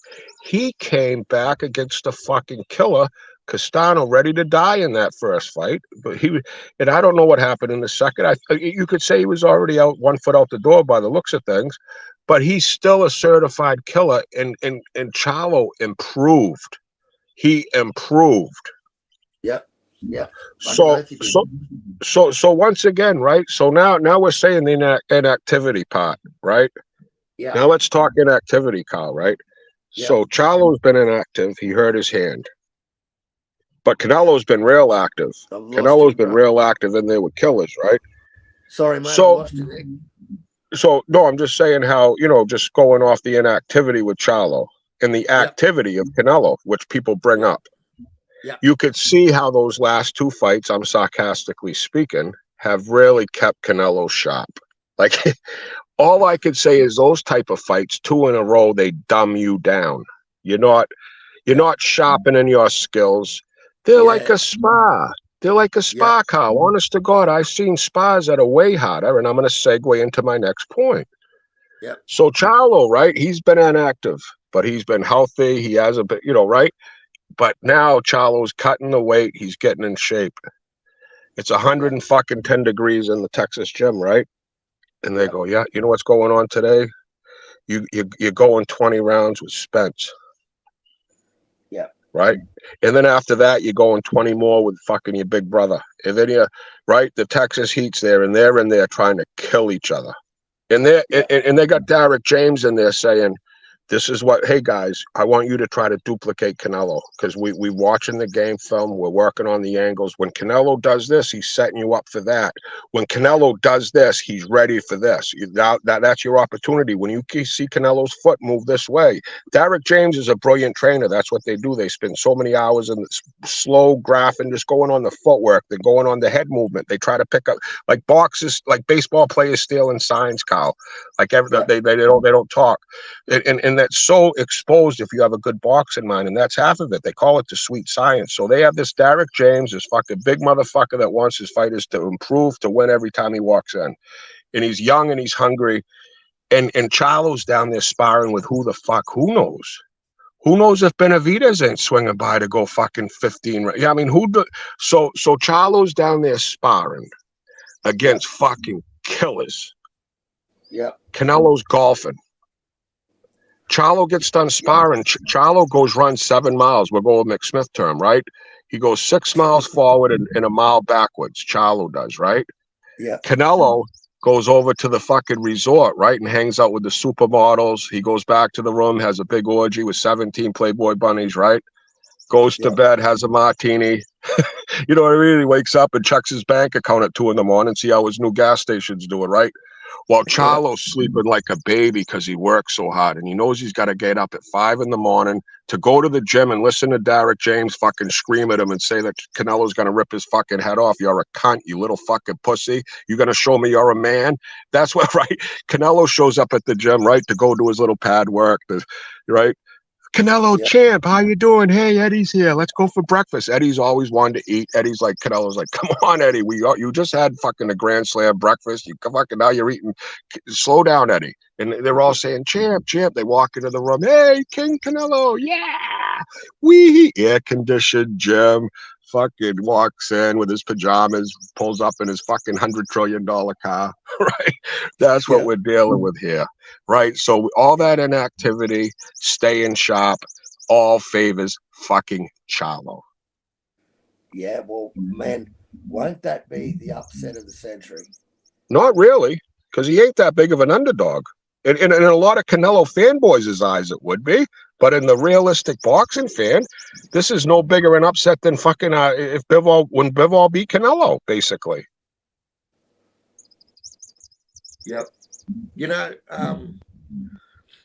he's definitely Canelo's last 2 fights definitely have helped. Impressive, definitely. No, but he's impressive. He fights to the level of the competition, Kyle.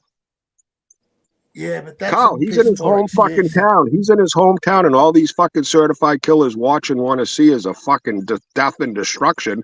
They were so pissed off come the 12th round. They were booing, I think. Yeah. He wanted to give the crowd a show. Really?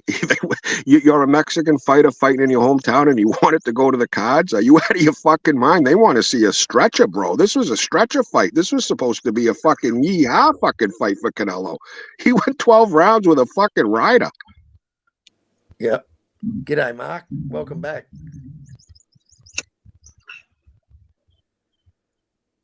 Oh, Mark's not ready to talk. Oh, Canada. Is that the national anthem? Oh, yeah. Victor Wembanaya's a fucking hype job. Cooper Flag from Maine is the future of the NBA. In 2027, everybody's going to know in the world who Cooper Flag is. Hi, guys. Bonjour, monsieur. Bonjour. Parlez-vous françois? Ah, comme ci, comme ça. What?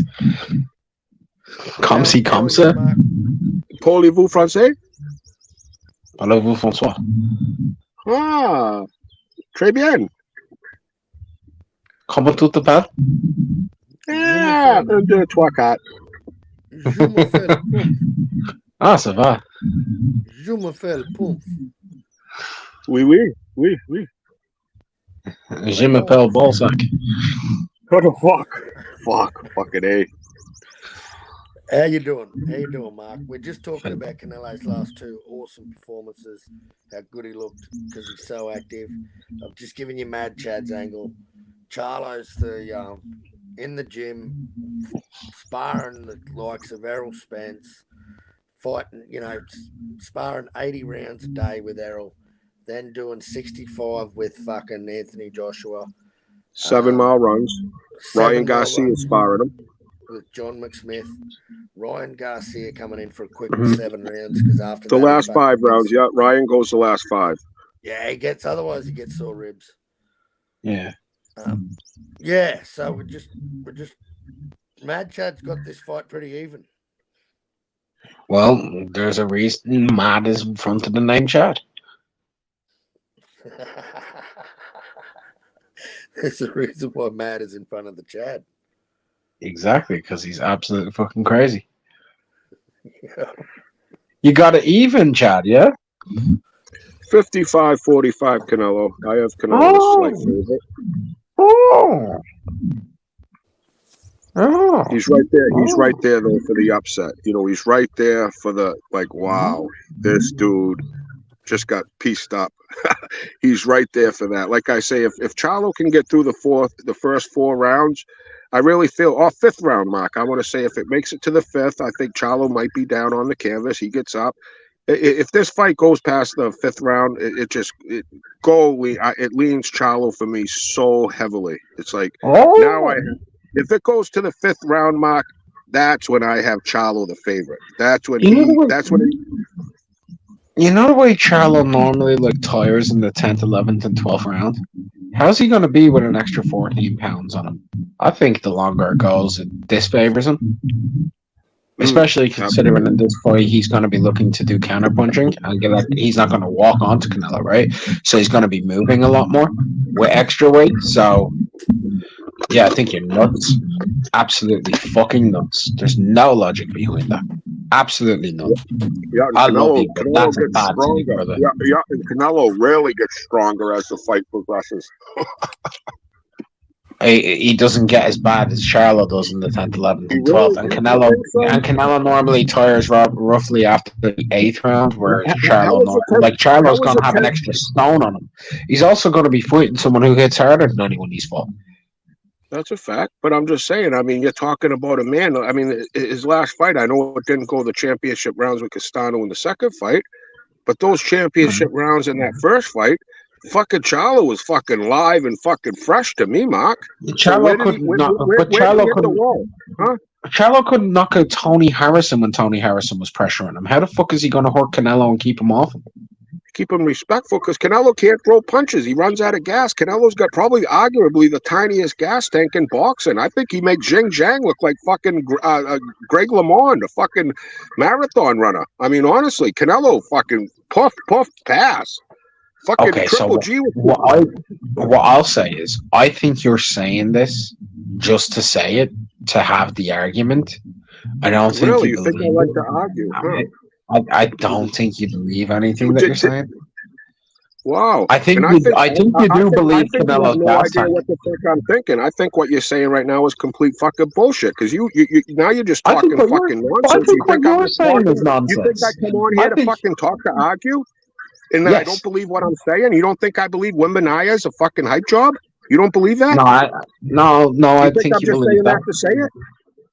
Are you trying to say that? Castano? You don't think I was fucking high on Castano? You don't think I was a huge Castano fan, thinking this dude's an Argentinian fucking devil? What was that just made up? I was just saying it because I was all on Castano. I'm a big Castano motherfucker, and now I'm just saying it.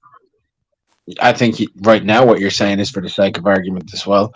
But why? You're complete. No. I'll let you go. You're completely acknowledging what you're saying right now. So the phrase "right now," and you're trying to bring up all of your previous takes about certain things that you like. Yeah.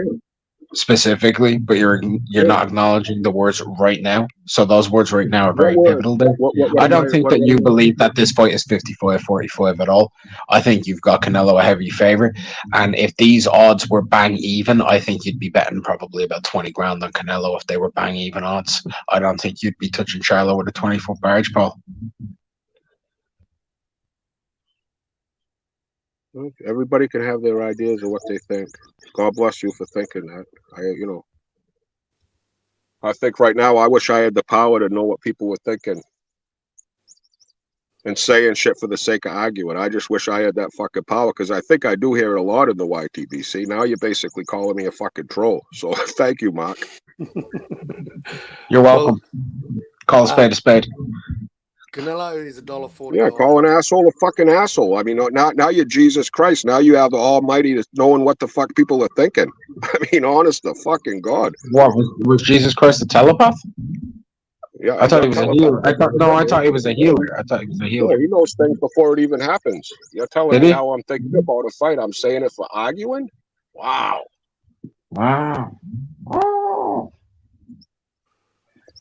So Chad, who's winning, Canelo or Charlo? Canelo.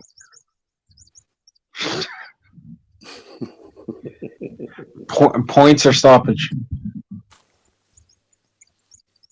Points. So no, the longer the fight, stoppage. What round? Fifth. So if this fight goes over 4 rounds, as you said, it favors Charlo. Over 5. It favors him to be able to get to the cards. To dominate Canelo in the later rounds, absolutely. It opens the door for Charlo to put on a fucking masterclass against a slowed down one-hit wonder with a little fucking gas. Yeah. Piece him right the fuck up. Piece him up bad. I love this. Awesome. I love the differing opinions, guys. It's nice. I'm just saying it to argue.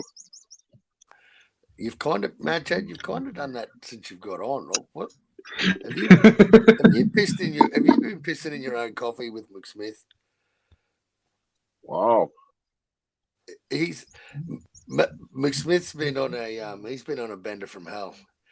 That guy pisses in his own coffee just so he can have the shits with the world every morning.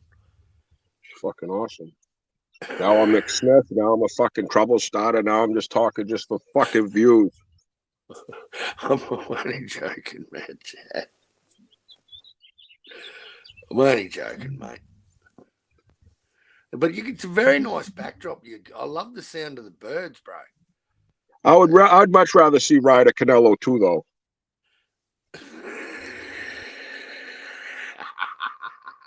Or Triple G4. How about those? Yeah, let's just follow it up with a Triple G4 and a Ryder 2. I mean, that would definitely be. I would favor Canelo heavily in those 2 fights, Mark. Both go in the distance, too. Let's just not remember that. Both go in the distance. If they rematch, if Canelo rematch Ryder and rematch fucking... Let's just think about that. If he rematch Ryder, rematch Triple G, he's going to have to go 24 more sparring rounds. Yeah, that's just funny. I'm just saying that for the sake of fight. You can see how I just say stuff to want to fight. Huh, Carl? Yeah, it doesn't make any sense, does it, Carl? Can you understand this? Because Mark's so smart, he can't understand so simple. He's not wow, man, Chad, what are you doing here? I can't, because he's so scientific. He's like, well, you have Canelo to win, you have Canelo by stoppage. What the fuck are you talking about here? I get Mark's brilliant fucking takes on it. Yeah, well, yeah. But hey, that's why we've all got opinions, mate. We've all got an opinion on how we think, and someone's going to be right and someone's going to be fucking wrong. And I'm normally wrong, so I'm just go with that. I've been wrong before. I've been way more wrong than I've been right. That's a fact.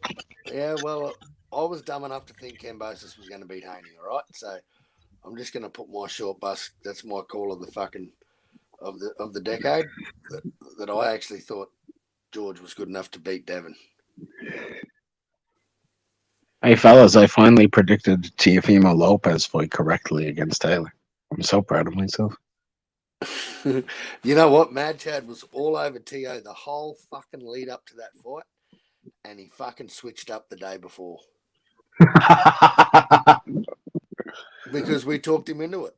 I can't wait for Canelo and Charlo to get to the last day and Chad just come out with Yeah, I got Charlo knocking him out in the 9th round. Yeah. Well, someone's going to be right and someone's going to be wrong. I was lucky enough to pick that Tim Tszyu, Tony Harrison fight. Gotcha. I was very lucky. I picked Joyce over fucking Big Bang. Chad left. He's mad at me. He's got a shit signal. Who knows? He could be back. He could be back. I'll be back. I missed Chad. He's a top bloke. He's a top bloke. And hey, mate, everyone's got an opinion. Everyone's got an opinion. We can't all be fucking right. No, we can't. We can't. You know? I wasn't asking him about. I wasn't downgrading his opinion. It's just that I was downgrading the idea that was his actual real opinion. With his breakdown. Yeah, because it doesn't make sense. The idea. Okay, so Canelo tired late on against Reuter, who's high active, and Golovkin he slowed down late on, right? But Charlo also has slowed down a lot late on in fights himself, especially when he's on the move more. So Canelo will be coming forward in this fight, and Charlo will be going backwards more. So the more movement Charlo has with his feet, he tends to slow down. And then carrying an extra 14 pounds, which we've never seen him do, and he's completely filled out at 154 when he's rehydrating. You would just expect the gas tank to deteriorate more from Charlo than we've even seen previously. So I feel like both guys are going to be very sluggish late on in that fight. Yeah.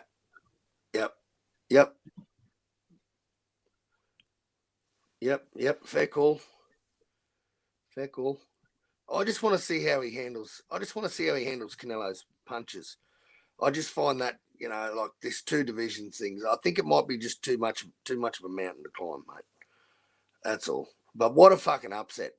If it happens, man? If Jamel It also happens and he becomes a 2-weight simultaneous 4-belt undisputed champion. He's pound for pound number 1. Exactly. He's got to be on the top of every cunt's list. And then you know what the second fight's going to be for the PBC. You know what the number 2 is. It's going to be the rematch. Yep. And then that limits them down to 1 fight to get their 100 million. So is it the Benavidez fight? Because Benavidez campus. Is it Boo Boo? Is he saving all this up for Boo Boo? Is the one last hurrah against Boo Boo? Because that's a fight. Who knows? Maybe he pulls an Uno reverse card and he shocks the entire world and he says, "Because Jamel Charlo's a duck, I'm calling out Tim Tszyu." Just or Stephen Fulton. They could bring Stephen Fulton. There's a chance of that. Canelo versus Stephen Fulton. That would be a nice fight. Canelo ain't ever seen hand speed like a 122-pound man, bro. That's right. That hand speed would be fucking terrifying. I tell you what, but it's got everyone fucking talking, doesn't it? These 3 fights, everyone thinks they fucking know. I'm just interested. To be honest, I think it's interesting because it's never number 1. It's never been done before, and number 2, it's not like jumping one weight and testing the waters at 160. No. This motherfucker just said, "I'm going to go to 168 and get the Canelo fight." Yeah, smart. Is my chat still there? Yeah, he's there. My Chad. He's not talking to me anymore, Carl. He doesn't like me. Mark, how you doing? How you doing, Mark? How are you? Long time no talk. How are you? I'm good, brother. I'm good, Chad. I'm good. Hey, Chad. That's good. Yeah. How are you? Brother? Well, bizarre. Life is bizarre. I'm here with my dogs. I'm here with my new dogs. There they are. Hey, what's going on? Creed. That's Creed. Hi, Creed. Say hi. And that's Bruce. Hi, Bruce. Say hi, Bruce. Is that really his name? Yeah. There's old Creed. How's the sound? Where's the Creed? The pond? Creed, you want to fight? They're very. Bruce is vicious. Bruce has pit bull in him. Yep. Bruce is from Bruce is from. Bruce, where are you from? Oklahoma. No. Yeah, he's from Oklahoma. Creed was born in a boxcar. Yeah. He's born in a boxcar, yeah. Yeah, he spent like his first week of his life in a boxcar in a train, I think in Georgia. Yeah, right. But these are they're domestic dogs. Yep. There's a trampoline. I do my trampoline stuff in the morning. There's my hammock. I go over to the hammock. Yep. And that's where I keep all my weapons of mass destruction in the shed. I have AK-37s. I have a few fucking rocket launchers.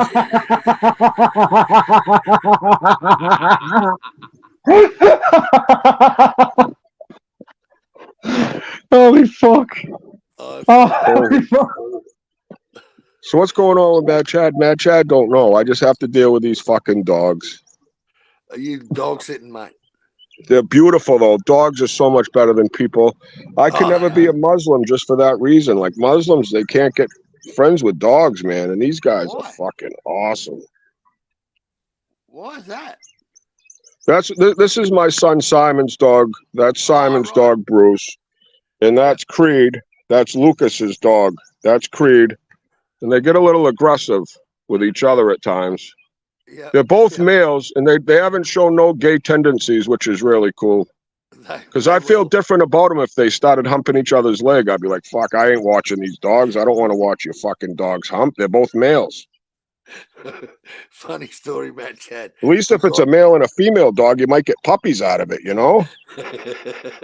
A guy I was working with, he got a phone call. What's that? A guy I was working with, his next door neighbor called him at work. We were working one day, right? His next door neighbor calls him up. We're working away. And he goes, hey, mate. He goes, I just want to let you know, I'm not sure if you're aware, but I think you're going to have puppies soon. And he goes, what do you mean? And he said, well, your dogs have been knotted into each other for the last 2 hours in the backyard, and they're facing ass to ass, like they're facing opposite ways. He said, they can't detach. He said, oh, that's funny. They're both fucking males. So up the bum, no babies. But yeah, there was a gay scene going on. He thought the next door neighbor thought he was having puppies. No, they're both fucking male dogs. They're fucking each other. They're gay. Wow. And he thought Democrats. Democrats. So are you at Simon's place? Yes, I am. All right. And wherever you go, you just see Simon's brother. It's just, it's like, wow, because it's a mama's house, it's like, wow. Yeah, right. Just everywhere you go. Yep. It's like this girl's busted too. She was going to camp, and I stopped by. She goes, Lucas called me, Mickey and Simon's brother. He said, hey, Matt, Chad. Do you think you could keep an eye on Creed for me? We're going up to camp for the weekend, and you know what I mean? He likes you, and yeah, could you do that for me, Mike? You can stay in my room if you want. I'm like, yeah, Lou, if your mom says, if you need someone to watch your dogs, for sure. He's like, all right. So I come over, he talked about football camp. Then they left, but she, they got a sister, and the sister and the mom are hollering at each other. I'm like, oh my God, so dysfunctional. But then he just looked like each of them mentioned Mickey, and it's like it's just, and I know what they're going through. I'm not a mom. I mean, moms probably love their offspring more than anything, and I just know she's close with a kid. She's all fucked up, but she's a mom. She'd go through fire for her kids, she loves her kids. But just now, you can see the hurt that's just fucking still here, even little Lucas mentioned, he goes, oh, me and Mickey, and, so it's just like right there every day. Like every inch of this house is basically a shrine. A reminder. Yep. Not just a reminder, like, yep. Woo! Yeah. That'd be tough, mate. Yeah. So, anyways, that's that. Thank God everything's good. It's like just here we are. So here's the fridge, right? There's the fridge, right? Who's that guy?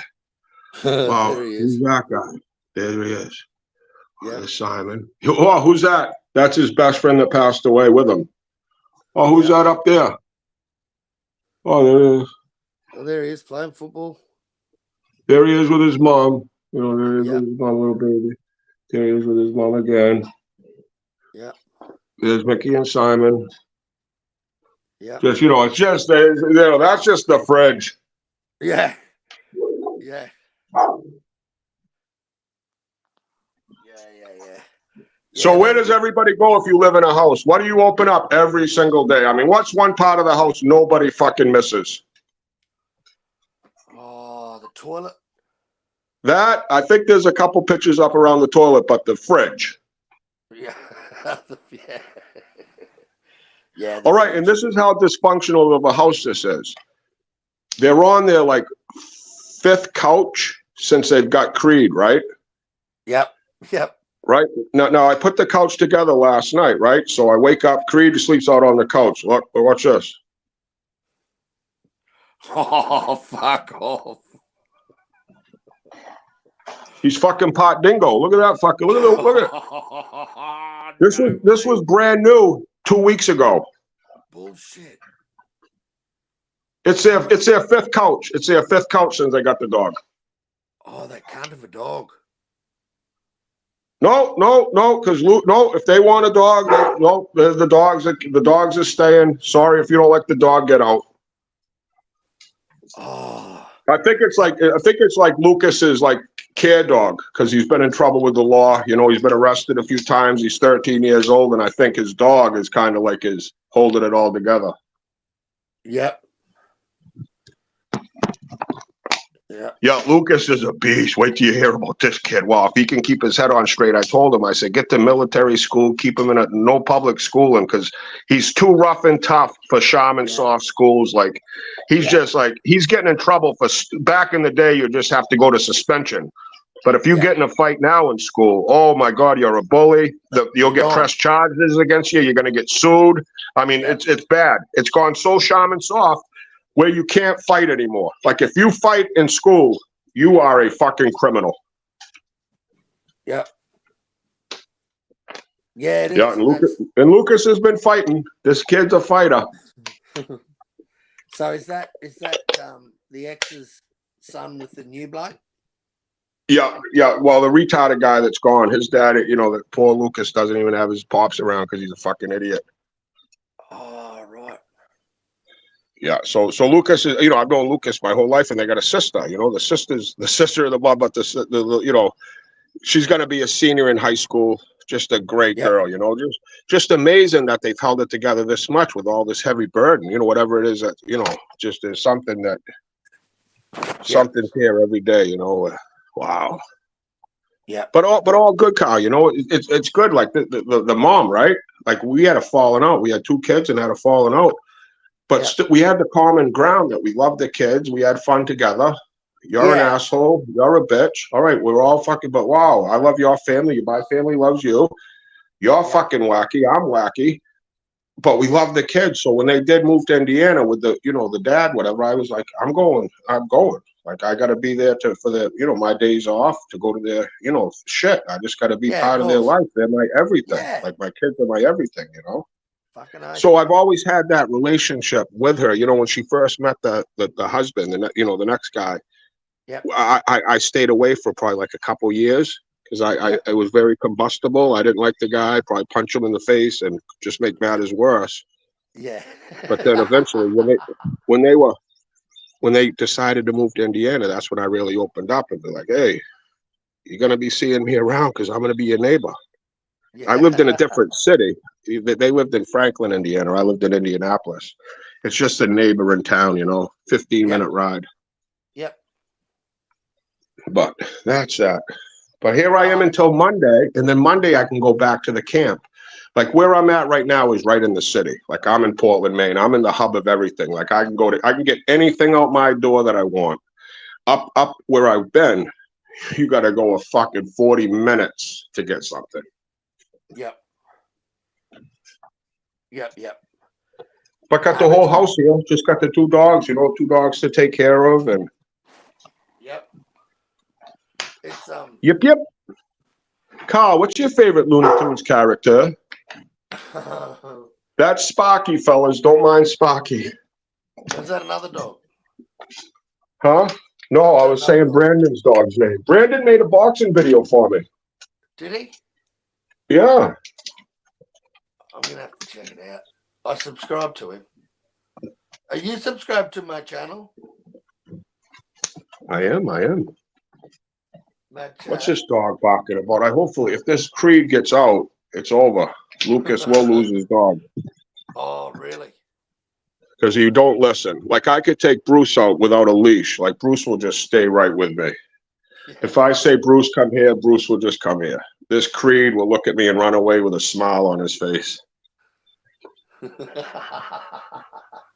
And look at you like you're a fucking peasant. Yeah, and he'll come in and eat the fucking couch up right in front of you. Like, really? What are you going to do about it, tough guy? And he'll, huh? Does he growl at you? No, but he'll play rough. He'll like jump up on me and try to fucking bite my arm and stuff, and I'll play rough with him, and he roughhouses fucking hard. Yeah. He's just that Creed he's a fucking dingo. He's part dingo. He's fucking huge. I can't believe that dog eats that fucking. What are they on their fifth lounge? What's that? They're on their fifth lounge.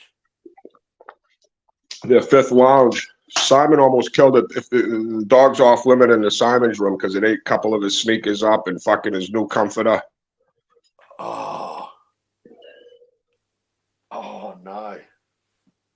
Oh no, it was bad. It was bad. I thought Simon like poisoned the dog or something. I'm like, Simon, calm down. It ain't the dog's fault. He's a fucking. You got to remember that the dog can't help it. Look at your couch. Shut your fucking door. Make sure put a lock on it, whatever. Or if the dog gets in there, lucky you didn't have all your sneakers on the floor. Fucking idiot. If I know there's a fucking murderer in the house, I'm locking my fucking door.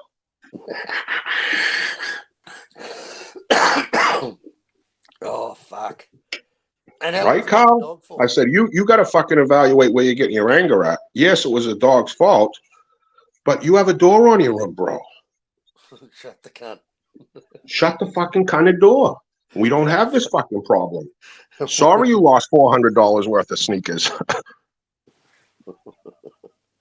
Oh, we've got one of Simon's trolls in the chat. Oh, they're awesome. It's Pigeon, I think. Of course it's Pigeon. I like him with Pigeon. Pigeon's so funny. He gets people so fucking mad. Oh, he does. And his cricket team fucking sucks. And he's just laughing his fucking ass off. Deep down, he's hurting, Mad Chad.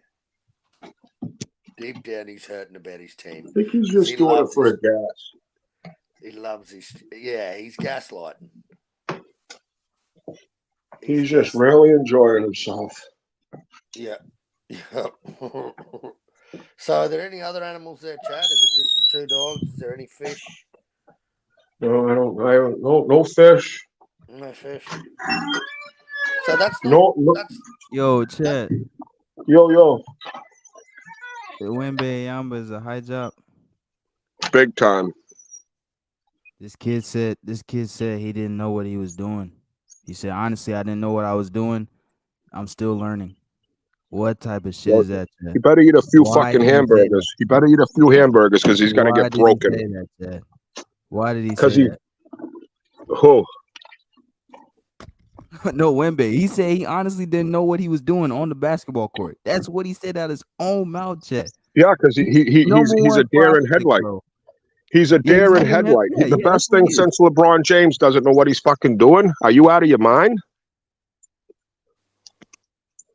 Yeah, he's a hype job, bro. And he shot terrible, bro. He shot terrible. He only had 9 points. Yeah, man. It looks good. I think he's like a low version of LaMelo Ball. Like LaMelo got the big contract. LaMelo's good.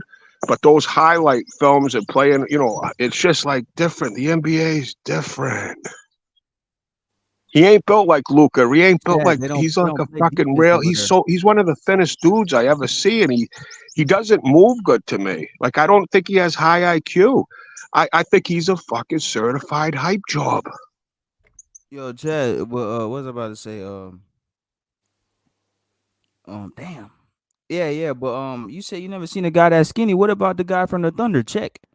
He's pretty skinny. He lost. No, Durant, Kevin Yeah, he's, Durant. There's been thin guys, but he's seven. yeah, How tall is Durant. he? Yeah, How tall is this kid? 7'4", 7'4". But that tall and that thin, like Manute Bol. Yeah, Like I Bobo's don't know if he New could. Bo's I good don't. though. He I was don't know. good. Jack. No, his dad. I don't know. I don't know if this kid will be able to sustain 35 minutes plus over the course of the season. His frame just doesn't fit how his style he plays. Like he looks like he has frail ankles, frail fucking. He looks very frail to me. And in the NBA, you call it shaman soft, whatever you want. But when someone's exploding to fucking rip down the rim, that ain't fucking soft. Go on. Nah, that's not That so. ain't soft, motherfucker. And you get broken. And when it's just it is a physical game. Yes, it's not as physical as it once was. But I just feel this kid, whoever got the second and third pick, God bless you.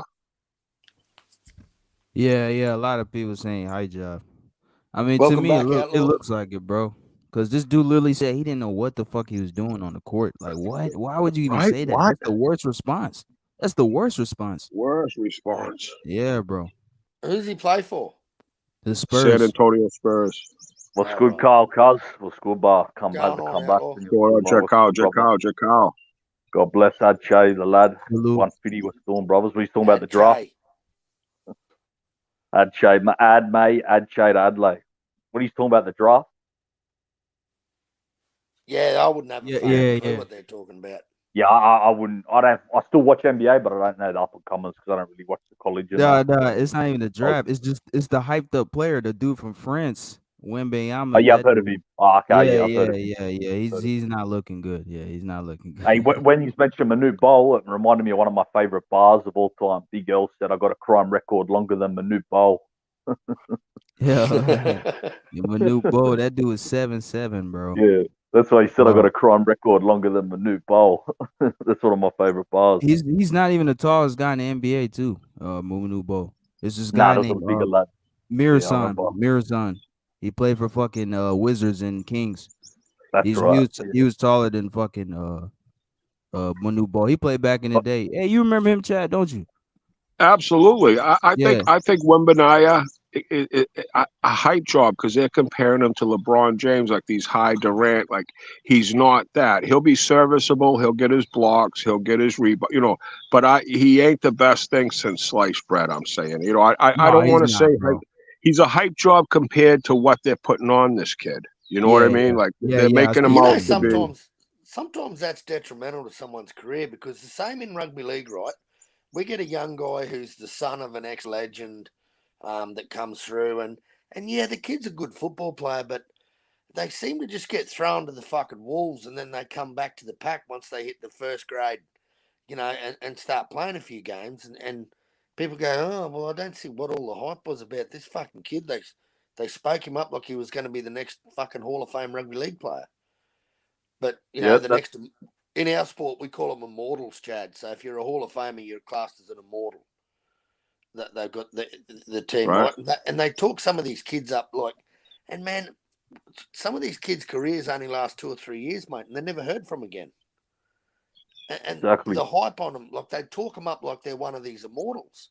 Oh, he's like a young Arthur Beetson, or It's more so for the ticket sales, the jersey sales. It's the hype train. Look at Ryan Garcia, right? He fooled a lot of people, and the more yeah, look at Jake Paul. Jake Paul's a fucking it's social media views. It's your hype. It's how many people eyes are on you. That's what it's about. That's what it's become. That's why it's very rare to find true Virgil Ortiz type characters in sports. That like a John Morant's a killer in a basketball uniform. Like he could play in any era. There's superstars still that are out there to win at all costs, but that don't get exposed. But there's so many people now that get exposed because people know, their promotional people know, the more hype you get, the more payday you get. And that's what yeah, they all want to do. That's why everybody's the next best thing. Everybody's the greatest. This one has potential. They compare them to greats. It's so said so soon, like no other time in the history of sports, because it's all about the social media like button and how many views and how many reclicks and how many yeah. followers. And that's what it's become. So it's hard to weed out what's real and what's not. But it gets to a point where you get exposed, because at that level, you have the hype. That's why they call them hype jobs, because you get exposed. That's a real fucking word. There's so many players I've seen at every level, at every sport, get exposed. They're great at Division III, like AAA baseball. AAA baseball. This fucking dude's a killer.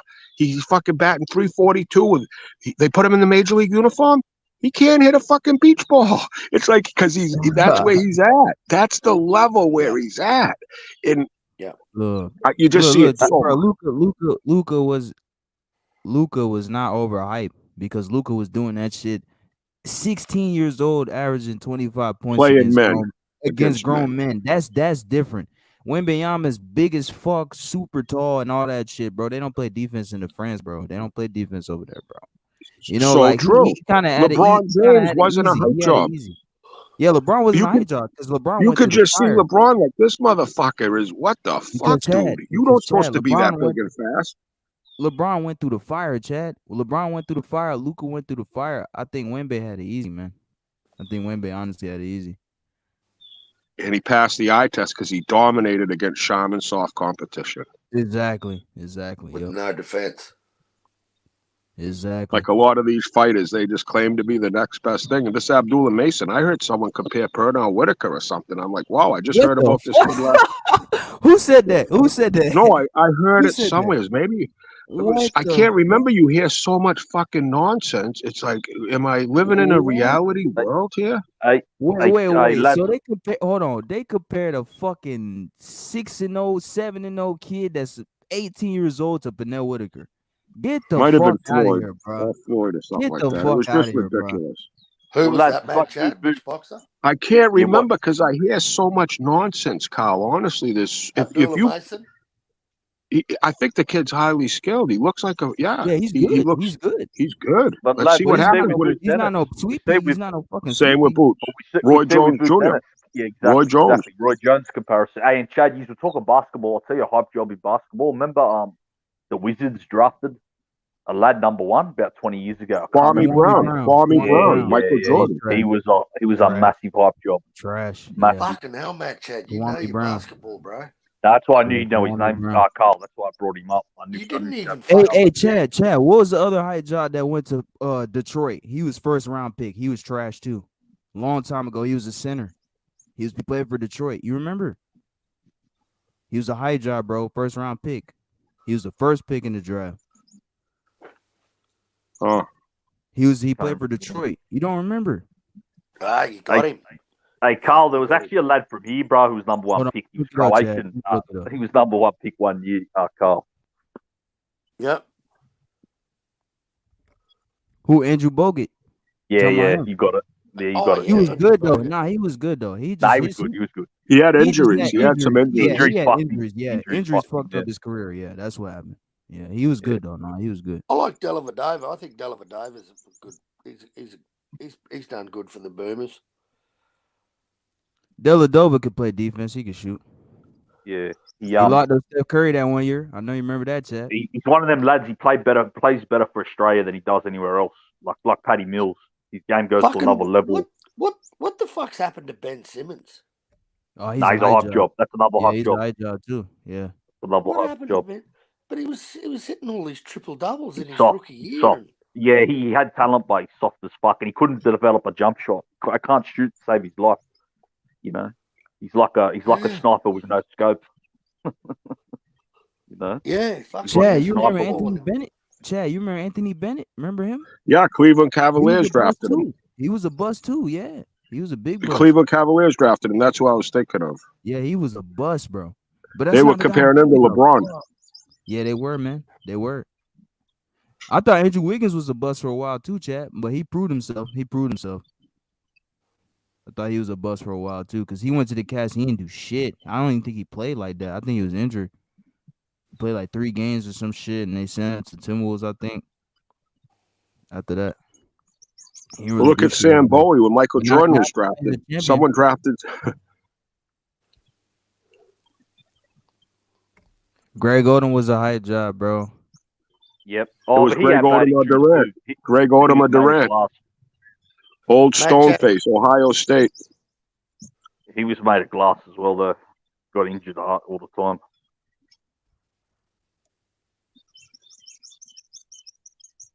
Listen to those birds at the back of my Yeah, I thought I could hear that. Is that Chad or you, Carl? Derek Williams is a fucking high job.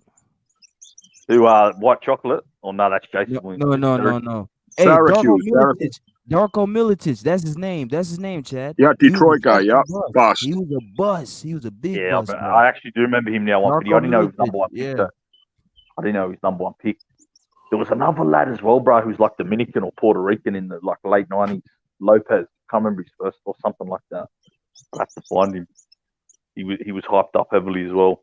He done nothing. There was some guy on the Bobcats, bro. It was a dude with long hair, bro. When they was called the Bobcats, he was a high job too, bro. Yeah, Morrison. Yeah, Morrison. Yeah, Adam Morrison. Yep, there you go, Chad. There you go. Oh, he ended up playing for the Lakers. Did he end up playing for the Lakers? Yeah, he played for the Lakers. Yeah. He played for the Bobcats. He was the next Larry Bird. He was a bust. Yeah, the next. He played for Gonzaga. Yep. He was a bust.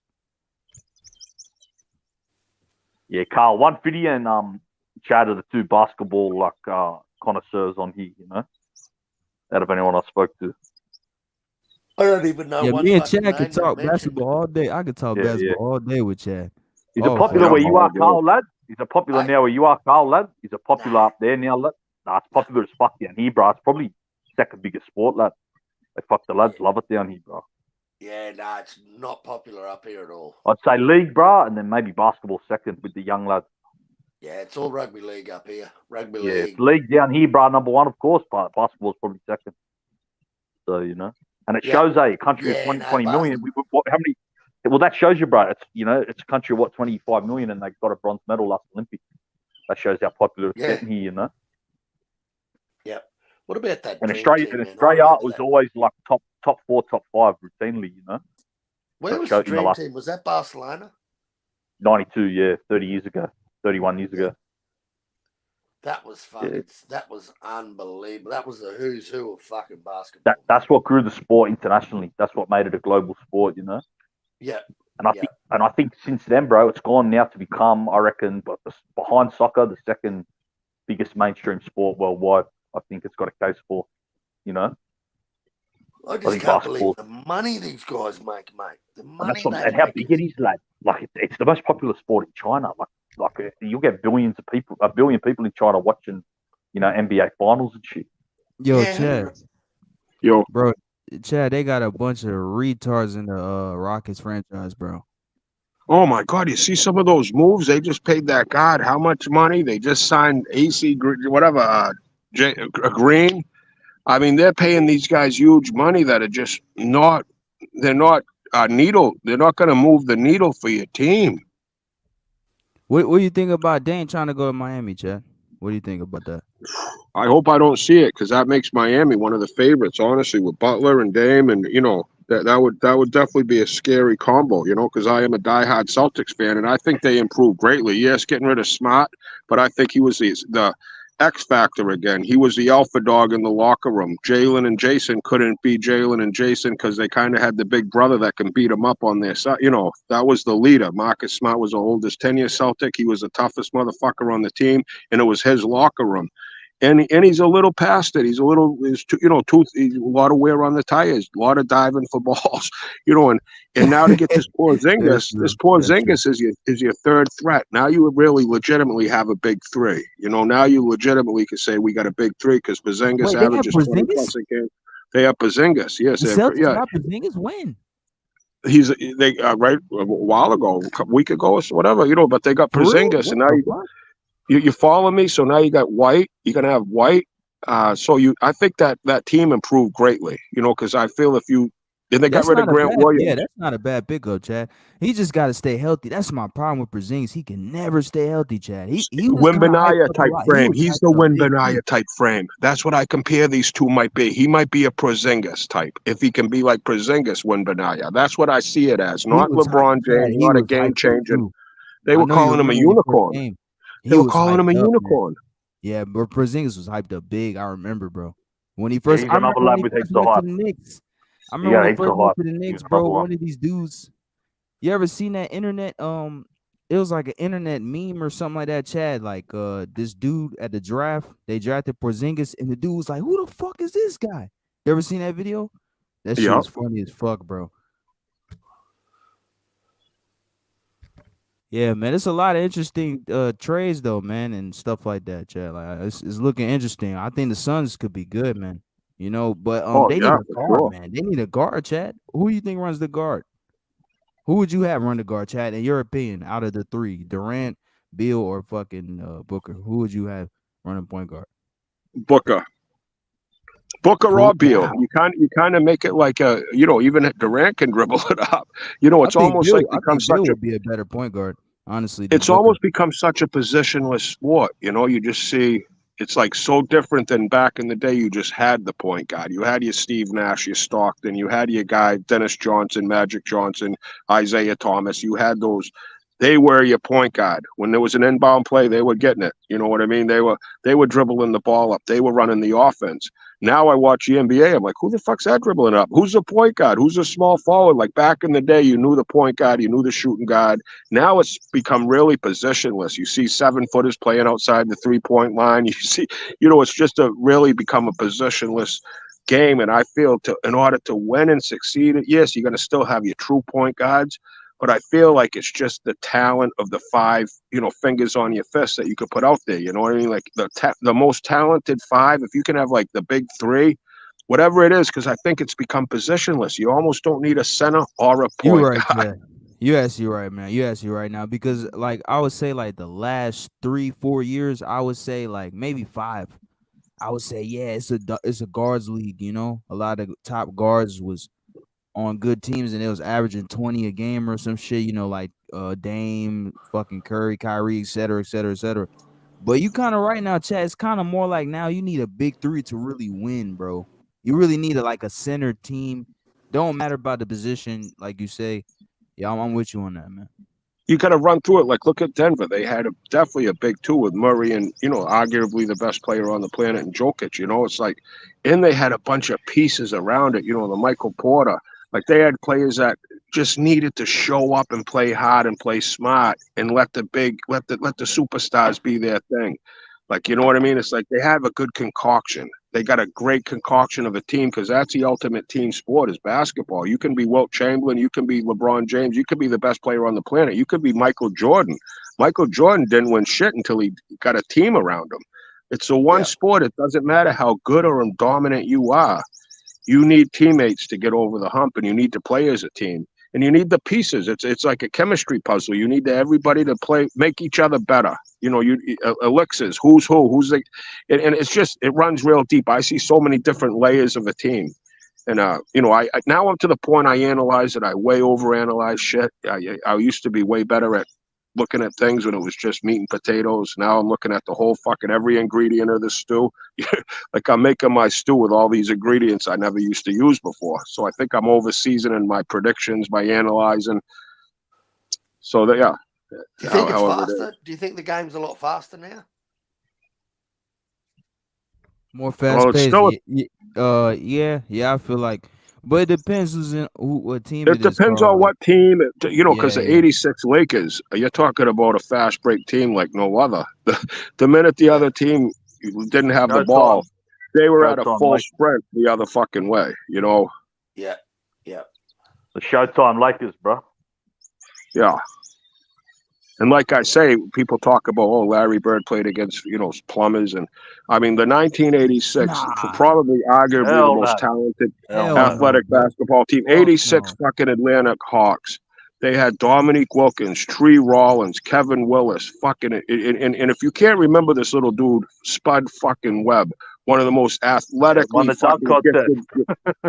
He was Won the and dunk. Dominique Wilkins, my 5'7". favorite in-game dunker that I've ever seen in my life, the most violent dunker I ever see. He beat Yeah. Jordan in the slam Dominic dunk Wilkins. contest. He did. Was that 92 or 93? It was before that, I think, Kyle. I think it was in the 80s. Human highlight reel. Yeah. Dominic It was Wilkins. it was in the 80s because Dominique was older than Jordan. Older than And Jordan. Dominique played with the Celtics. I remember the Celtics got Dominique, and fucking fanboys, homers, I call them homos, was saying, we got Dominique, yeah, yip, yip, yay. Like, we got a fucking one-legged Dominique, motherfucker. He ain't the highlight film Yeah. no more. He's kind of like a highlight old film ass every now and Dominique, then. exactly. It ain't the same. It's like, Yeah, washed but Dominique. people still were fucking on it, like the Celtic that bleed green motherfuckers. We got Dominique on the radio, and I'm like, these guys are, and I was young at the time, but I just knew. I knew it ain't the same fucking dude. Yeah, you knew, Chad, exactly, bro. Yeah, it's just like the dudes when Jordan went to the Wizards, they was hyping that shit up, you know? It's like, bro, Michael Jordan's fucking done, bro. That team He is was fucking 40, shit. lad. He was 40 coming out of retirement. That was just a. But he wasn't fun. even done. You pull up his numbers; they ain't fucking laughable. He's still Yeah, I mean, he he still played dropped 38 compared minutes to a what he game. was. Right, Chad, exactly. Chad, That's at why I make the 38 years Canelo old- comparison. He At wasn't 38 toast. He years was old, Michael Jordan dropped 50 points at 38 years old, bro. 50 points against Kobe. Against Kobe, bro. And that right. shit team He had a was moment. that is He had gangster, a bro. moment. He's still great, but he can't sustain that greatness like he could when he was fucking shit and piss and vinegar. You know, it's like the dude was a little bit softer. I think he owned the team, let alone was playing for the fuckers. I mean, this fucking dude, yes, there was moments of MJ. But if you watch that season, it wasn't the same MJ. Kobe Bryant put up 81 points his last season, right? Didn't he have an 80-point game his last Yeah, he season? did. Yeah, he did. 81. All right. Yeah. But all right, that ain't the greatest Kobe Bryant and that stepped on a fucking floor. That was a guy that had the best night of his life, you know, and it's like I get it. But he He wasn't beat the the shit Kobe. out of Toronto. He wasn't Kobe 3 years prior to that, before the injuries, you know, like he slowed down. He was still Kobe. He could still put 80 on your ass, but it wasn't the same Kobe. People get lost in that. Kobe fans were saying Kobe's coming, Kobe's fine from that last injury. It was a career, like back 10 years ago, he would have never played basketball again, but they healed it. And I'm like, you can't come back. Like, he's toast, his age. And people used to Achilles argue injury. with me, and they get so Achilles. mad at me. And Allen Iverson in Denver. Iverson went to Denver. Iverson had moments up there and stuff. And I remember Iverson went somewhere else at the end of it. And he wasn't the same. And people were so on. I got Iverson on my fantasy team. I'm like, good luck. He's probably going to play 22 minutes, go 7 for fucking 8. You know, like, really? It ain't the Iverson you're thinking, bro. You're going off the name. You're a fanboy. You love the breaking of the ankles. I get it. But he ain't fucking AI anymore, bro. It ain't the AI that got AI to that moment. The only reason why you still love this guy is because he was one of the baddest motherfuckers on the planet. You are fucking yesterday's home runs don't win today's fucking ball games. One of the biggest influential players of all time. Exactly. Yeah. Yeah, you're right. You're right, Chad. No, you're right, Chad. Honestly, bro, you know, I was never that dude I was hyping up. You know, I could tell a difference when the guy's slipping or not, bro. In basketball, boxing, you know, if you watch him enough and you know what Pedro you're looking at, Martinez with the you'll Mets. know when the guy's slipping, bro. They're just slipping, but I kind of know what I'm looking at this point, because I remember them when they're the biggest fucking gorilla in the room, when they are king lion of the jungle. I remember them at that level, and other people don't, and I'm not saying other people, but they didn't watch it or experience or be all invested watching greatness. There's nothing more that excites me more than greatness. If it's a lesbian orgy or a fucking World Series game, I fucking love greatness. You know, and it's like I see when it's declining. I just see when it's declining, because it's happened since I was a little kid. It's happened to all my favorite fighters, all my favorite athletes. It's happened. I've lived through it. I've lived through the hype train still going on long after the fucking king of the jungle's gone.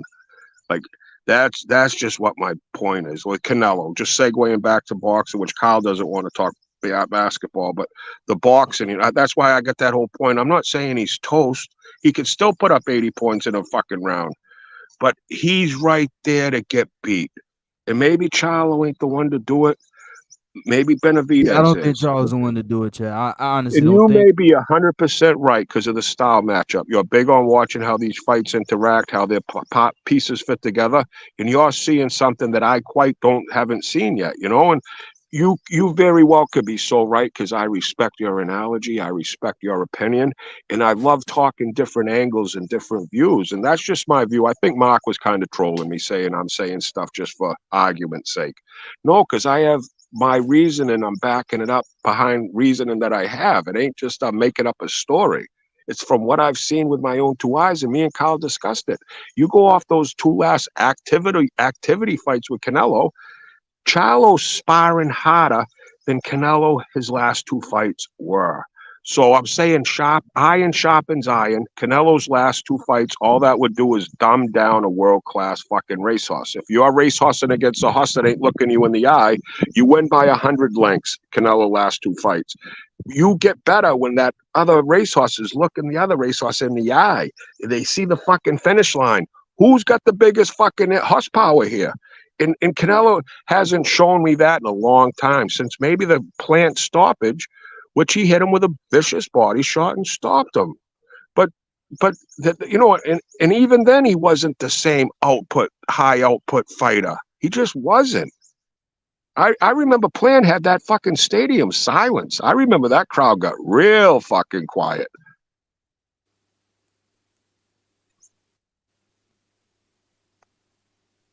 Yeah, but I think any time Canelo fights someone who can move a bit, he does struggle. I mean, the crowd does go silent.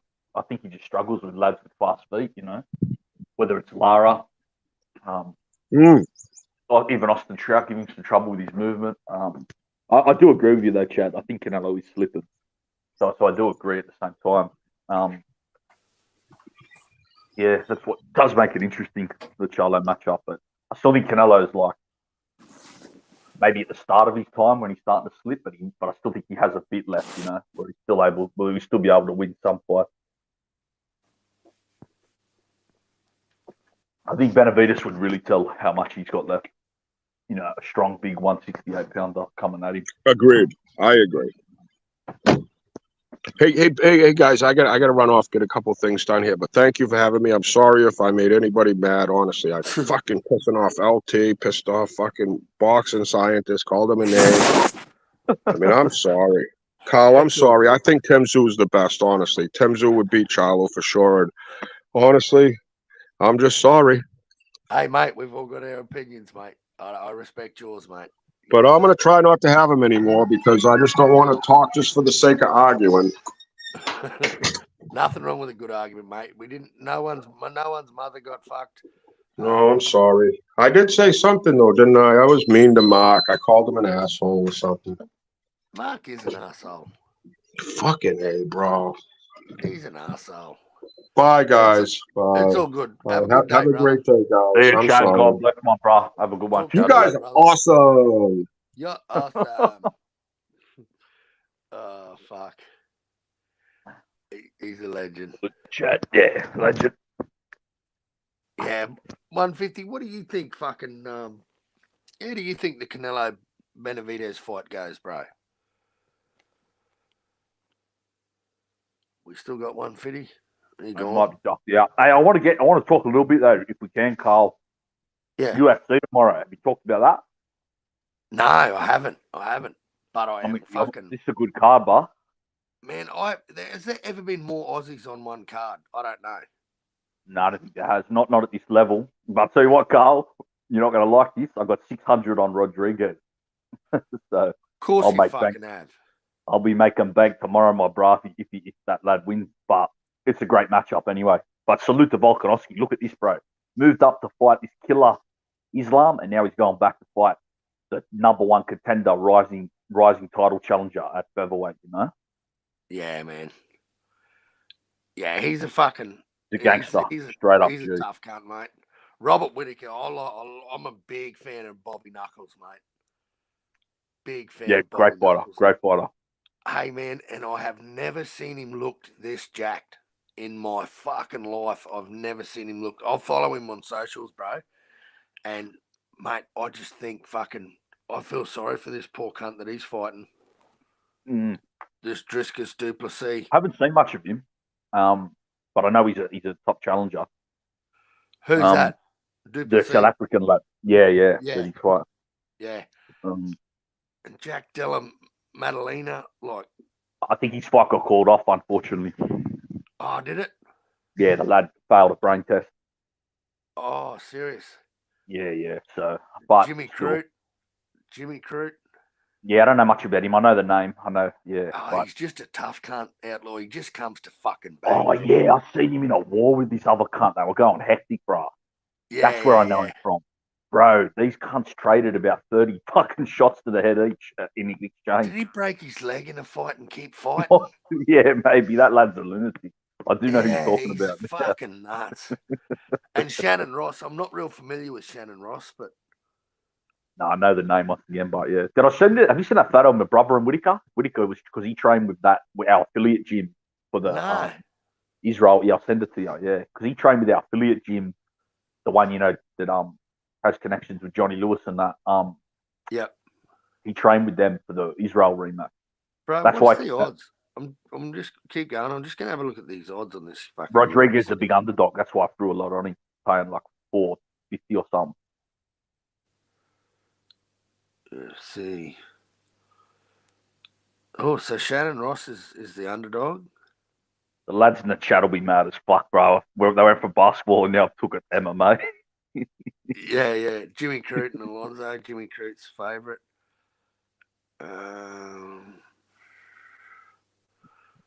Dan Hooker, he's that Kiwi lad. He's a tough cunt, bro. Rob Another Whittaker's tough cunt. Rob Whittaker's a heavy favourite, bro. Nah, the Volkanovski and Whittaker are both heavy favourites. That's why I've got Volk's paying $1.25, man. That is short. What's the other lad now, bro? Rodriguez. Yeah. $3.85. Okay, good. I'm glad I got him. I got him at $4 something. So I betting him at the right time. Yep. So Volk was even that's why I can't believe Volk's this big a favourite, bro. Rodriguez so it's gonna be a tough matchup, man. Like Rodriguez has got massive size and reach on him, you know. But Volk's just a fucking animal, mate. He is just unchokeable. He is just that fight against Islam fucking sold it for me, bro. Oh, he's a beast. He is, no doubt. But this is the hardest matchup I think he's had because with Volk's size, this is the best kicker he's ever fought. And this lad's got the reach advantage, and this guy's kicks are fucking wicked, you know, and they're fast. Yep. Volk's just going to have to drown this cunt, which, I wouldn't put it past him, obviously. Fucking beast. Yeah. Yeah, he's a smart fighter, man. He is. Smart fighter. I just think this lad's good value as well, though, because remember, Volk's got to drop weight again now. He put on a bit of weight to go up to lightweight. And now he's coming back to fight. That's why Volk's a fucking G, man. And he was a front row forward for a rugby league team in Wollongong, bro. Yeah. Like front row forwards are. So just for the American lads in the chat, they're like your fucking, what do you call them? Linebackers. Linebackers, yeah, that's like a linebacker or maybe, yeah, pretty much a linebacker. Yeah. And he's a little dude, man, but he's just tough as nails. Or maybe a running back. You'd maybe get some running backs that are built like front rows, but not really. More like the linebackers, yeah. Yeah. More like linebackers. Yeah, and he just goes from fucking gangster to gangster. Like he just fights the big names. And he is pound for pound number one in the UFC. Definitely, yeah. I've definitely got him and him and John Jones.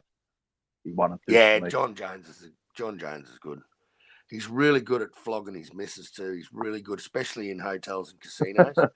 He's really good at punching 10 shades of shit through her.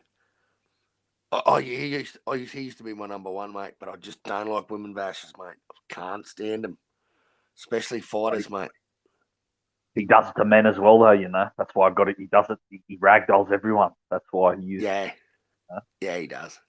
He does. Yeah, I think he's one of the goats, but I think Alexander will fucking finish with a pretty good resume, bro. Well, if Volkanovski can win that lightweight belt, that he's like an all-time. You know, he's a big top 10 for me. Yeah. Like if he get that Islam rematch and somehow find a way to win that, like. Yep.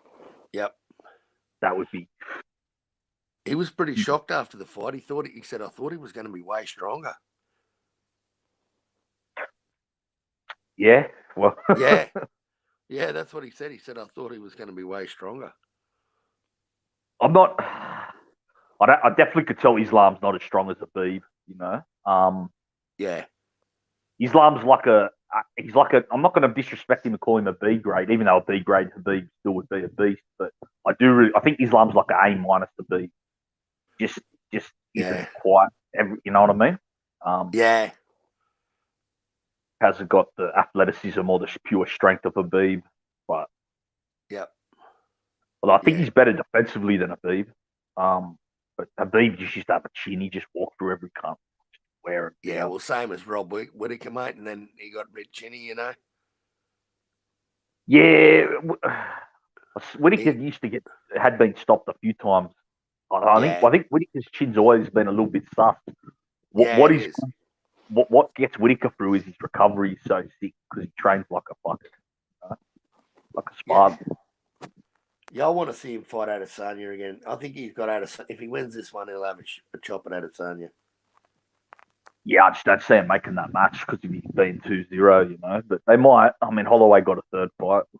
I think Yeah, and the second fight was close, man. It was. You know, some people argue that Whittaker did enough to win it, so. Well, see, Whittaker focused his boxing in that rematch. That's why it was more competitive, you know. Like I said, he was training with the team. He's training his boxing a lot for that rematch. Khabib's upper body strength was just fucking unbelievable. Crazy. Oh, just how he could just ragdoll you, just get on top and just fucking. And just his warrior mentality, you know, like just the way he walked fuckers down. Like he was a real fighting man, bro. Yeah, Pure warrior. Yeah. I wish we saw more of the lad, but it's what it is. Yeah. Actually, Pigeon's fucking bang on. Women's MMA is way better than boxing. Way better. It is so far in front of women's boxing. It is. You know what? I was talking about this one day with Thunder on Thunderdome's channel. You know why, bro? Because I'm being real here. It just suits chicks more. Like put it this way: whenever you see chicks in a street fight, they don't really like shape up and throw hands. They grab each other and wrestle and go on the ground. Chicks are just that's more inclined to their fighting. You know, that's how chicks fight. So that's why women's MMA suit women. They like to grab each other. Fucking, that's their instincts and natural thing to do. You know, that's why I think it's got a lot more exposure too now than boxing. But I'm just talking about the level of it. I'm not even talking about how it's marketed or whatever. I'm just saying it's more enjoyable to watch. You know? Yeah, it is. Well, it's more competitive. Look at all the top tier women boxers, bro. Even when they have a fucking look at who's it not Bum? Is it who's the undisputed? Is it Bumgarner? I don't know. I think she's undisputed. I think she is from what I've heard. Because like the Mexican girl that she fought, man, it was just fucking. It was just such a mismatch. And you don't get that in the women's MMA. You get fucking good fights, mate. Like because it's just more depth, and like I said, I think it suits women to fight more like that, to wrestle and grapple and kick and elbow and shit. Women just punching, they just haven't got the mechanics for it really. I'm just being real, you know. Like, yep. You know, you can name 5 to 10 good women names in fucking MMA, but I can't name 5 or 10 in boxing, bro. Let me think. Well, I could just name Katie Taylor. I know her. Shields. I know her. Bomb Gardner. I probably just know her though because I've seen the shots in the G-banger and that, you know. Yeah. The other girl she fought that she had that rivalry with, that got me a little bit interested. But see, then I watched that fight and it was like I turned it off. I don't even think I made it through. Like it just wasn't. You know what I mean? It wasn't a good fight. Yeah. You remember the blonde girl? She was going back and forth. They were like, with who? I don't know if you're storing it. It was Bob Gardner and this blonde head chick. They were like fucking going back and forth, calling each other bitches and that. I can't so watch it, eh? Yeah, but that semi got me into it because they were like going at each other. Like they were both good, decent looking, you know. So, yeah, it just doesn't excite me. There's fucking daylight between first ranked and second ranked in women's boxing, bro. It's just that chick from here, bro. What's her name? I know her. Bridges. I know. Obviously, Ebony. I've heard of her. Yeah, Sinise Estrada. But I've never watched one of them fight. I've never watched a full fight of any woman. I think I've seen Katie Taylor and Serrano. I know Serrano. I think we've maybe named more than 5, but it was hard to do. Yeah. Where Amanda Nunes, That's MMA, yeah. I'll say this: Katie Taylor Serrano. I did like that fight. I'll give it up to that. Yeah, it just doesn't excite me. Doesn't get me juices flowing. Nah, I get it. It's just the reality of it. It's not much depth there, you know. Yeah, it's still got a lot of progression to make before it's competitive. You know, it might be competitive down at the fucking, you know, ranked in the 20th and 30th and there, but the top 10, mate, there's just fucking daylight between the champions and the next in line. Peter Von Arx, if Ebony Bridges is weighing in, I'm watching. I can't get the fascination with her. Like, I know we say it a few times, but yeah, like, she's got that bimbo look to me, bro. She's average as fuck to me, like. Yeah. You know, just looks like a coasty fucking, like, chick, you know? Well, she has to cut an extra 3 pounds so she can get that fucking makeup on, bro. Yeah, I can't see the fascination, but yeah. It makes me realise how ugly some girls must be in some of these other places. They think she's a, you know, a glamour. Yeah. Yep. Like, she's not ugly, but she's just the average looking chick, like, you know? Yeah. Like I said, she's just like an average looking coasty chick to me, but, you know? Yep. You know, Ronda Rousey put fucking women's UFC on the map. Yeah, she did, yeah. Her and Holly Holm, that fight in Australia where she fucking Holly Holm knocked her out, that was unbelievable. Unbelievable. Tough fight.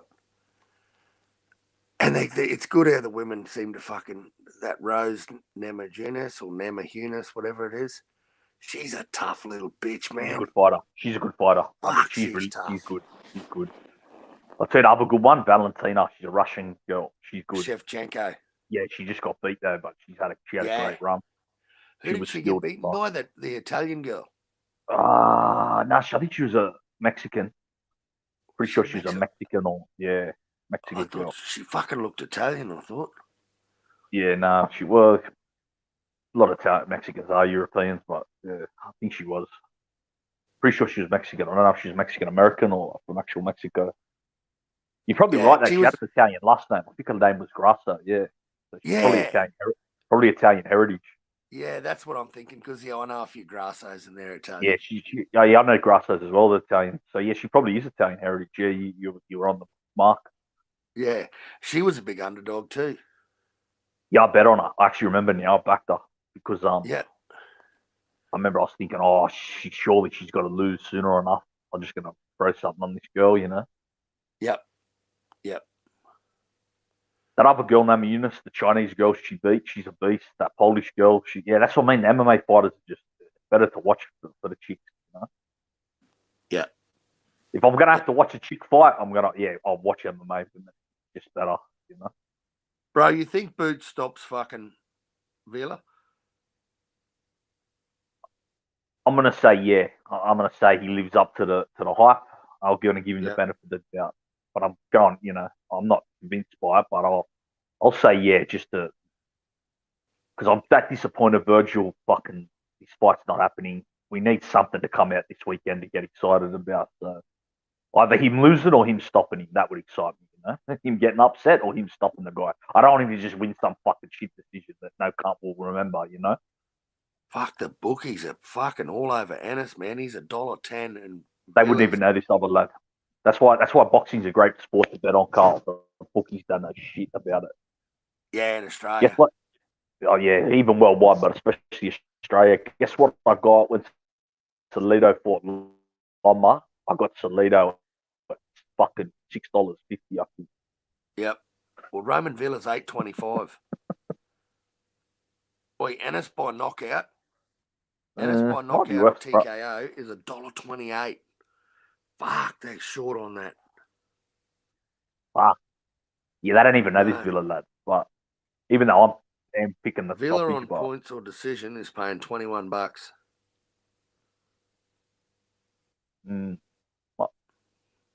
Fuck, imagine if he fucking won this lad. He would have beat that Rashid Ellis and then Boots back to back. But wouldn't that totally derail fucking Boots Ennis's career? Yeah, I can't see Boots losing though because I like this lad's just he'll come. Nah. He'll be there to be hit. He's too small. Boots should be too athletic, big, fast, powerful for him. LT was saying he looked like he was a bit shook at the weigh-in. Yeah, he probably went, fuck, this guy's big. This guy's going to rehydrate. Fucking big. Yeah. How's he not killing himself, mate? He's bigger than Virgil. Yeah, he might just have it down to a science, or he just reacts better to it. I guess, yeah, it's one of them things. Lads can do it. Yeah. Better than others, Oh, poor old Virgil, mate. He's in a fucking world of hurt, that poor bastard. I don't know, bro. He should just fuck 47 off. Enough's enough. Time to go up. He's wasting too much prime, Yep. Well, he hasn't even hit his prime yet, bro. That's what I mean. Before he even hits it, he's going to start doing damage to it. Yeah. Damage to it, Yeah, exactly. Let's get up there, bro. Let's get up to 54. We were talking about it. 54 needs some fucking world-class talent. Let's go up.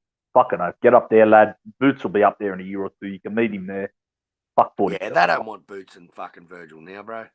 Yeah, exactly. That fight's not going to happen at 47 anyway. There's no point Virgil even killing himself to make 47, in my opinion. Like, Spence and Crawford are probably going to move up anyway, So why kill there? Just fuck it off.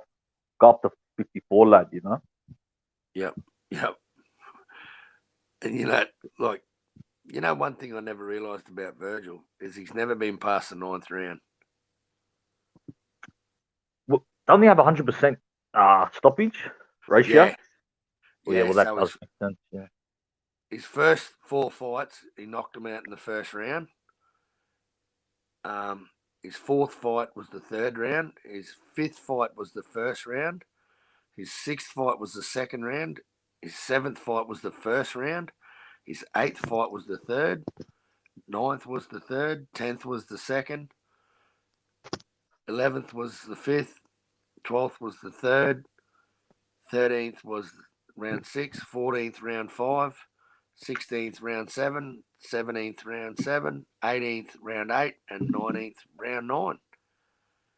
So, according to this logic, if you went on numbers, like if I was the boxing wizard, I'd look at these numbers and go, well, he knocked out Maurice Hooker in the 7th round. He knocked out Kavaliauskas in the 8th round. He knocked out McKinson in the 9th round. So Stanionis would have been knocked out in the 10th round.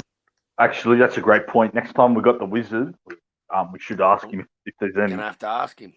If we could look into that, There's numbers in that. Yeah. I'm not sure because I think he usually looks at a lot of the stuff like birthdays and dates and stuff. But we'll see if there is a point to that, Yeah. Yeah, it's interesting to see where he goes from here, man. And LT was right, bro. There was no coverage of that fight. Nothing. No press conference. No fucking nothing. Why didn't we get anything from that fight? I didn't even think about that, but now that you say that, I didn't see any. Yeah, I didn't even hear nothing. Yeah, well, I didn't know they were fighting this week till I heard it was called off. So that Virgil did like one interview, and then I think he did an interview on Fight Hype, and that was the day before he fucking went to hospital. I don't know, man. Fucking start of the week, fucking Tim loses his undisputed fight. Middle of the week, fucking Virgil's out. Virgil's gone. Yeah, it's been a fucked week, eh? All in the space of 3 fucking days. We 2 At least you got Opetaia react for it. So. Well, that hasn't been made yet. Mark reckons fucking Opetaia is going to walk through that cunt. Really? Mark reckons the only thing that cunt's got is he punches hard. He said his footwork's terrible. He's going to walk into a lot of shit from Jai. Really? And he said the only chance he's got is breaking Jai's jaw again. Well, I kind of do agree with that. Yeah, I just think Bucky has got a good chance of doing that. 12 rounds. Yep. First back from that, and this guy's a fucking banger. Yep. I'm not surprised he's picking Opetaia, but I'm surprised he's that confident. Yeah. Oh, Mark thinks pretty highly of Jai. A lot of people do. I've been hearing about Opetaia for years, Carl. Just in lads before I'd ever seen him fight. I'd been hearing about him in sparring and shit, And remember I told you that lad who used to box with us, the Tongan. He was in the Tongan national team. He used to spar Opetaia all the time. He'd tell us how fucking good this lad was, Yeah. So I've been hearing about him for years, Yep. Yeah. So that's what I said. Yeah, I think he's better than the other that Honey. Honey gets more attention because he's a heavyweight, but I think Opetaia is the better of the two, Yeah, Honey's got to pick his act up and start getting some fights overseas. Now he's signed with Matchroom, I think he'll fucking start getting some better fights. Yeah, but like that Gallen fight was what? That was a couple of years ago now, yeah? Because it was before the Olympics. Yeah. I haven't even heard of him since then. No, I'm just going to look him up now and see when his last fight was. His house getting sprayed up. That's the only thing I heard of him. His house got fucking drive-by, shot up. I can't remember hearing anything else about the lad. Yeah, well, just to see box rate. All right, so 7 fights, 4 KOs. He fought in April last year. And he went the distance. He's only had 7 fights, I suppose, and probably a bit harsh on him. No, but I don't think you are, bro, because he should have had more than 7 fights. I think that's the problem, Well, he's been fighting. He made his debut in 2020. So, yeah, exactly. fucking oath. Yeah, no, I think you're on the mark, lad, That's the thing. He should be up to maybe 11 or 12. I know he broke his hand versus Gallen. That's why he had to pull out the Olympics, but... Yep. I mean, surely broken hand wouldn't have... Maybe, I don't know, maybe it was more serious than we knew. I don't know, maybe his hand's fucked or something. Yeah, I wouldn't have a clue. I seen him get knocked out in sparring. Maybe that's fucked his head. I don't know, maybe he's a little bit hesitant. I remember seeing footage of that, bro. I don't know if it's still on YouTube. He got fucking clapped in sparring. I don't know if that fucked with his head a little bit or something, Yeah. Pigeon reckons Billum Smith. Who? Billum Smith. Yeah, what about him? And Opetaia. Oh, that's a good matchup too. Yeah. Yeah, I agree. That's a good fight. I mean, he's got the other belt, so cruiserweight's coming. I tell everyone, don't sleep on cruiserweight. It's going to get good again. Yeah, it's coming to life. Well, he beat fucking Lawrence Okoli. Yeah. Okoli's still around. I know people hate his style, but he's still a name. Yep. So he's ranked number 2 in the cruiserweight division. That would be a good fight. He's the WBA cruiser champion. WBO. Yep, that's who beat Okoli, yeah. Yep. Who got the other belts, Carl, there, cruiser lad? Fuck, I can't even. Let me bring him up. I think there might be Armenian lad with one of them. He's had it for years. I don't think I've ever seen this lad fight. All right, so we got cruiserweight. Jai Opetaia's the ring. Yeah. Bradis is number. So this is the ring magazine. Ring magazine, yeah. Bradis is 1. Yeah. Dorticos is 2. Oh yeah, he's still around. The Cuban, yeah, he's a fucking. I like Dorticos. The violent motherfucker. That's it. Jack's got a belt. Jack's got a belt. 3. I've got about that. Billum Smith is 4. Yeah, another champion. Markabu is 5th. Okoli is 6th. Yeah, Coley should be above Makabu, but whatever. Riakpor is 7th. Papin 8th. Or Gula Marian. Yeah, that's the other lad with the belt. I've never even seen him fight. I just know he's got a belt. He's 27-0. And yeah, he's got a belt. Yep. Never seen him though. So Billum Smith is the WBO. Opetaia is the IBF. Bardo Jack is the WBC. And Gulaman's the WBO. What is it? Gulamaran. Gulliman, he's Armenian, I think, but yeah, I've never seen. Yeah, he I've never is. seen that fight. Yeah. Yeah, so there's some good fights there, man. Nah, it's a good division, bro. It always gets slept on. It's been slept on for like the last 20 years, you know. Even in the 2000s, hectic fights there, bro. It's got some hectic cunts to that division. People just sleep on it because it's not big name, you know. Hey, did you ever see Lebedev and Guillermo Jones, Carl? Nah. Oh, I'll send that fight in the group. That is a classic fight from about 10 years ago, lad. A cruiserweight. Fucking classic. No, I haven't. Yeah. I haven't.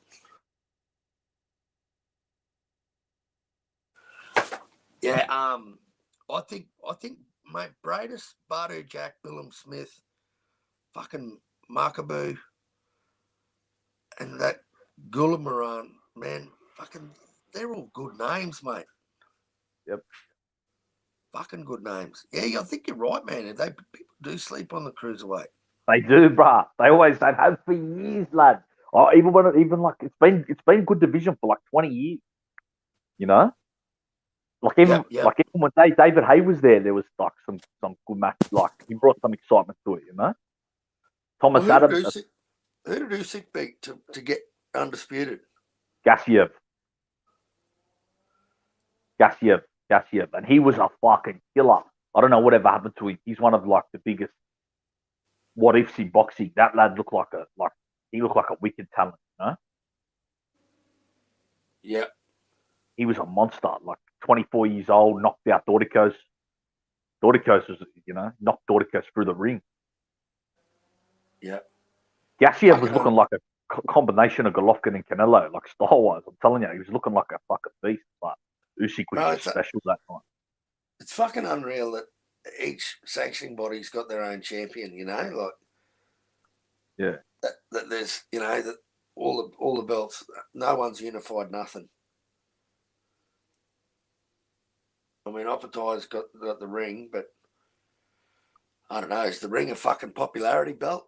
What the fuck's? Well, I think Opetaia deserves the ring though. Yeah, with his last fight. Yeah. Opetaia is definitely the best cruiserweight in the world, based on that just the Bradis win alone. You know? Yeah.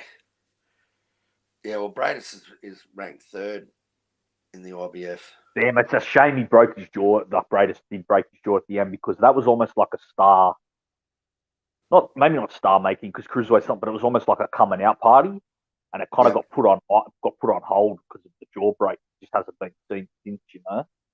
And that was almost like that was such a big statement the way he beat Bradis to come out like that, and then it's like everyone just forgot about him because he's had a broken jaw and hasn't been seen or heard the last year. You know? It's been out of sight, out of mind.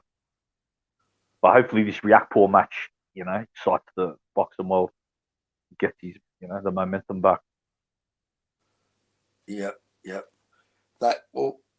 He broke his jaw in. Yeah, you did it. You told me earlier. I couldn't believe it was that long ago. Yeah, but it was in. I think it was like the third round or the fourth round, but he didn't tell his corner until the 11th round. Right. I remember Bradis. Maybe he made it even. I remember Bradis cracked him at the 12th, and fuck yeah. So I thought he got hit. I thought he broke 12. Fuck, he's a tough cunt, man. So he's boxed 9 rounds with a broken jaw. Yeah. What a beast. Yeah, fucking hell. Abraham did that. Boxed the whole match with a broken jaw. How was the break in it, but bro? Like, just clean. Oh, that's what I mean, bro. I don't know if he'll be the same. Like, that's a terrible injury to come back on. Yeah, you're right. And that's why he's had such a long layoff, man. Fuck. Yeah. That ball cunt got clean break straight across both sides. And displaced the cunt too. Fuck, it would have hurt. And to fight on, man.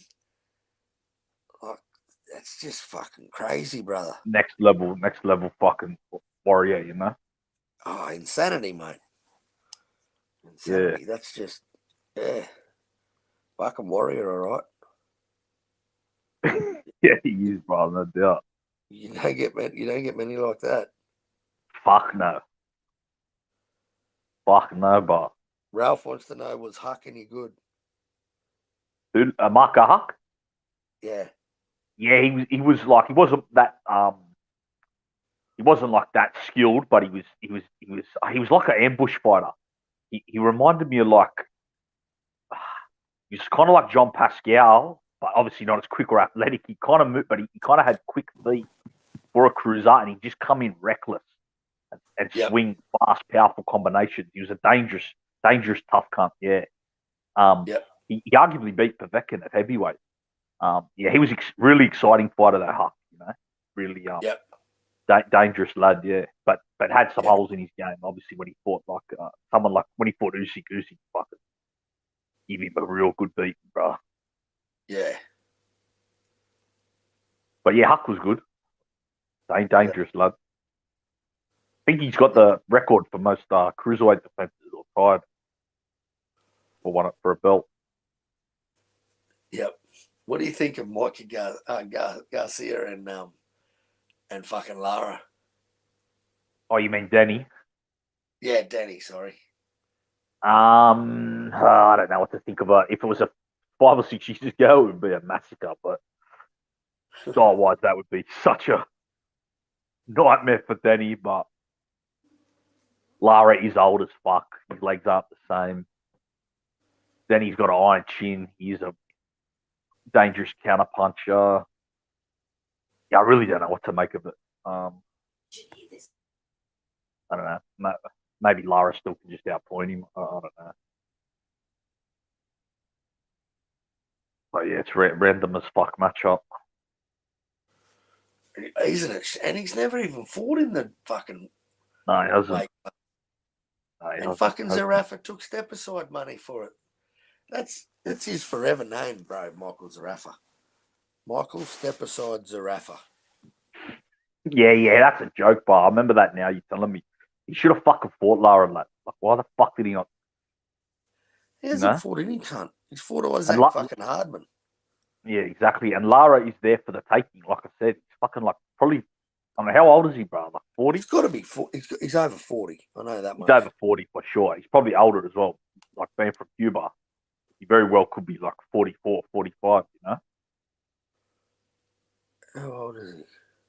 Oh, he's fucking Cuban, so he's lying. That's what I'm saying, Bar. Well, who knows 40. how old? All right, so we know he's at least 40 at the least. So he's probably between 40 and 45. And he's another inactive cunt. Who, Lara? Yeah, he hasn't fought for over a year now. 14 months. Yeah. He fought Gary O'Sullivan. So I think Prime Lara would wash the 154 division today. Brian Castano drew with him. Yeah, I remember that.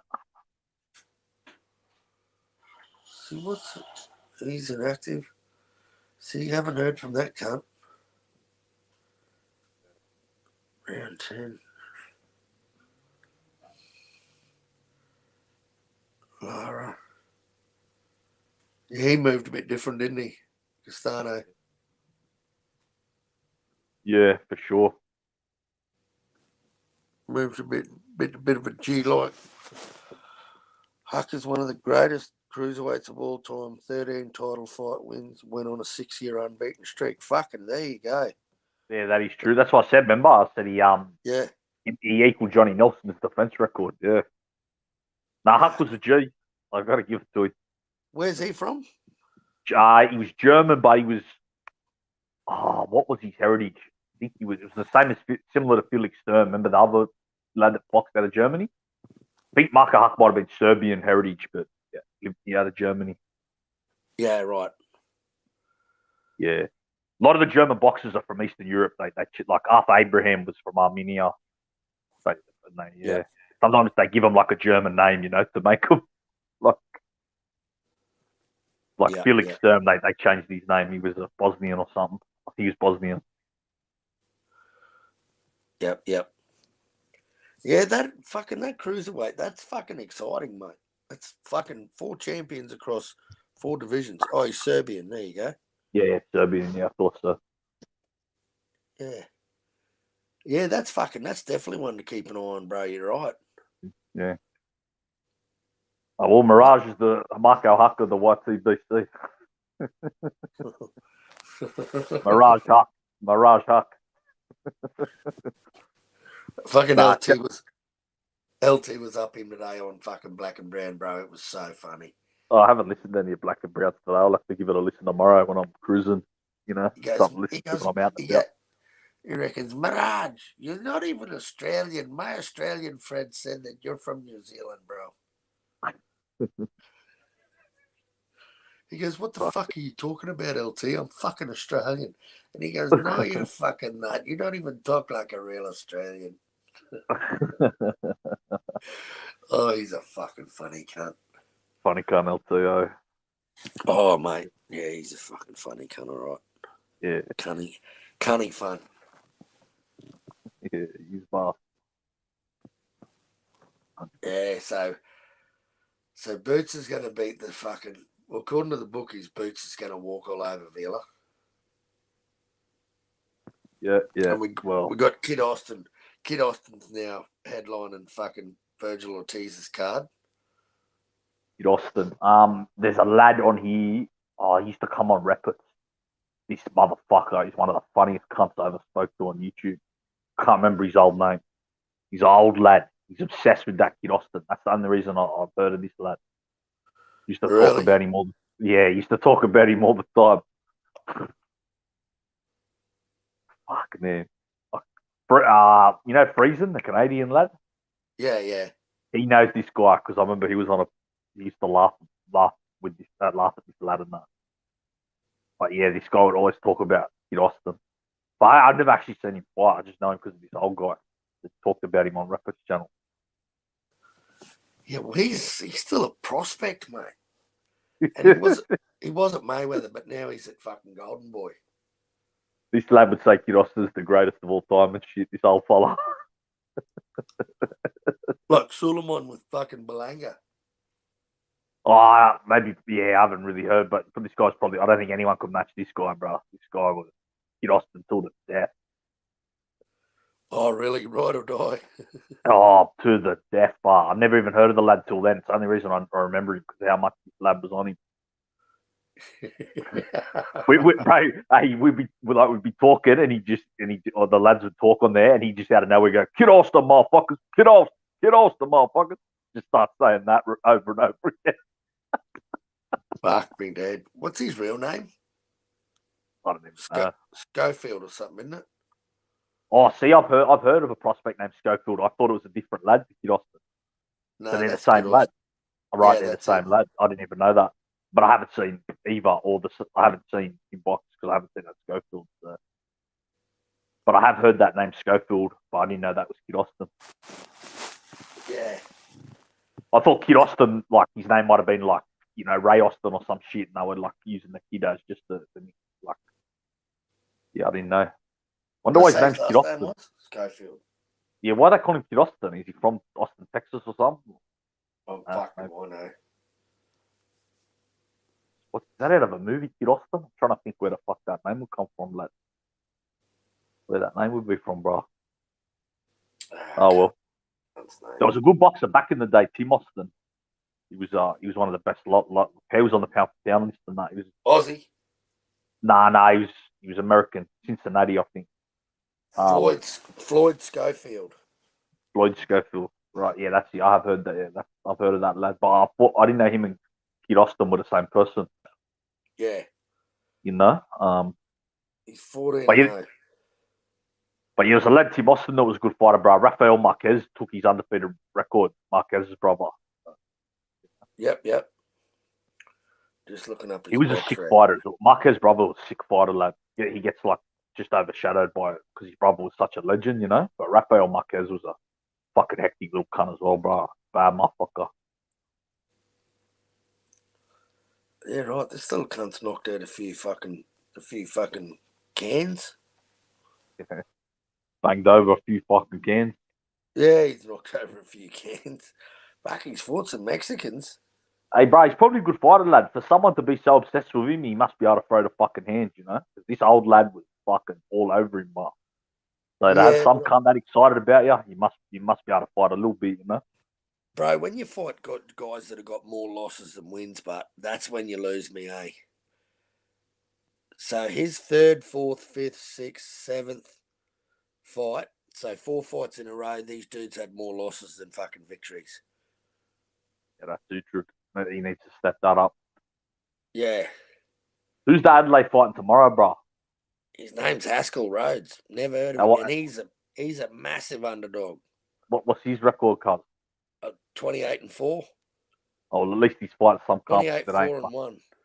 At least he's fighting a lad who ain't got like fucking, like you said, a fucking record like that, you know. And man, he's another. This cunt's a bum fighter. His last fight was against Raymond Chacon, who had 8 wins and 55 losses. Fucking hell. Okay, what the fuck, bro? And he's had 34 pro This fights. is what I mean, but in UFC, you don't see this shit at like even at any MMA at world level. You don't see any of these shit. Like you never see a lad on a UFC main card that had like was fighting. That he's fighting before his opponent fought a lad with 50 losses. You know what I mean? Yeah. Oh man, this Haskell Rhodes, this is a total mismatch. This dude is just a proper fucking bum fighter. Where's Haskell Rhodes from? Is he another US lad or is he? Yeah, US lad. Yeah, So right. He's ranked 549th in the super featherweight division. Right, I gotcha. Out of 1600, so he's in the second tier of the. Like if you broke 1600 down into quarters, Who the fuck would do that, bar? Oh, it's reading like a how beats, accurate? How the fuck accurate would them rankings be? Like they struggle to even rank the fucking top 5, like top 16, let alone a top 1600. They can't even get fucking top 16 right, cuz you know. Also, bro, when Boots fought Karen, right, when they signed that fight and made it official, fucking Karen, all of a sudden, because I went looking for the cunt, mate, when they said his name, because I jumped straight on, could not see the cunt in any sanctioning body in the top 25, could not see the cunt. Then all of a sudden they signed the fight's done, it's on BoxRec. This cunt's in the top 15, bro. Yeah, they stuck him in. Just by making the fight, the dude jumps up the rankings. So it just goes to show that the ranking system takes it up the fucking ass.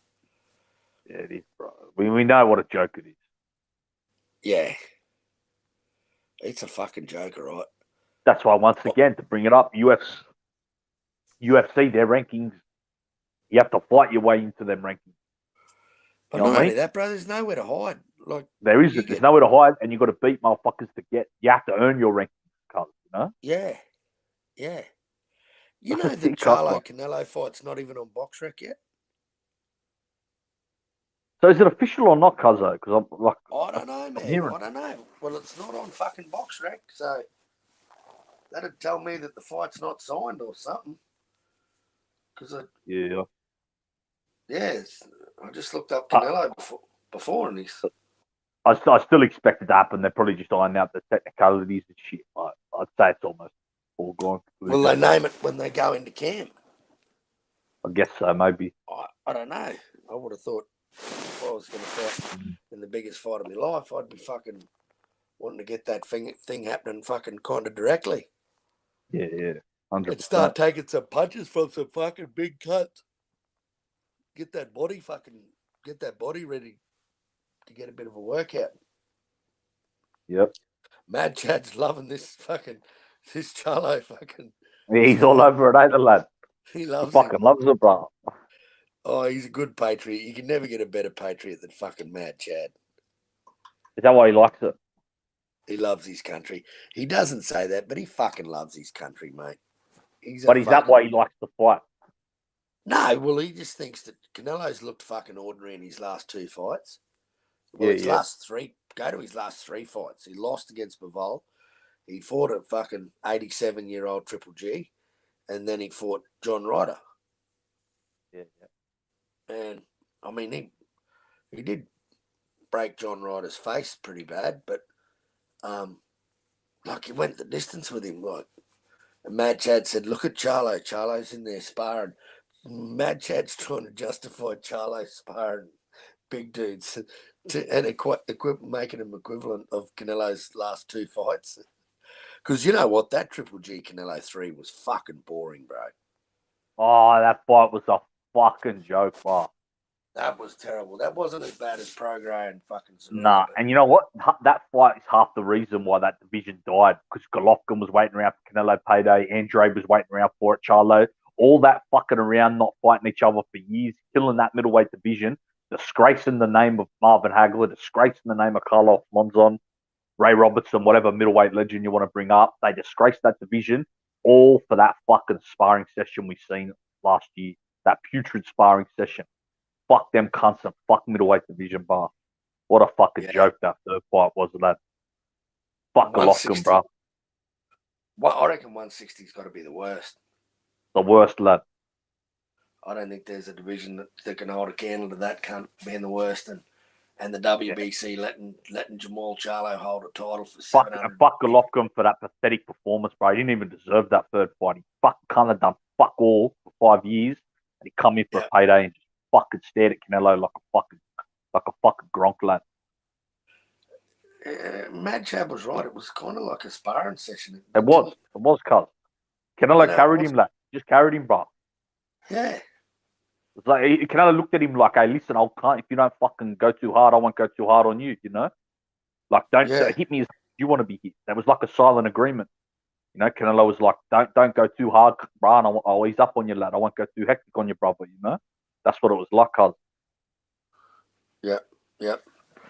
Drunk Eichmann says Canelo Triple G3 was this era Leonard Duran trilogy. Terrible way to end a trilogy. Yeah, no, that's good. That's a good. Irishman's got a good analogy there, because Leonard Duran was a fucking big disappointment to the Fab Four era. But saying that Leonard still kind of Leonard just fucking was way too quick for old Duran. You know, he just boxed his head off in that third fight. Like, whereas like I don't think he carried him, but Canelo like actually literally carried that Golovkin. Like he didn't even go as hard as he could, but you know.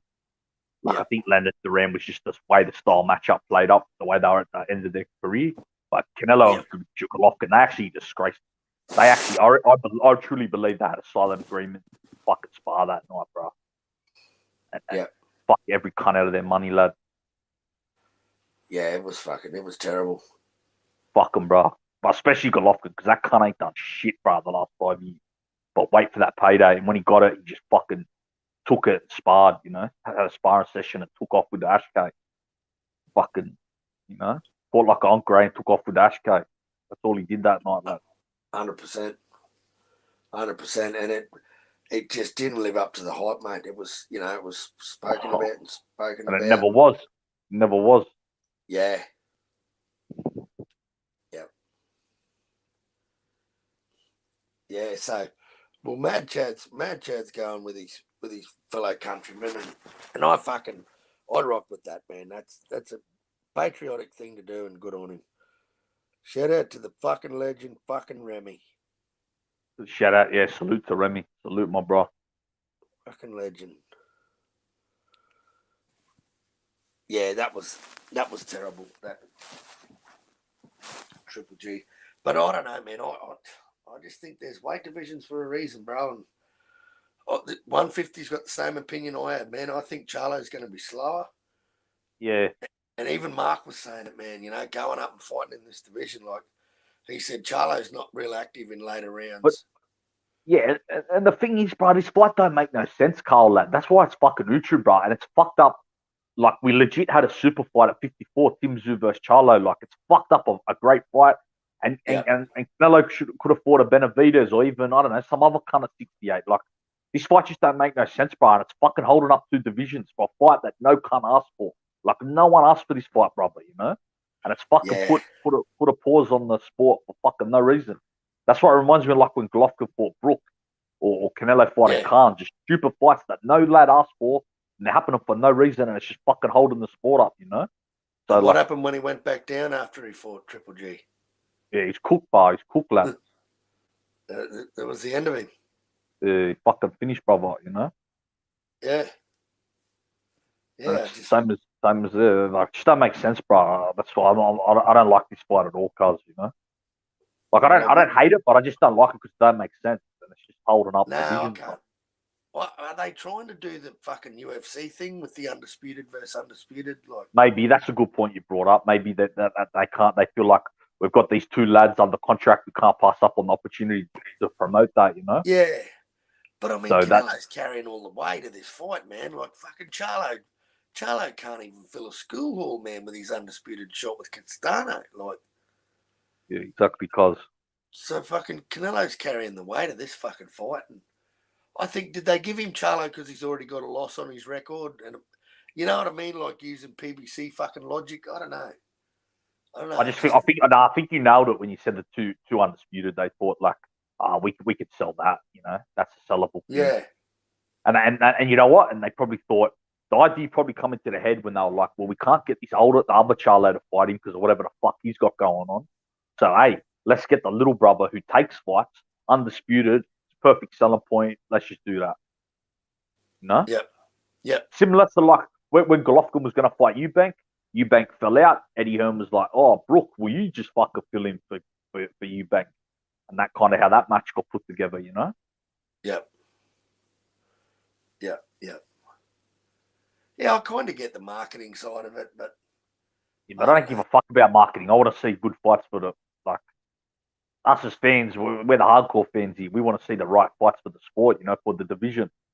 Oh, mate, and if you'd cleaned out your division and there was no cunt left to fight, then chase this type of fight, but yeah, it wouldn't be as bad. But he's got a legit number one contender. Like we got a legit. I think that's the biggest fight at 54 in years, bro. Him and Tim Tszyu. Like, of course it is. When's the last biggest fight at 54? I can't even really think. But maybe was it Tony Harrison? I don't know. I think Tszyu Charlo might be bigger than that, cuz like who the fuck give a fuck about Charlo and Harrison? Really, that wasn't a big like. Yeah, well, anything Charlo isn't real big, man. Because I'm gonna be honest, bro. I think Tszyu Charlo would have been the biggest fight at 54 since Canelo and Lara. Off the top of my head, bro. Yep. Yeah, I think Tim's gonna surprise a few people. Like he might lose, mate. He might get fucking knocked out, but he's not gonna go home guessing. He's gonna leave it all in the ring. Yeah. I mean, of course he is, but every lad gets clapped eventually, If you fight, of course, mate. And one thing with Tim, if he does pick up a belt, mate, he might not hang on to it too long because the cunt he's just gonna keep fighting. He's just an active fighter, man. I love how the kid moves. He just wants to keep busy, and I think it's good. Well, his old man was like that, His old man would rack up the fucking fight. Actually, I'm gonna have a look. How active was fucking Costa? Nah, he got a bit inactive like after the Zab fight, but before that he was active. He was always fighting lads.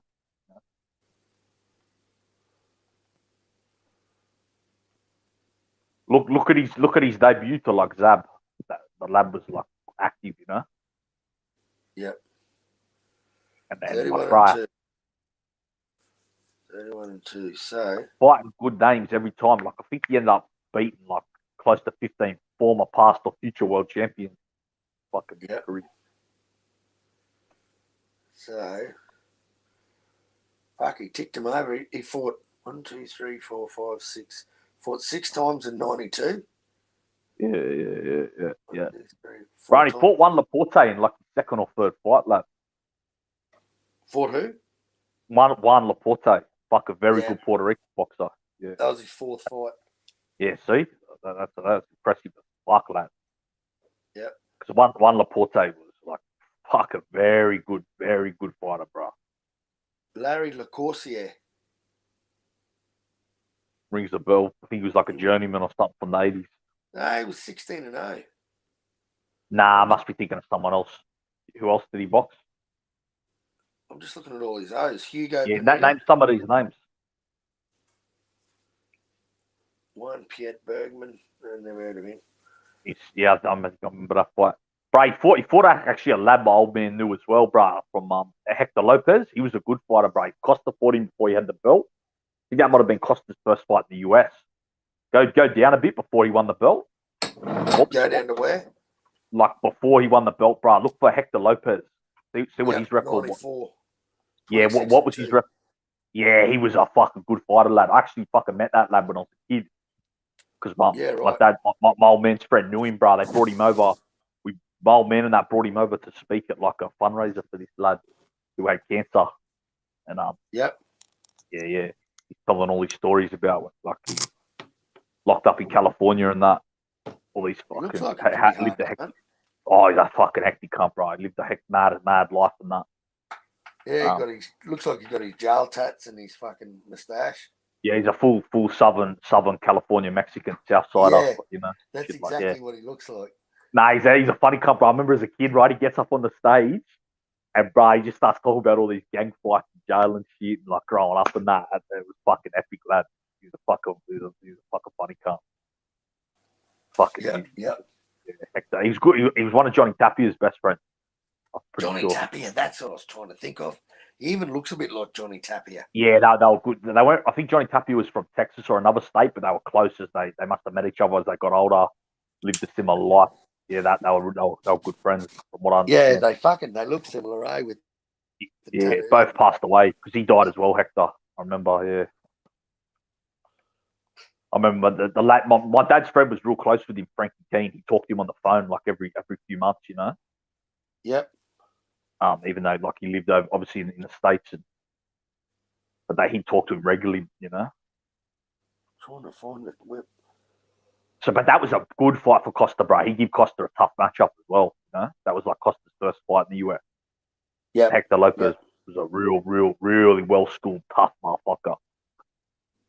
And yeah. Yeah, Hector Lopez ended up going on for 41-7. Yeah, I think he won a belt as well.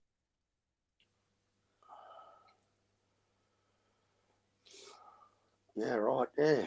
Fucking, and I mean, he fought 5 times in 97. Like, fucking, and that's towards the end of the dude's career, mate. Yeah. You know, what Costa Tszyu fought 3 times in he fought Shamba Mitchell, Opetaia Urkel, and Zab Judah. Jeez, look at that. Year. Fighting Shamba Mitchell and Zab Judah, bro. That's the 2 other best 140 pounders. Like in the same year. Yeah, that's 2 like people shit on a Shamba Mitchell now, but that was 2 elite 140 pounders at that time, bro. And the cunt was 47-2 when he fought Costa. That's a pretty fucking gangster record. Yeah. Shamba Mitchell was well schooled, speed, power, like had some power, credible speed, athleticism, like had skills. Like Shamba Mitchell was a problem at 140, and I mean Zab Judah was a fucking killer at 140 back in late 90s, early 2000s. No? Yep. And he fought and beat both of them the same year. Yep. Vince Phillips fucking gave him his first loss, but he fucked him up. He fucked him up in America. That was that. Julio Cesar Chavez, Shamba Mitchell, Opetaia Urkel, and Zab Judah, all one after the other. Bang, bang, bang. Yeah. None of this tune-up shit. No, none of it. Chavez was washed, but yeah, it still, wasn't. Of course he was. Of course he was, but he knew he was humble in defeat, mate, as all greats are. Yeah. You know, actually, he rematched Shamba Mitchell. Yeah, no, that was actually the better win because Shamba Mitchell come on and still kept winning. Because remember, he got injured in the first fight. Costa was coming off a layoff. Oh yeah, what did that say? Oh, injured his knee. Yeah, he fucked his knee up, but yeah, right. And that's why the rematch was like a lot of people were thinking maybe Shamba will get him in the rematch because like Costa hadn't really fought in like 2 years, and Shamba Mitchell kept winning. Was trained like was at the top of his game for that rematch. Put everything into it. Costa just fucked him up in like 3 rounds. Yeah, dropped him 4 times. Yeah, Costa's timing and everything. He was like an assassin that night, bro. Yep. That was like when a legend has like one last great performance, you know. Yep. Fuck, this motherfucker held some belts, didn't he? Yeah, what's crazy is as well, I think he left his prime in the amateurs. I think he was even better as an amateur, you know.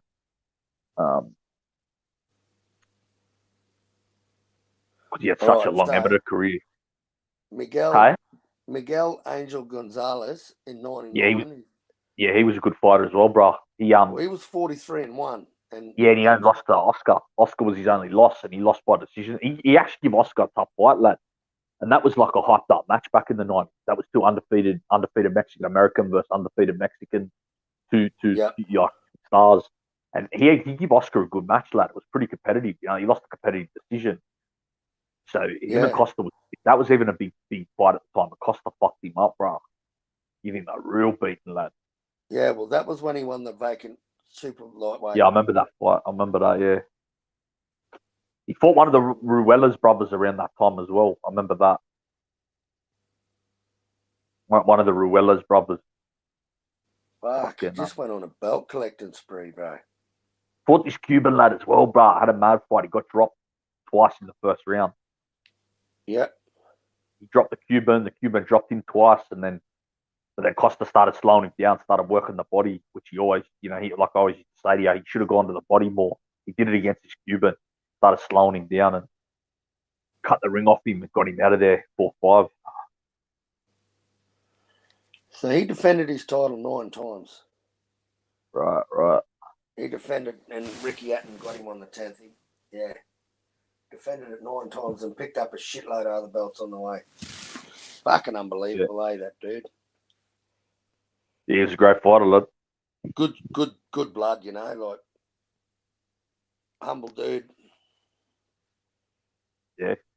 Fucking Dennis Hogan fought Munguia, didn't he? Yeah, he did, bar. And they say he was robbed. I never saw it, but I think it was competitive from what I heard, yeah. Yeah. Yeah. What division you reckon's the fucking bomb, the bee's knees, bro? What, the best division in boxing? Yeah. Let me think.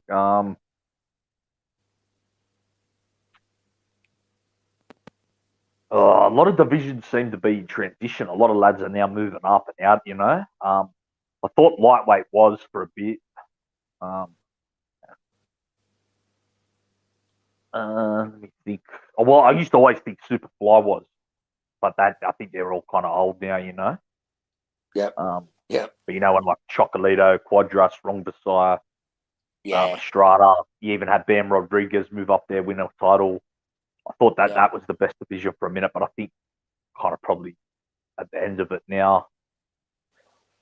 Welterweight was a good division, but Spencer Crawford should have fucking this shit held it up. Yeah, they fucked that. They fucked it. Like, yep. Yeah, I don't know, bro. Honestly, don't know, lad. I think all divisions have. Yeah. I don't know. 140 was. Them cunts aren't fighting each other either. No, that's kind of fucking now. That's kind of dying down, Yeah. Taylor's gone as a player now. Yep. What does he do? Move up to 147? I think he's cooked, bro. I don't think Taylor's got much. Didn't Tszyu fuck him up, man? Yeah, that's why. 150, we could see it coming, bro. I knew he was cooked, Carl. I knew that come done, bro. Yeah, 150 wasn't having a fucking bar of him. Taylor.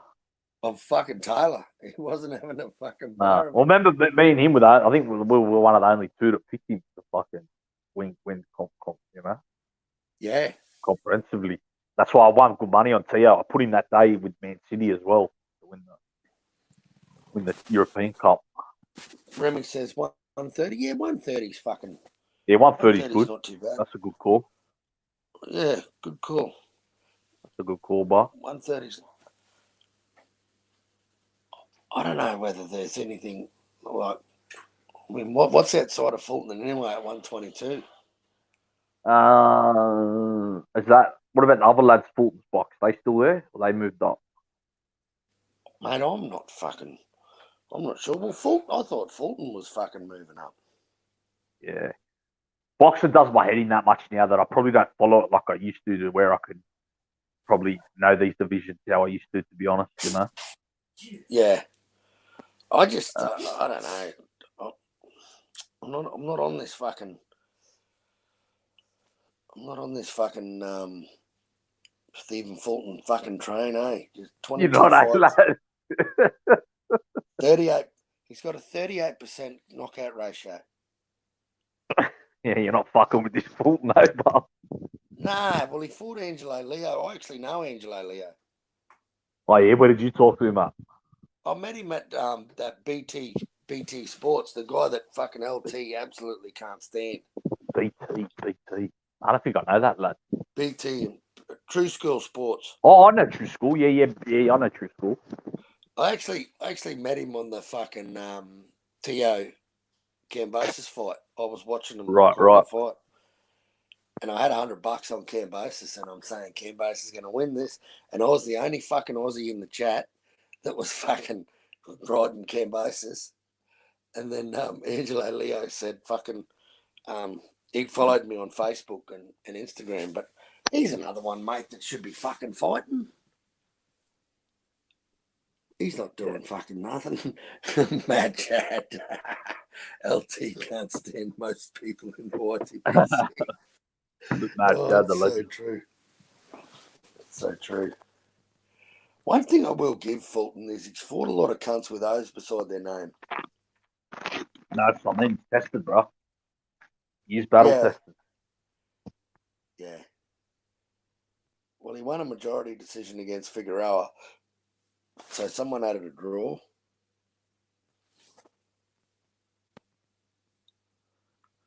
UD. Fucking knocked some dude out in fucking 2019. That was his last knockout. Good on the lad. Usyk and Hrgovic. Who's saying that? Drunk Irishman. I'm hearing Usyk Hrgovic will happen in Saudi. I think fucking Hrgovic gets fucked up. I'd rather see Hrgovic than Dubois, but I don't want to see fucking both of them. Fuck that. I reckon he should fight them one after the other. Nah, why on the same night? Yeah, like Paul Gallen did with the footballers. Like Paul Gallen did with Ben Annett and Justin Hodges. I didn't even know he did that. Bro, it was fucking laughable. Usyk versus Hrgovic. It makes that win over fucking Big Bang look a little bit more respectable now, when you watch Big Bang fight old Slow Joe. It does. I ain't gonna lie. I kind of shit on Hrgovic because I thought Zhang was like a bit of a sideshow, but I didn't realize Zhang actually was. He's a bad motherfucker. I didn't realize how much fucking Johnny Boy fucking liked the big Chinaman. Fuck, he was all over him. Yeah, he loves him, bro. Loves him. And they've called that rematch too. That's up and going. So that's what they call Matchroom or whatever. Although it's not Matchroom, is it? Joe Joyce is with some other fucking label, but they always got rematches in the UK, bro. I respect the UK. It's like they're starved for boxing in the UK. But I respect it because the UK make the fights. But the other thing I don't like is this obsession with the rematches. They might make the fights, but not the heavyweights, bro. The heavyweights, they make terrible fights. Terrible fights. Like AJ White, AJ Dillian White too. That's only about 8 or 9 years too old. Yeah. Maybe not that long. Another rematch as well. I just said the boys. Tyson Fury and his fucking trilogies. Bro, I was thinking about this today. That Chisora free fight has to be the biggest joke ever in boxing. Like that has to be the biggest troll ever. Him fucking fight Chisora for a third time. Like that was fucked, bro. Yeah. That has to be the most unwanted fucking trilogy ever. With this mad chat's fucking off his head. Look at this comment. New info. Charlo dropped AJ in sparring. You know, I was telling you about Mad Chad was saying about Canelo's last 2 fights and Charlo's sparring all these fucking gangsters 80 rounds a day, fighting fucking Errol Spence and AJ, and fucking dropped AJ. Oh, I fucking love it. I fucking love it. But yeah, like fucking. I'm interested to see what the fucking second and third fight. They've got to have Benavidez in there. Got to have Benavidez. And you know what? If Canelo, I just really want Canelo to kick Benavidez's ass so we can all go and hang shit on Mirage. He's just going to get fucking smoked, that poor cunt. Yeah, he's fucked it because I think most lads actually like Benavidez, the way he fights and that, you know? Like, I like his style, but yeah, every cunt's going to be wanting to see him get fucking fucked up because of one lad on YouTube. Yeah. It's pretty comical, bro, isn't it? Really? Yeah, I actually do like that Benavidez. Like, I like the way that lad fights that Benavidez. You know? Yeah, you just like anyone in that fucking weight division, mate. No cunt's fought anyone. You know, what's his best win? Yeah, that's true. That's true. What is his best win? I mean, Caleb Plant's definitely before that. Fuck. Darrell.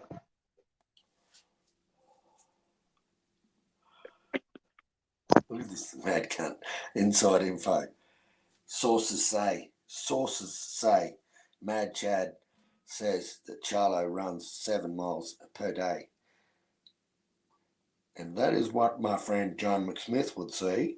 Now, welcome back here to Mad Chad Sports Tavern. If you don't run your lazy ass 7 miles a day, you ain't shit.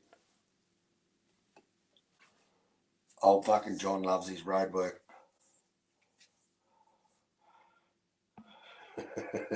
Look at Remy. Remy's fired up. Remy's fucking fired up. Remy, how you seeing it? Tell me how you see it happening. How do you see it playing out? Canelo, Charlo. How do you see it? You got Charlo too? I'm joking. Mad Chad's all over this fucking Charlo. Make sure you stay on it this time, Mad Chad. Don't fucking change your angle like you did last time. You listened to all us stupid fucking retarded cunts. Stick to your guns, bro. No, I'm asking. Is Charlo going to run 7 miles in the ring? Why so much? Probably because it's going to hurt when Canelo hits him. That's what I'm guessing. I'm thinking when Canelo hits fucking Charlo, it's going to hurt. He's not going to like it too much.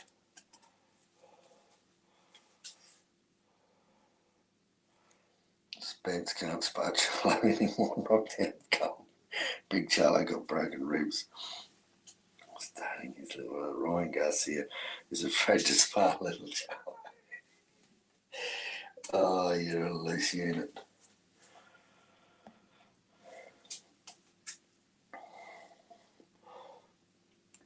McSmith would be a fucking great advisor.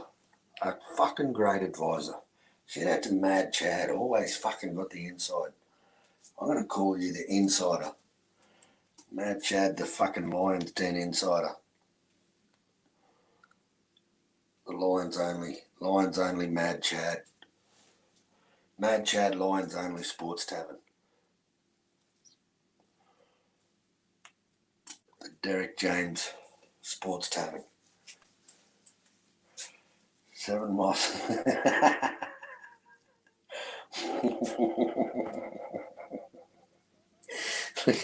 Fucking Von Arx. Funny old cunt. 7 miles a day. Top 18 holes of golf for Canelo. Just saying. Oh, that's fucking gold. Good work, Pete. Good work, Pete. Now that's doing it tough. Wonder what type of golf buggy. He's got to have a flash golf buggy. I've seen his Bugatti. He's got a fucking Bugatti Veyron. Actually, it's a Chiron. I think it's about 4.5 million, 5 million bucks. And I read somewhere that a service, so just to get that car serviced, is about 32,000 bucks. And flat out, that car's got some massive fuel tank. If you drive that car foot to the floor, I think you can run your gas tank dry in about, what did they say, about was it 15 minutes or 14 minutes, and the tank's empty. So that's fucking unreal. 7 miles a day, 6 days a week. Yeah, I don't know what's up with McSmith. He must see Patricia. This is what I think. I think McSmith goes and visits Patricia and gets his daily supply of crack, and then gets like, because he's old, he's senile and can't remember where he fucking lives, so he just wanders around aimlessly looking for his fucking house.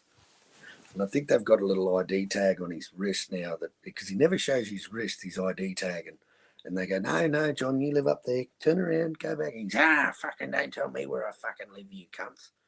No, John, you just turn around and walk that way. I'm going this fucking way. And every afternoon they've got to they always find him. He's only ever 7 miles away.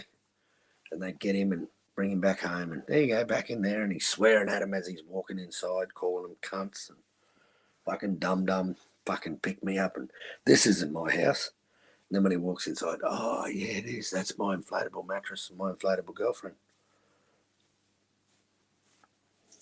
So, yeah. Well, I've got no one to talk to. Big So-So's fucking gone quiet for the last hour. I think I'm going to shut her down. It's 3:08 a.m. I've had a big night. And we've achieved absolutely fucking nothing again. Been a bit of arguing. I'll just give you a quick recap of how the stream went. So LT came in and LT fell asleep and then woke back up, and then him and Mad Chad started arguing. LT left because Mad Chad abused him. Mark came on and Mark left, and Mad Chad left, and Mark thought that he'd upset Mad Chad. Mad Chad came back on and apologised for being a cunt and just said he's sorry for being a cunt. Everyone always forgives Mad Chad because he's a fucking legend. And then basically me and Outlaw have spoken about every fucking Australian fighter that ever fucking breathed a fucking micron of fucking oxygen. And yeah, we still can't work out why this Charlo fucking Canelo fight's happening. But anyway, on that note, guys, thanks for stopping by. I'm signing off. Take care. Good to hear from you all. I'm out. Peace.